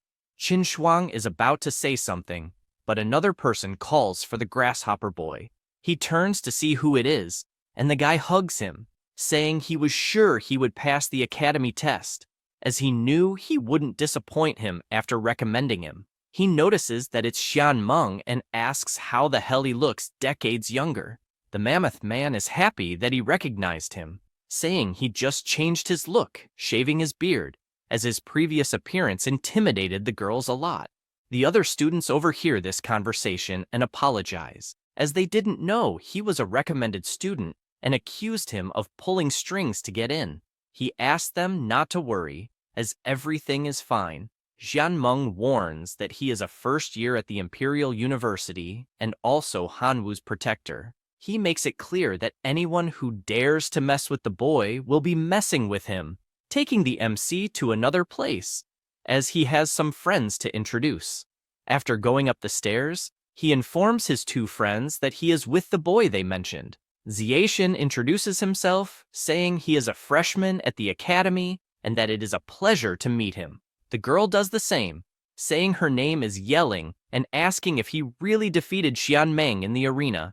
He greets the two seniors, saying that he is a rookie at the university and that defeating their friend was pure luck. She makes it clear that having luck is also a strength, sharing that they discovered that the next class of the reserved class will be a survival simulation in Outland, the zombie city, a low-level secret realm. And with that said, she expresses her wish for him to bring something for them. The MC comments that the three seniors seem to be specialists in demigods, so why would they need a mere novice?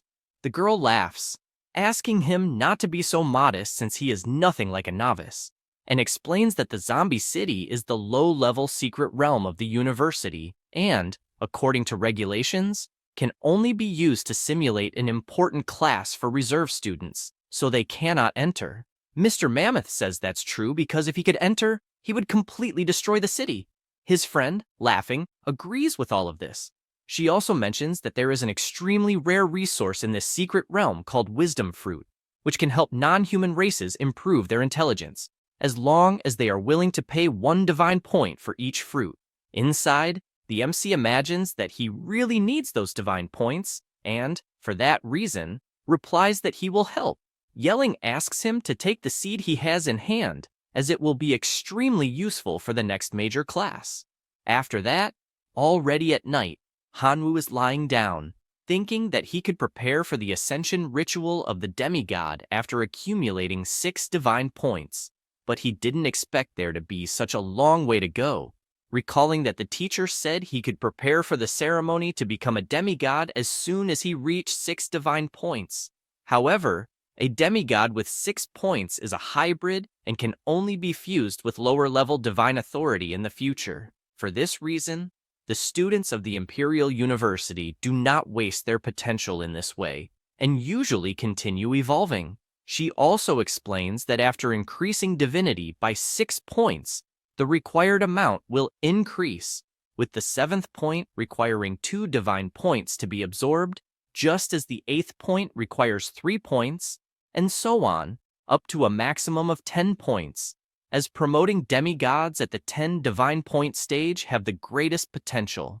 So, in the future, he may even fuse 5 divine authorities. He is amazed by the amount of important information she shared, as well as realizing that she has many hopes for him. For this reason, he will do his best to earn those divine points. After that, a few days pass, and one of the students asks Hanwoo if he heard that in the next main class, they will do a supernatural survival simulation and go to the low-level secret realm called Zombie Tower. He even found out that some veterans are buying resources that novices find in that place. Zudi calls the MC to bet since it's an important class. He asks what this bet would be. Zudi suggests they bet on who will have the best grade, and if he himself gets the highest grade, Hanwoo will no longer be able to approach Qin Shuang, and if the MC wins, he, Zudi, will no longer have improper thoughts about her. Hanwoo can't believe the nonsense he just heard, and asks if Zudi has something against the principal, since he doesn't understand how he managed to get into the university with that level of intelligence, also saying that it doesn't matter if he has improper thoughts or not, as in the end, she doesn't like him anyway. Zudi says he doesn't care about that as long as Hanwoo stays away from her and is willing to pay any price. At that moment, Qin Shuang approaches, asking if she heard correctly that he will no longer bother her if Hanwoo wins. He gets frustrated, saying that he likes her very much, so why won't she just accept his pursuit? She asks him to answer the question quickly. The boy replies that yes, if Hanwoo beats him in this dispute, he will no longer have improper thoughts about her. Qin Shuang asks her classmate to accept the bet since it will help her, but he asks if they are not all geniuses there, as he cannot be blamed if he loses. She says that's fine because she firmly believes she will win. At this moment, the teacher asks if everyone is ready, commenting that they should already know the information for the main class, explaining once again that it is a supernatural survival simulation, so the difficulty will be higher than for the secondary classes. She then asks them to start right away. The system informs everyone that the survival simulation in the outer realm is activated and that, to avoid being detected by the consciousness of the outer realm, all services related to the divine realm will be automatically blocked. The gods have been affected by the scent of the outer realm, and their constitution has been reduced to that of ordinary humans. Moreover, the points leaderboard is open. Now, an introduction to the scenario. Zombie City is a beautiful place, and the hospitable zombies will kindly rip the brains out of guests and eat them to show their welcome. Whenever night falls, they go out to hold a carnival. The students comment that they are starving but don't understand why the spatial ring isn't opening since they have plenty of food inside. The MC imagines that everyone there are deities, so they could go 10 days or even half a month without feeling hungry. However, with the damaged divine artifacts, everything indicates that this is part of the survival test. Imagining that at least the most critical skills are intact, he figures everything will be fine. In this case, he is referring to his directional mutation ability and life sacrifice ability. He tells Qin that he wants to take a look around the city, and she says that's fine, slapping her hand on the ground and summoning one of her giant birds, asking to go together. He says it's not necessary, then transforms into his dragon form, and with that, the two travel through the skies.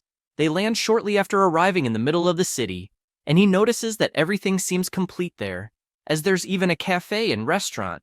He then hears her stomach growl and bursts out laughing.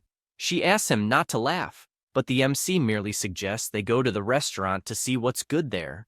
Upon arriving at the place, they are greeted by the attendant, who asks what they would like and offers the menu. Hanwoo explains that they are travelers from another city and that, unfortunately, they are out of money. However, the bearded man doesn't take this well and pulls out a weapon, telling the beggars to get out of the restaurant and asking if they think they are the Jiangshi wandering the streets at night. Qin Shuang becomes furious at how they are being treated, but the MC asks her to calm down, explaining that they are currently ordinary humans and that if they get shot, it's over. At that moment, he remembers that Yelling gave him a seed and said it would be useful in that realm. Because of this, he decides to try, showing the seed and asking if the man would be interested. The restaurant owner immediately changes his expression, becoming honored to see such a precious seed and asking him to please sell it, offering 10 gold coins for it. Hanwoo asks him to first prepare food for the two of them since they are starving, and the man agrees. They are both impressed by the amount of food prepared for them, and while they eat, the MC takes the opportunity to ask a bit about that place. The restaurant owner explains that it is a magical city, telling them that in Jiangshi City, humans and monsters coexist. Humans hunt zombies for money and other resources. However, these zombies can consume human brains. So every night, countless zombies roam the streets, chasing any living beings they see, even invading houses. He also mentions that people need swords, firearms, and even other things, like magical plants, to survive, citing the MC's seed as an example, which seems to be of Tier 3, and for this reason, he asks him to please sell it. He becomes pensive, as that scenario feels quite familiar, since he used to play that game a lot when he was a top player in his previous world. He imagines that it seems like first-tier plants are equivalent to common life forms, and third-tier ones have at least the strength of extraordinary lives. Qin Shuang asks how they could get more seeds like those, and the restaurant owner comments that they can buy more at the town shop, but they are quite expensive. They can also obtain more by killing zombies, although they are harder to deal with since they are powerful monsters. Hanwoo worries, as it is clear that the place is dangerous at night, so they urgently need to find somewhere to stay. The bearded man comments that if they want to settle in the town, they should go to the mayor to buy a property. That way, they will officially become town residents. Additionally, they can find an inn to stay at, but regardless of their choice, he suggests they don't go out at night. Knowing all this, they leave, thinking it would be interesting to buy a property. After that, still at the restaurant, another student comes in asking for food. However, the restaurant owner screams for them to leave and then shoots, hitting the boy's hand, causing him to panic. In the system, it's shown that this student lost a total of 500 points due to this incident. which leaves Qin Shuang scared, thanking the MC for stopping her from arguing with the restaurant owner, since he shot without mercy at the first person who bothered him. After this, they go to the mayor's house, and he tells them that the seeds are worth 1,321 and the other is worth 1,160. He also mentions that the cheapest property in town costs 1,200 coins. She worries since she doesn't have enough, but the MC tells her not to worry, as he has some extra and can cover her part. The mayor suggests they could buy a house together, as the most beautiful houses are sold this way and cost 2,350 coins. The two are impressed, as the house is not only beautiful, but even has a pool, and for this reason, they agree without a second thought. Schwarzenegger says that it's all good, just mentioning that there are some rules in town about buying properties together, as the two need to be married for it to be possible. For this reason, he asks if they would like to get married. This makes both of them extremely embarrassed. The mayor notices this and asks if perhaps they don't want to be husband and wife, as if that's the case. They won't be able to buy the house together because it's a traditional town, so they don't allow random relationships between men and women. She feels embarrassed and she doesn't know what to do, until the MC thinks of suggesting something. But she interrupts him, saying it's fine, and they both respond that they are willing to get married. Schwarzenegger gets excited, saying they are definitely a perfect match, and just asks them to fill out a form, as after that, they will be legally married. He presents the key to the house, along with a gift of 130 pea seeds and 50 copper flower seeds, while congratulating them on their marriage. The two leave, and Qin Shuang makes it clear that she was forced to admit they are in this type of relationship, but asks him not to take it seriously. He laughs, as he understands this perfectly. She becomes furious because he is indifferent about it, because they acquired the property and became formal residents of the town. Both received 1,000 points, putting them in first place on the leaderboard. The two arrive at their new house, and he is amazed since the house is incredibly luxurious. She doesn't care that much about it, as a house like that is nothing compared to the one she owns. She then goes upstairs, saying she will take a shower and go to bed, as she is exhausted. Hanwoo decides to check what special abilities the pea seeds have, in addition to the 50 copper flowers, both gifted by the mayor. An hour passes after planting them, and he decides to walk around the house, heading to the room to tell Qin Shuang how the seeds reacted. However, he finds her only in her underwear and feels extremely embarrassed about it. In addition to being kicked out of the room the very second, he tries to apologize, as that wasn't his intention. The MC is outside, wondering if the seeds grew quickly, so they must be powerful. Suddenly, Qin Shuang arrives, asking what he is grumbling about. Only then does he notice her presence, getting embarrassed right away. This leaves her thoughtful, to the point of asking why he blushed as soon as he saw her. He, with the good memories he had moments ago, says it's nothing much. She is dying of embarrassment since she knows what it's about, and makes it clear that he didn't see anything unusual in the room, and that it should be forgotten.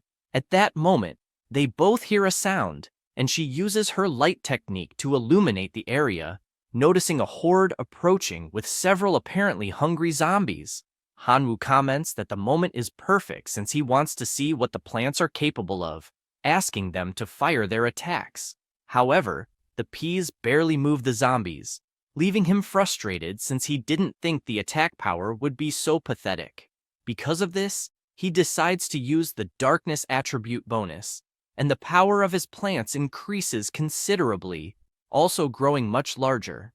Now, with the more powerful attacks, the zombies begin to die, giving a point for each kill, and a few even drop some items.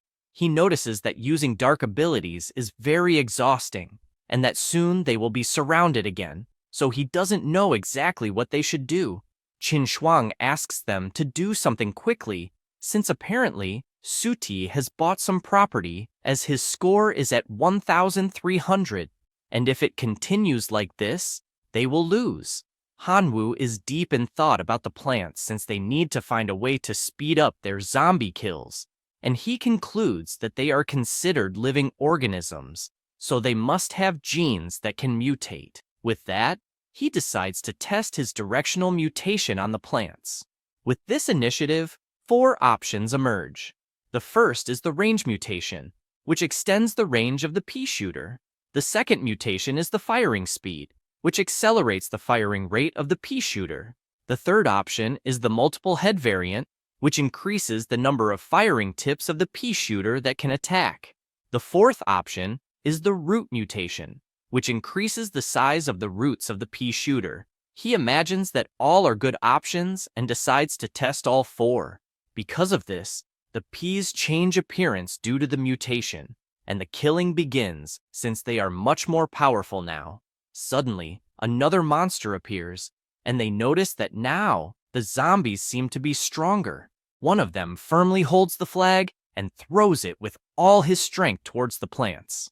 However, he misses the target, becoming confused since he could have sworn he threw it in the right place, but barely thinks about it and is mowed down by the mutant plants. The MC, who has the flag in hand, comments that he will confiscate it and remembers that he also has the copper plants since they can also mutate. The first type of mutation for them is multiple production, which increases the production rate of the coin flower. The second option is the absorption mutation, which increases the range of the coin flower in absorbing dead air. He gets excited, saying that he wants all of them since with that he will gain a lot of coins. Qin Shuang gets excited about this while looking at the leaderboard, as she managed to surpass Sudi. This guy can't believe it since he fell to second place on the leaderboard. However, he doesn't intend to let this slide, deciding to use his level 4 plant, the dragon grass seed. 2 hours pass and a dragon is formed from this seed, which with just one fire breath decimates several zombies at once.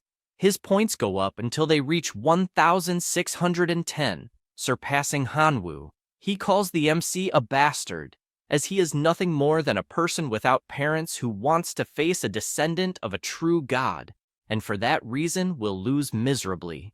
Morning arrives, and the sun grows stronger, decimating all the zombies present in the city, as they can only come out at night. Qin Shuang, on top of a giant pile of coins, admits to being impressed and asks how the plants became so powerful all of a sudden. He tells her that in fact, he mastered a directional mutation ability, which allows living beings to become more powerful. She thinks this ability is quite distorted, but laments since they are still behind in points. He notices that Zudi has 201,000 points, while he himself has 128,000. But even so, she asks not to worry since it's just the beginning, as they will still uncharm those plants to buy some better ones. Night falls again, and their plants are now level 2 and level 3. She is watching from the top of the house and comments that they are probably in trouble since the zombies are a bit different. She is looking at a horde completely approaching, composed of level 3 night zombies, as well as level 4 violent dancer zombies. Hanwoo asks if it's really a level 4 dancer zombie since he doesn't know how they would deal with that. She says the same, then asks what they will do about it.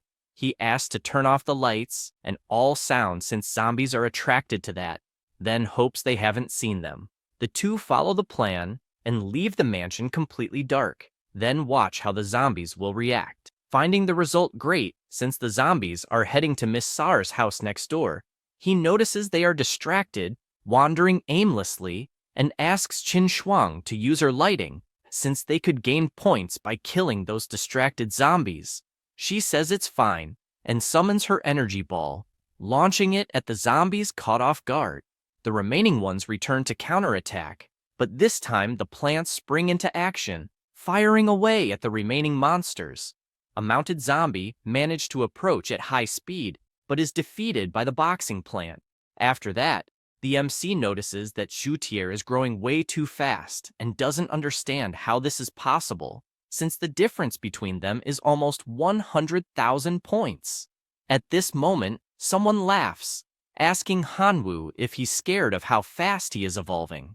Looking back, He asks what the hell Qingnian is doing there, eating soft tofu. The zombies leap toward his residence but are gunned down by the oak archers, defeating absolutely all the zombies trying to approach. The boy gets excited, asking for more zombies to come since first place will be his.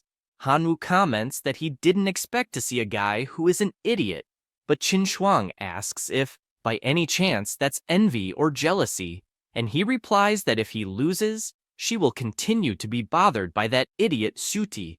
At this moment, the dancer zombie approaches and summons two others to assist. Now, the three head toward the mansion, making the MC comment that the level 4 zombie has crossed that idiot's defense line. The zombie walks calmly, but does not notice something on the ground. Therefore, he steps on it and is thrown far away since it was a spring bean trap. The MC's eyes widen as that plant threw the zombie into their territory. In desperation, he shouts for the pea shooters to attack the dancing zombie with full power. They obey and start shooting, but the zombie just laughs as the attacks are too weak against someone of his level. Qin Shuang suggests they retreat inside the mansion since the current plants cannot handle level 4 zombies. However, the MC refuses because if they retreat, they will definitely lose. Deciding to handle the situation personally, he transforms into his draconic form. He charges forward and lands a solid punch, but notices it has almost no effect. Taking it seriously since his punch was useless, he asks to prove himself in the name of his idol Ralph. He says this and launches his machine gun combo, causing the zombie's head to detach and fall to the ground immediately. A notification appears, informing him that he defeated a level 4 dancer and dropped a seed of the same level, along with a pair of crocodile shoes, a tap dance record, and 500 points. Hanwoo is concerned as that level 4 dancing zombie was extremely difficult to defeat and nearly dislocated his shoulder, earning only 500 points. At the same time, someone is observing him from afar with binoculars. It is Yelling, noting that she can see well, but cannot view the player's rankings. Her friend asks for the binoculars and comments that the view is indeed good, also noticing that Hanwoo has really joined the famous Goddess of the Reserve class, liking his style. The girl asks him not to chatter, wanting to know only if Hanwoo will be able to find the fruit they requested, as this solely depends on his progress in exploring the zombie city. If the boy thinks the city is just a place to grow plants and kill zombies to earn points, he will probably not obtain high-level resources like the Fruit of Wisdom. But then, she smiles, curious to see if he will get first place, wanting to beat Lena and earn viewing rights. Suddenly, the teacher appears, asking if she really thinks she's that violent and who the three are betting on. They, startled, reply that it's Hanwoo. Lena finds it interesting and asks them to follow her, as she will give them viewing rights. They go to the office, and she summons the big screen, broadcasting the journey inside the zombie city, saying they will now have a better view of the events.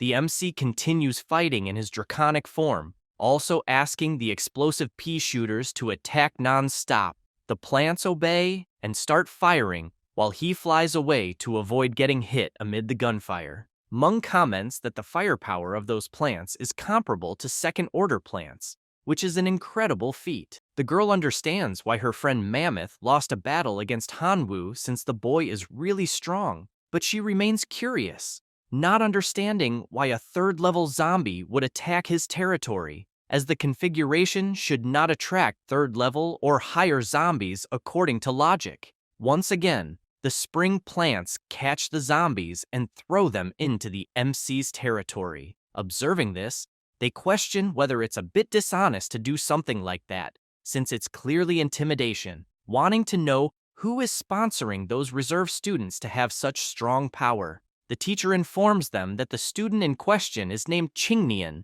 and is not sponsored by anyone, surprising the three as it seems impossible to be that strong without third-party resources. Yelling gets annoyed seeing this, thinking that boy is a fool, and finds that year messy, filled with all kinds of reserve students who don't even care about their own dignity. He also asks who the hell this Sudi is, not understanding how he is ranked so much higher than Qingnian and even Hanwoo, requesting to see what kind of setup this person has. The camera shifts to this student, whose draconic plant is decimating all the zombies, looking content and challenging Hanwoo to surpass that. They can't believe they're seeing the fire dragon plant, concluding that Zudi is being sponsored by their mortal enemy, Shengjun, who has previously killed many others in the zombie city and obtained valuable items, now aiming to profit from the reserve students. Lena confirms that Zudi and Shengjun indeed signed a private agreement, revealing that in exchange for the sponsorship, Zudi will give 70% of the resources he acquires. They can't believe such a despicable human being exists. At that moment, Shengjun approaches, asking how they can talk behind someone's back, and deduces they are there to watch a reserve student. Because of this, he asks if they want to place a bet to see which sponsored student will achieve a better ranking. Meng responds that such a bet is pointless since they found out about the sponsorship Zudi received from him. This makes him furious, asking if the trash there is truly cowardly, given that they joined one of the best universities of divine civilization and are still sticking together to form a useless club, lamenting being in the same class as them. The mammoth man gets angry hearing this and charges forward, but his friend holds him back, aware that this provocation is being done right in front of a teacher. Then, she mentions that this so-called useless club is precisely to help students from poor families raise resources, accepting the bet to see which preparatory student will have the best score. He agrees, wanting only to know if she will bet 10 divinity points. Yelling accepts without hesitation. He notes that Lena is the witness to this bet and doesn't want to see anyone crying over the result. Meng, worried, asks if they can really do this, being aware of the sponsorship Zudi received that made him extremely powerful. She says she knows but cannot back down, and the sponsorship they gave Hanwoo is very good. The teacher warns that if Hanwoo is the first to understand the truth behind the zombie city, he will have a huge chance to win. After that, the second day of survival arrives, and another 2,000 points are added. The MC lies down, barely able to move due to exhaustion. Qin Shuang admits he is doing well and says she will clean up the battlefield, thinking that fortunately, Hanwoo's skill was preserved in the estranged world, or they would have failed the previous night. He, smiling, says it's fine, calling her his dear wife. This irritates her, making her kick him and ask what the hell he thinks he's saying. The MC asks her not to act like that, as it's not cool for their relationship, but she just walks away. Suddenly, he hears someone asking how they can flirt like that. It's Qingnian mocking them, as she doesn't even need to put much effort there since Hanwoo is only in third place. She decides to check the system and is shocked as they are falling further behind first place, asking Hanwoo what they will do since the point difference is already over 200,000. He says everything is under control as he has a few tricks up his sleeve, calling his enemy limp, saying that thing between his legs is about to break. She finds him disgusting for saying such things. The boy gets furious at the insult, warning he will leave several gifts in his mansion that night. The MC says he can do whatever he wants until something catches his attention, noticing a level 4 seed dropped on the ground. It is the level 4 enchanted mushroom. It releases an energy gas bomb with hypnotic properties, and any zombie it hits will be controlled by the mushroom for a certain period and turn against its companions, undergoing brainwashing. Additionally, any zombie that ingests it will be completely subjected to this brainwashing. The other item is the 4th order corn cannon. This cannon can kill 3rd level zombies in seconds and cause area damage. Hanwoo is surprised, as the effects of these plants are incredible, practically a way to create puppets to fight. Additionally, the cannons are like mortars, making them great tools for earning points. Next, Qin Shuang suggests going to the store to sell the loot they acquired and buy new high-level seeds. He agrees, calling her wife, but changes his mind and decides to call her by her name. She gets embarrassed, wondering why he doesn't just call her wife since it's on the tip of his tongue. An hour passes, and they leave the store. Hanwoo comments that he thought the tap dance record dropped by the level 4 zombie was a treasure, but the store didn't even accept it. She explains that last night's harvest yielded 243 gold coins, which isn't bad. Moreover, the shop owner mentioned that the mayor is a collector of melee weapons and might exchange that pole for an excellent weapon. He replies that whatever the lady of the Han family says goes. She retorts that it's the Qin family, as they will inherit her name, but he says that's not right, for if it were at the Qin mansion, he would become a son-in-law as well. She gets angry because he is clearly taking advantage of the situation, but the MC just shouts that there can't be domestic violence there. Shortly after, they go to the mayor's house. Schwarzenegger comments that their pole is indeed rare and that he's interested in the trade, asking which weapon they want, as they will be able to choose. Hanwoo looks around and sees a beautiful sword that catches his attention because, upon holding it, he feels as if his dragon blood is resonating throughout his body, stating he will keep that sword. The mayor says it was indeed an excellent choice, but explains that the pole is not enough for the trade, wanting to know what else he has to offer. He mentions that he has a tap dance record and third-level seeds, and that this is all of value he possesses. Schwarzenegger comments that the tap dance is completely useless to him, but is interested in the 2 third-level seeds, giving a friendly reminder afterward, saying that the tap dance record is useless to him as mayor, but that the former dance queen of the city, his neighbor, would be very interested. The MC thanks him for the information and suggests they go visit Qingnian's mother. After walking a bit, they pass in front of Sudi's residence, admitting it is indeed stylish and extravagant. He approaches, stating that the difference between the two is growing and that it is even more humiliating to have fallen to third place, suggesting he admit defeat once and for all. And if he does, he might allow him and the goddess of the study hall to study together. Hanwoo mocks, calling Qin Shuang wife and asking if that idiot is her friend. She replies that she has no idea who he is. Sudi becomes furious upon hearing him call her wife, warning that now he will be crushed. The two pay no attention and walk away hand in hand. Seeing this makes him even angrier, making it clear that he will not just beat Hanwoo, but will cut off his hands. After walking a bit, the MC and Qin Shuang go to the landlady Hana's house. She comes out accompanied by Qingnian, asking if it's student Hanwoo there. She asks if he is the new neighbor next door since she heard from her dear one about last night's events, warning that if he is there to demand compensation for what happened, it's better to leave because she will never pay for incompetence.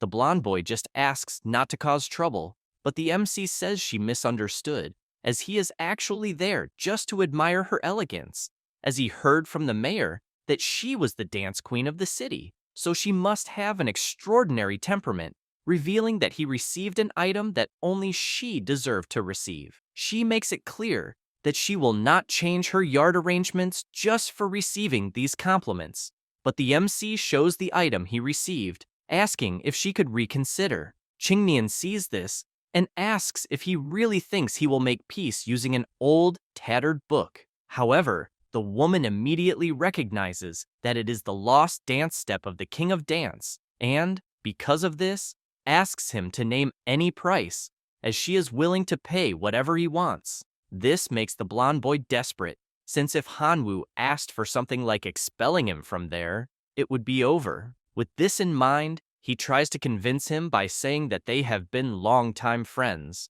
However, the MC simply hands the book to Hannah, saying he will send her more records if he finds them. She thanks him for his generosity, apologizing for her earlier rudeness, and saying she would love to be a closer neighbor. With that, they say their goodbyes, and a notification appears, stating that friendly relations have been established with the city's resident, the Queen of Dance Hannah, and the friendship value is 99, thus increasing 30,000 points. Reading this surprises him, as 30,000 points is absurd, being far more effective than going around killing random zombies, which makes him consider that this is the real way to win in the city.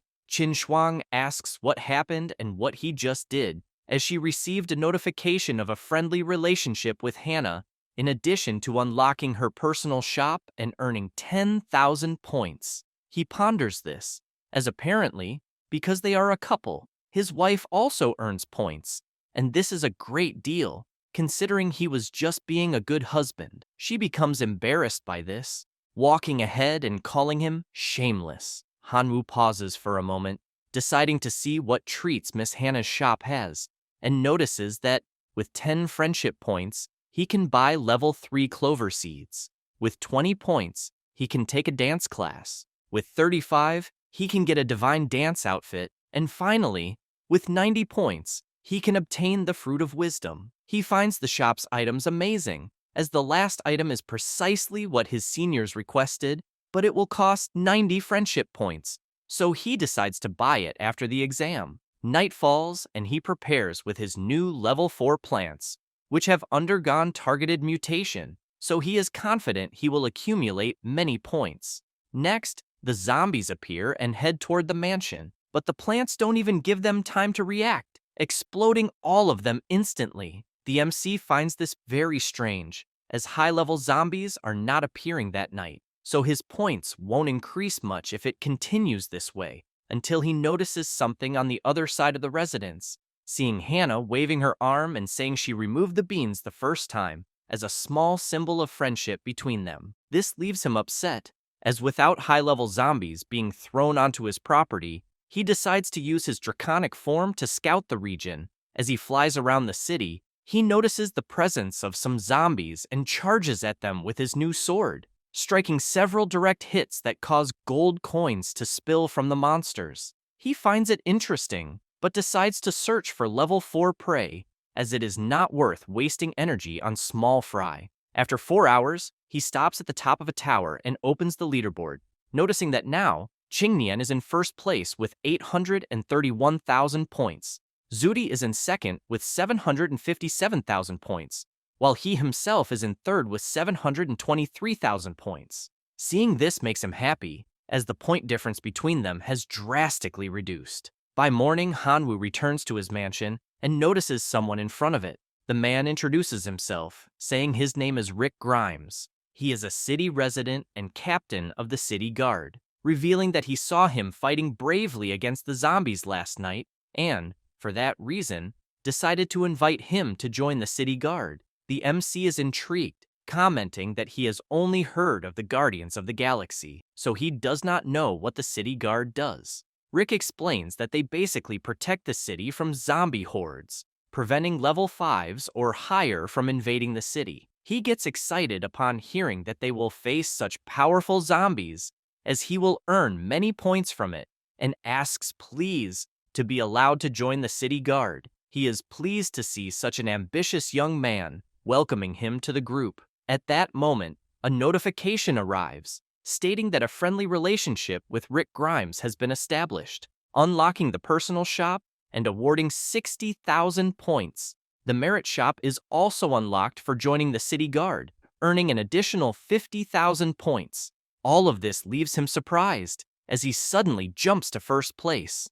Rick bids farewell, asking to meet again at night, and then Qin Shuang comes running, saying it's amazing to see him in first place and hugging him. However, Hanwoo barely has time to respond when he notices someone knocking at his door, prompting him to open it and ask who it could be so early. It was a blonde girl, blushing, saying he was amazing last night. He is confused and asks who she is. The blonde tells him that the way he was last night really excited her, and Qin Shuang finds this very strange, asking what the hell he's been doing since various people are showing up at their door. Jessica asks who the girl in pink is, but she immediately responds that she's Hanwoo's wife. The blonde approaches the MC, asking if he isn't bored being married so young, and proposes to be his mistress if he doesn't mind, then says goodbye, mentioning that they will meet again at night at the city guard meeting. He, with a big smile on his face,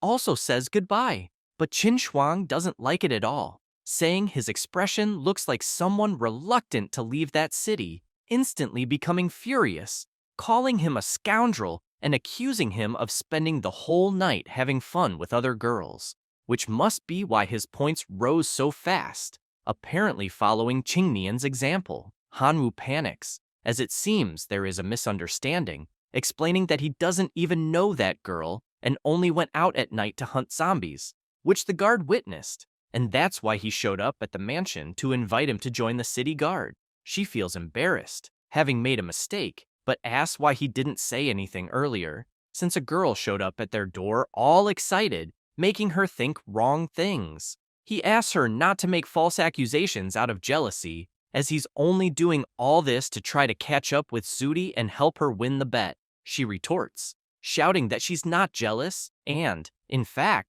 it's none of her business what he does or doesn't do. After this confusion, he warns that he will kill high-level zombies with the city guard, and for this reason will leave the courtyard with her, handing over some high-level seeds to assist. She says it's fine and asks him to be careful that night, but Hanwoo asks her not to worry since he tested the black sword the previous night and is managing to handle level 4 zombies with ease. She shouts for him not to let those sly foxes seduce him. Later that night, in the city, the MC gathers with the city guard, and Jessica immediately clings to his arm, asking if he already missed her during that short period. Johnson introduces himself and tells Jessica to settle down since Hanwoo already has a wife. Another squad member approaches and asks what his combat specialty is. Hanwoo immediately transforms into his draconic form and flies away, explaining that he can transform twice. The girl becomes even more infatuated, saying that this man is definitely her type, and asks the captain to let her lead him since she loves working with handsome young men. Rick agrees, asking her to guide Hanwoo, but makes it clear that battles against zombies are extremely dangerous and asks them to be careful. She draws her 2 pistols, declaring that she's more than ready for battle, leaving the MC surprised since those are level 5 plants. One is a flame shooter, and the other is an ice shooter. Johnson also gets ready, using fusion with a level 5 giant walnut. With that, his body begins to transform, becoming extremely muscular. The blonde swordsman also uses his Sentinel Tower pine tree to fuse. However, someone else approaches. It's Rick in his final form, announcing that the zombies are already there and immediately charging into action. Jessica, excited, starts shooting, telling the monsters to try her bullets as she hits all those in front of her. Johnson doesn't waste time either and charges at the zombies, attacking with his hammer, but notices something strange as vines start emerging from the monster's head and move toward him. Rick helps him, asking him to retreat. David appears, announcing that he will handle that side. Hanwoo watches in amazement, as it's the first time he's witnessing high-level combat in this city, and he definitely can't just stand there. He attacks the monsters and announces that he is the god of massacre. While claiming he can relax, something catches his attention, and he notices Jessica running toward him, jumping onto his body while complaining that she can't breathe, wanting to know what's happening. She starts shooting at the zombie approaching him and warns that the resistance of a 5th-order zombie is several times higher than that of a 4th-order zombie. So even if it's injured by the attacks, it won't lose its offensive capabilities. Hanwoo is surprised to learn all this and thanks her for saving his skin. She asks him not to be stubborn, requesting him to provide support first while staying close to her, attacking the zombies around again. The MC obeys, finishing off the nearby monsters,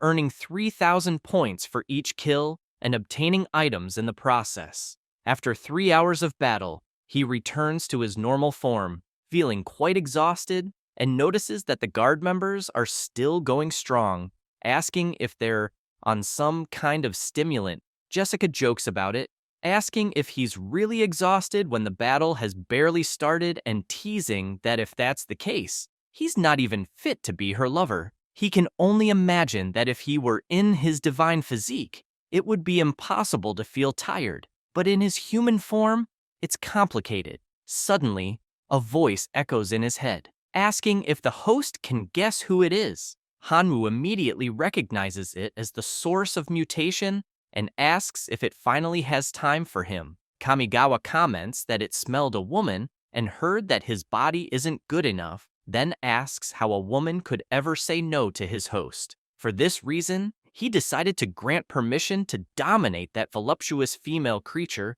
with a prominent backside, revealing that this permission is called genetic lock. So, just hold tight as they are about to embark on a new journey. With that, the lock that restrained his power opens, and a powerful energy surges throughout his body. He finds it great since he's feeling limitless energy. The source of mutation informs him that now it can induce temporary mutations in his body by consuming any type of powerful biological cell. The MC imagines that he could merge with plants to become strong and resilient, so he decides to try. Swallowing one of the pills, his body begins to overflow with power, and with that, he leaps, emanating a strong light throughout the area, which begins to disintegrate all the zombies nearby. Jessica is impressed since Hanwoo is radiant. Nearby, Rick urges them to stay focused as the zombie hordes are growing larger, attacking several of them at once. Suddenly, a new colossal zombie approaches, attacking Hanwoo, and Rick immediately orders them to protect him. Johnson rushes to help but takes a blow that leaves him dazed. They grow concerned seeing this, as the defense of the Sixth Order zombie is too powerful, ordering them to run. The MC simply observes the monster's punch coming toward him, telling it to come closer already. He opens his arms, and the glow from his body grows stronger, disintegrating even the colossal zombie. The group celebrates, saying the MC was truly amazing, and starts tossing him into the air. With that, the system announces that friendly relations were established with Jessica, who is a city resident, along with earning 50,000 points. A friendship with Johnson was also established, earning another 50,000 merit points, along with a friendship with David. Additionally, a personalized store was unlocked with all three. Moreover, he obtained 23,000 points for defeating a level 6 zombie. The source of mutation asks the host how it felt to unlock that power. The MC admits it was truly incredible, but soon grows worried as the slime warns it has bad news to share. This makes him furious, wanting to know what that bad news is since he has nothing else to offer, besides the fact that his divinity was earned with great effort. The source says it doesn't want that, and that the bad news is merely that the ability has side effects. He feels relieved since his divinity won't be stolen but still shouts, as he wasn't warned earlier that such damn power would have side effects, wanting to know if he'll end up crippled or something like that. Kamigawa asks how the host of the supreme source of mutation could be so timid, explaining that the side effects won't threaten his physical body, revealing that the genetic lock simply cannot be used continuously, so he'll just need some time to cool down. The MC finds this very suspicious, as it apparently just requires waiting for a certain cooldown, which is good if you think about it, asking next what could happen if he tries to use it again before the cooldown ends.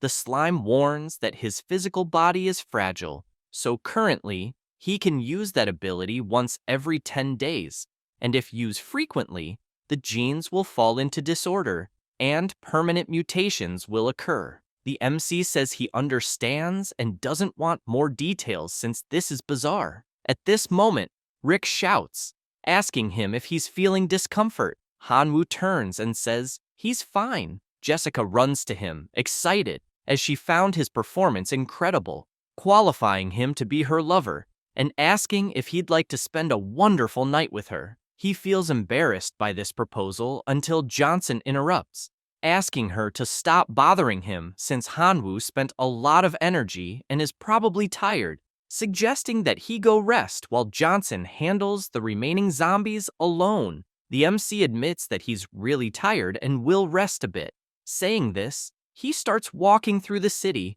imagining that he won't be able to use the genetic lock for the next 10 days, so he needs to improve his basic combat skills until he remembers the personal store of the city guards, wondering what interesting things it might have. He opens the system and quickly notices the plant fusion technique, as it is perfect for filling the cooldown gap of the genetic lock. The mutation source becomes intrigued and asks if that pile of junk will be enough to satisfy him, since plant fusion is nothing more than a rudimentary method of transplanting different life forms. This leaves Hanwoo disheartened, as it costs 70 friendship points, and the slime is making it seem useless, but he can't help it. as the genetic lock takes so long to recharge. Kamigawa says that's not the case, explaining that the culprit here is his weak body, then asks if he believes that, with a slight modification, he could take the plant fusion technique to a higher level, and mentions it would only cost 2 divinity points, but it's no use as he admits he's out of money. Then he says goodbye. This frustrates him as he hates stingy people, and he lowers the price to 1 divinity point, saying he can't go any cheaper. The MC feels proud inside, considering himself the king of bargaining, and agrees to the deal at that price. The slime snaps its fingers, and the MC's head explodes with information, realizing the plant fusion technique has been improved and can now fuse up to 3 plants at once, with an additional quota for level 6 seeds, which is undeniably amazing. Kamigawa, however, warns that he will want the divinity point later. The MC tells him not to worry about it and begins tinkering with his system, remembering his attribute is dark. So he places the level 5 Death King Adalia in the first slot. After that, the 4th day of survival arrives, and another 4,000 points are credited. The MC looks up and notices the points are expanding, also realizing Qin Shuang has appeared in the rankings and could defeat Su Tie in less than 2 days. He is in first place with 1,400,000 points. Qing Nian is second with 1,200,000, Suti third with almost 1 million, and Qin Shuang fourth with 736,000 points. Afterward, he returns to the mansion and, happy with all the results, asks if his dear wife is busy. She, sitting on the floor, notices he's all cheerful and asks if he had fun with that hot girl. He replies that his mood has nothing to do with that, but she throws several items into his hands, saying they're all his, and he could sell them. The MC says he doesn't need them anymore, and asks her to keep the items, wondering why she's being so formal since they are a couple. Qin Shuang, annoyed, starts hitting his head, reminding him that they agreed to split everything equally, so he should take his share, because she's not a girl who likes taking advantage of others. She leaves shortly after, saying she'll go learn to dance with landlady Hannah. He says it's fine, just asking her to come back early. Internally, he thinks she's truly a smart girl, as she knows how to earn points by befriending the city's residents, and for that, he's proud. Afterward, 9 days pass, and Hanwoo meets once again with the city guard squad. He notices something strange and asks if something happened, as everyone seems worried. Jessica responds that there will be a lunar eclipse that night, which happens once a month. With it, the zombie invasion will be much stronger than usual, and during last month's invasion, a girl named Jasmine was lost forever due to the difficulty. Rick then shares that Jasmine's death was his responsibility and promises that no member will die tonight.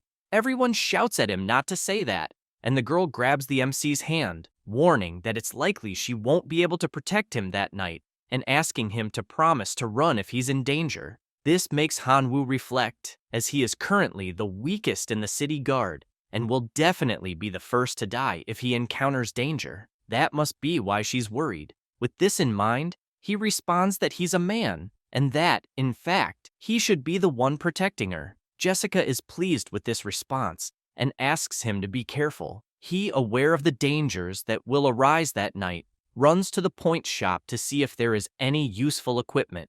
The shop offers the following items: artifact armor, which costs 12,000 points, night vision fruit, 2,000 points, vigorous flower, 1,500 points, physique herb, 1,000 points, level 5, golden dragon herb, 120,000 points, and finally, man devourer, costing 5,000 points. His current points are 95,000. He spends all the points he has and begins slotting them into his ability, which he acquired from the mutation source to fuse the plants.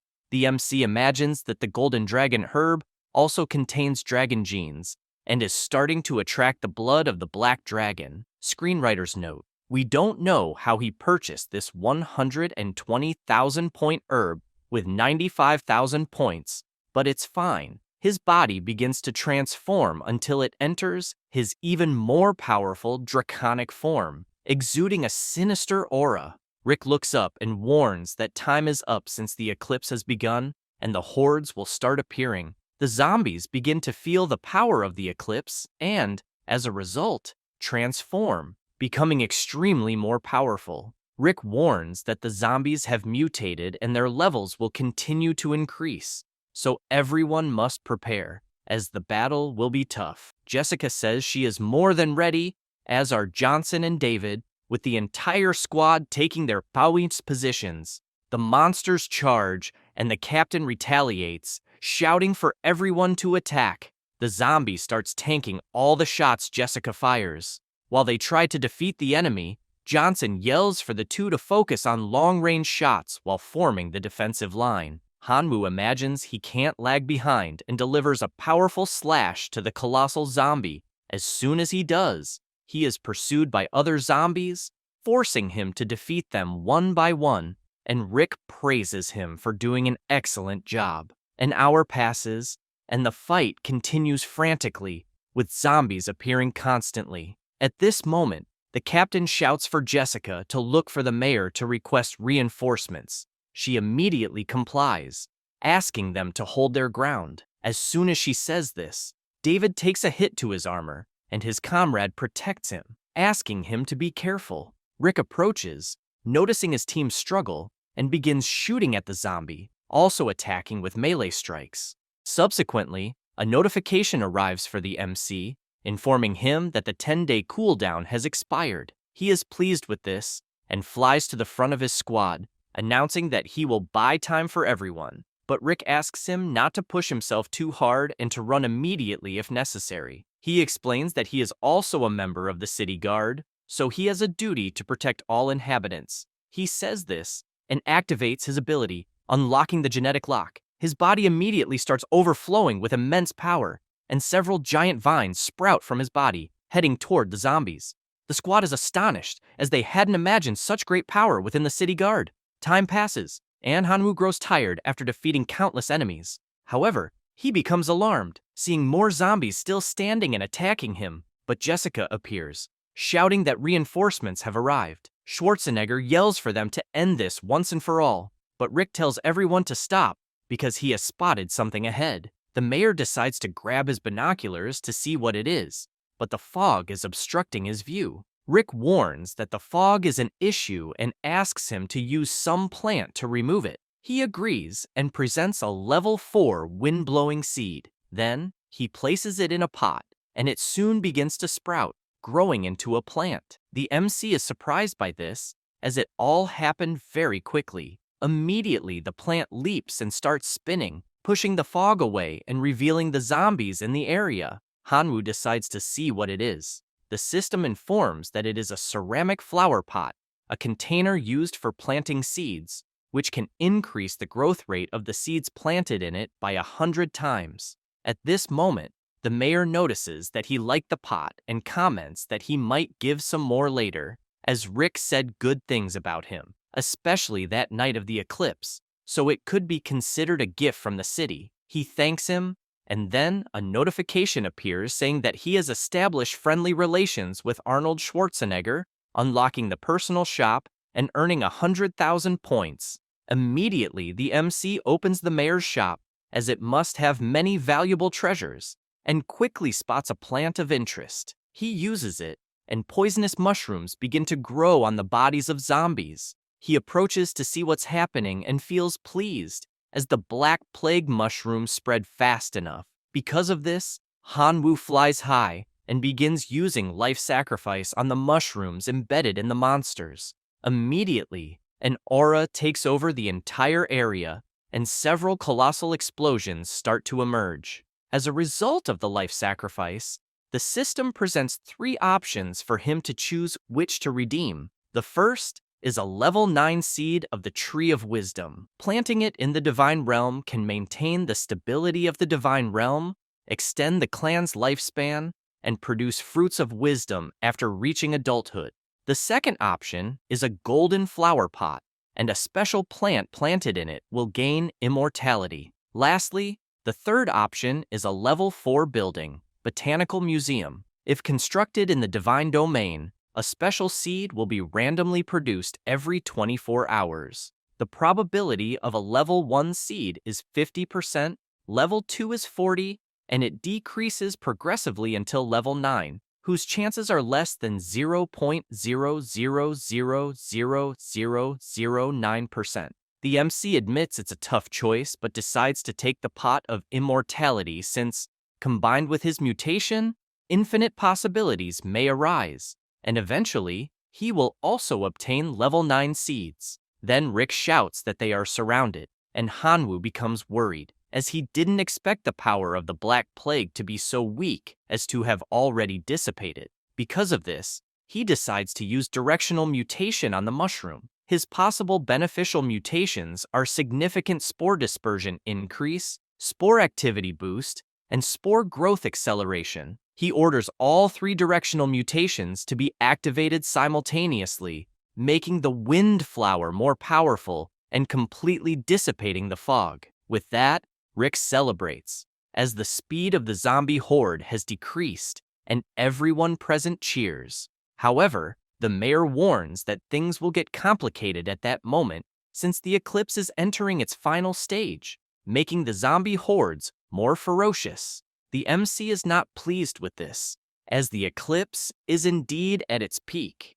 A zombie begins to mutate, growing colossally, with 2 enormous horns emerging from it. The mayor shouts for everyone to retreat, and people start running, wondering if they are about to die. The MC observes the chaos and concludes they will lose if the city's morale falls, so he needs to lift everyone's spirits. He takes flight and shouts for no one to fear the zombies, as they will definitely win. Saying this, he charges full force against the monsters. The people feel confident, making Hanwoo happy that it worked. However, a giant vine comes toward him and grabs him, leaving him scared. Jessica panics upon seeing this and starts running toward him, but Rick stops her, as it would be certain death if she went unprepared, and they must focus their strength on advancing layer by layer. He shouts to Hanwoo that he will save him soon. However, the MC loses patience and breaks all the vines around him, flying away from the zombies. Nonetheless, he notices he is too exhausted and theoretically just needs to return the way he flew to reach the city again. Half an hour later, he is still flying, unable to understand what is happening, as none of the directions seem right. At this moment, the source of the mutation says that, in case he hasn't realized, he is trapped. Hanwoo dislikes this and asks if there is a way to help him. The slime responds that it wouldn't be a problem, but will cost 1 divinity point to guarantee a safe exit. The MC replies that he has no more divinity points, but does have a life, and it can take it if it wants. Kamigawa replies that things don't work like that, and that he is on his own. However, as a good super gene, it offers free advice, warning him not to wait until morning to leave, as time stopped for him the moment he entered the fog. Hanwoo dislikes this, as if it's true, he is in grave danger, but he doesn't understand, as none of the directions, north, south, east, or west, are correct, leaving only the sky or the ground. Thinking about this gives him an idea, and he decides to fly straight up, as he doesn't believe the fog has no end. After flying for a minute, he notices something strange. An enormous barrier is there. This infuriates him, and he draws his sword, questioning if they really think a barrier like this will trap him like a turtle in a jar. Even one of his strongest attacks creates only a small crack. Because of this, he decides to launch numerous attacks simultaneously, eager to see how long it will hold. As a result, the crack grows until a massive hole appears in the barrier. He is startled to find a colossal tree before him that shouldn't be there. Suddenly, a voice echoes in his head, welcoming the outsider. This startles the MC, trying to figure out if it was the tree that created all this, and not understanding how it knows who he is, and that he is still a foreigner, wondering if his simulation test identity was exposed and that he is probably screwed. The tree asks him not to be nervous, as it won't kill him, and warns that it will simply need a favor to save that world. This intrigues him, making him wonder if the favor is to kill all the zombies. But the ancient tree responds no, as the real task is to expel the residents. He finds this perplexing, suspecting there is a deeper story behind it, so he sits down and asks her to explain further. She says she is the Tree of Wisdom, the guardian of that secret realm, living for 10,000 years, and that it had always been a peaceful place until an outsider discovered the secret realm and occupied it by force. This person also sent a large number of followers to collect seeds from the special plants she cultivated, selling them as rare resources, which is why she couldn't stand seeing her descendants sold as merchandise. In fact, there had been peace in that realm for over 10,000 years, as she has no combat abilities and could not fight the invaders. Because of this, he had no choice but to seek the god of death and, at the cost of worshipping him, asked for power and vengeance. From that moment, he gained the ability to transform living bodies into zombies. After that, the war between zombies and humans began. For 1,000 years, the number of zombies grew, and humans gradually failed to resist. Then, 30 years ago, he led a general offensive. Until then, they imagined victory was certain until a powerful figure descended like a comet. Somehow, this being had cultivated powerful level 4 plants, such as fire dragon grass, which prevented them from taking the city. With this outcome, years later, she was able to realize that the mysterious person might be an outsider, as he possessed different abilities. And, as she launched a new attack on the city, she could see that he is one of those people with extraordinary powers. The MC says he understands, and, if he's not mistaken, she wants him to betray the city to help her. The ancient tree responds that if he helps her, she will give him 10 fruits of wisdom. He remains silent for a moment, imagining that 10 fruits of wisdom are nothing less than 10 points of divinity, and that's insane. Furthermore, she emphasizes that she can offer 3 divine bodies that, although dead for 1,000 years, are still active. This makes his eyes shine, as the proposal is too tempting, but he feels frustrated inside, as he could easily deal with the humans. However, that zombie city is a treasure of the Imperial Academy, and the god behind it is most likely a high-ranking leader of the Imperial Academy. In other words, if he helps her, he could face great trouble with this being, and that would indeed be a major problem. With this in mind, he asks for her forgiveness, as he will have to refuse. However, before he can finish his sentence, she emphasizes that if he is willing to help, she can recommend him to the great Lord of Death. He can't believe what he just heard, as it is a chance to obtain the powerful level 5 divine position of death, and if he truly achieves it, he would be worshipped by all gods. The ancient tree asks if he is willing to accept with all these offers, and he responds that he will do his best to try, but first, he will need to contact the realm of God to seek his followers, as otherwise, he won't be able to do much with just his own strength. She thinks about this and responds that it is not impossible, but he will need to make an oath to the god of death, as if he dares to violate the oath, the Xiaxun clan will be subjected to the oath of death until its extinction. The MC imagines that the tree is truly afraid that he will dominate the entire secret realm once he gains power, and is definitely underestimating the appeal of the level 5 divine position of death. Because of this, he begins to make his oath as he is willing to do so. Immediately, a magical seal appears on his hand, leaving him startled as it was too fast. Then, some vines emerge, forming a passage, and his locusts come through the portal that directly connected to his divine realm. Seeing his kin again makes him happy, as by that point, he should have reached a lordly form of life. The tree comments that she has fulfilled her part, so she expects the outsider to fulfill his part of the agreement as soon as possible. She barely finishes speaking and opens a portal, throwing him through it, making him fall to the ground. He gets irritated as the damn tree was rude, throwing him out like that without even offering a coffee first. But his bigger concern is how he could get rid of all the city's inhabitants. He decides to fly over the city until Rick spots him, as does Jessica, who immediately runs toward him, hugging him and feeling happy to see him well. The MC feels embarrassed by this reception. At this moment, the mayor approaches, saying he will be given the year's prize for his great contribution. Hanwoo responds that it's unnecessary, and that they could convert it to money. Then, the sun appears, and all remaining zombies are eradicated. The ranking table is updated with Hanwoo in first place, with 12,030,000 points, and Qin Shuang in second place, with 8,720,000 points, Qingnian with 7,920,000 points, and in fourth place,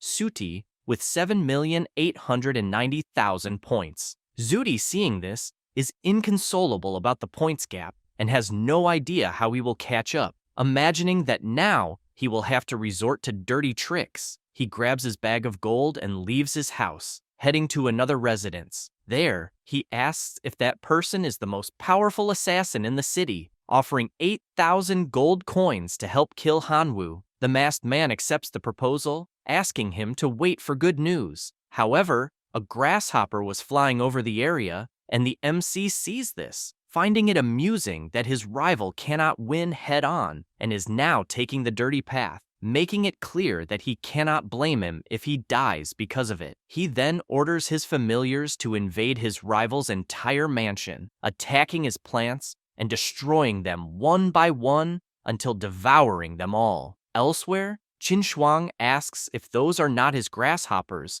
and how he managed to summon them there, also wanting to know what on earth he is doing. Hanwoo responds that it is a secret and that if he told her, he would have to kill her. This makes her furious, asking how he dares to say such absurdities, and she starts pulling his ear. Then someone shouts for Hanwoo to come out of the house. It was Zudi, demanding that he not deny that everything happening is his fault. The MC is pleased to see him, wanting to know if his luck is not holding up. His rival asks if he is not ashamed, as he knows perfectly well that the grasshoppers were ordered to destroy all the special plants. He asks him not to talk nonsense, as there is no way the familiars of the divine realm could enter that city, so this is slander. Moreover, he mocks him by saying that he now has 12 million points, which is almost double 7 million, asking how he plans to react with only a motorcycle. Zudi becomes extremely furious with these provocations,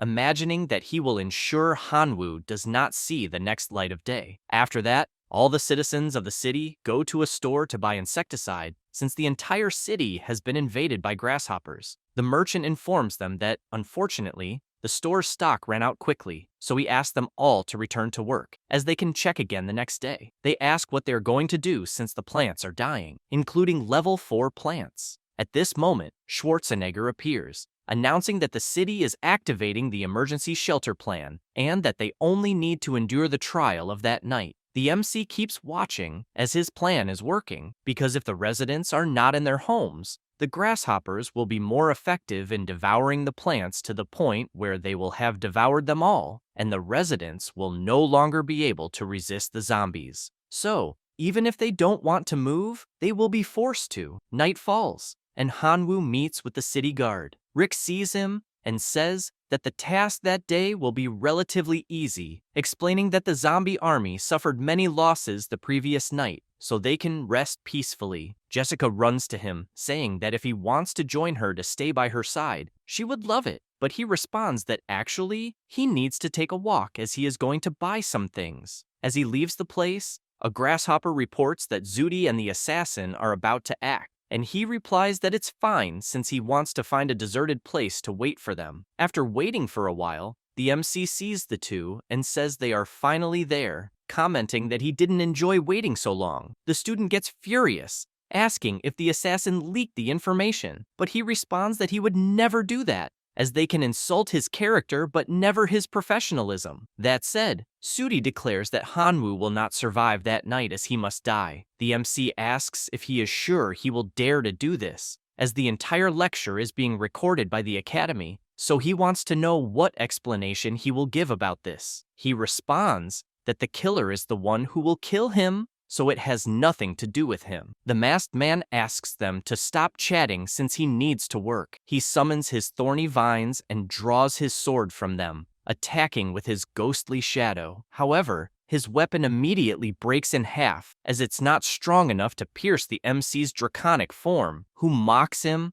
asking if 8,000 gold coins were really worth it. The student retreats instantly, asking how he knew about the 8,000. The killer notices this and asks if he will really betray him like that. However, Hanwoo summons his locust men since it's his turn to play. Zuri panics upon seeing the familiars, as it should have been impossible to summon them there. Before he has time to think, Hanwoo orders his familiars to kill the killer, and all the locusts charge. He then flies towards Zuri, wanting to entertain him personally. This scares him, and he warns that he can't kill him because the academy is definitely recording what's happening in the city. So if he does, he'll have to explain it to the administration. He agrees, saying it's fine to cripple him and then throw him into a pile of zombies. As if the monsters devour him, it won't have anything to do with him. Zuri immediately runs, begging him not to get closer, but it's useless as the MC, in his draconic form,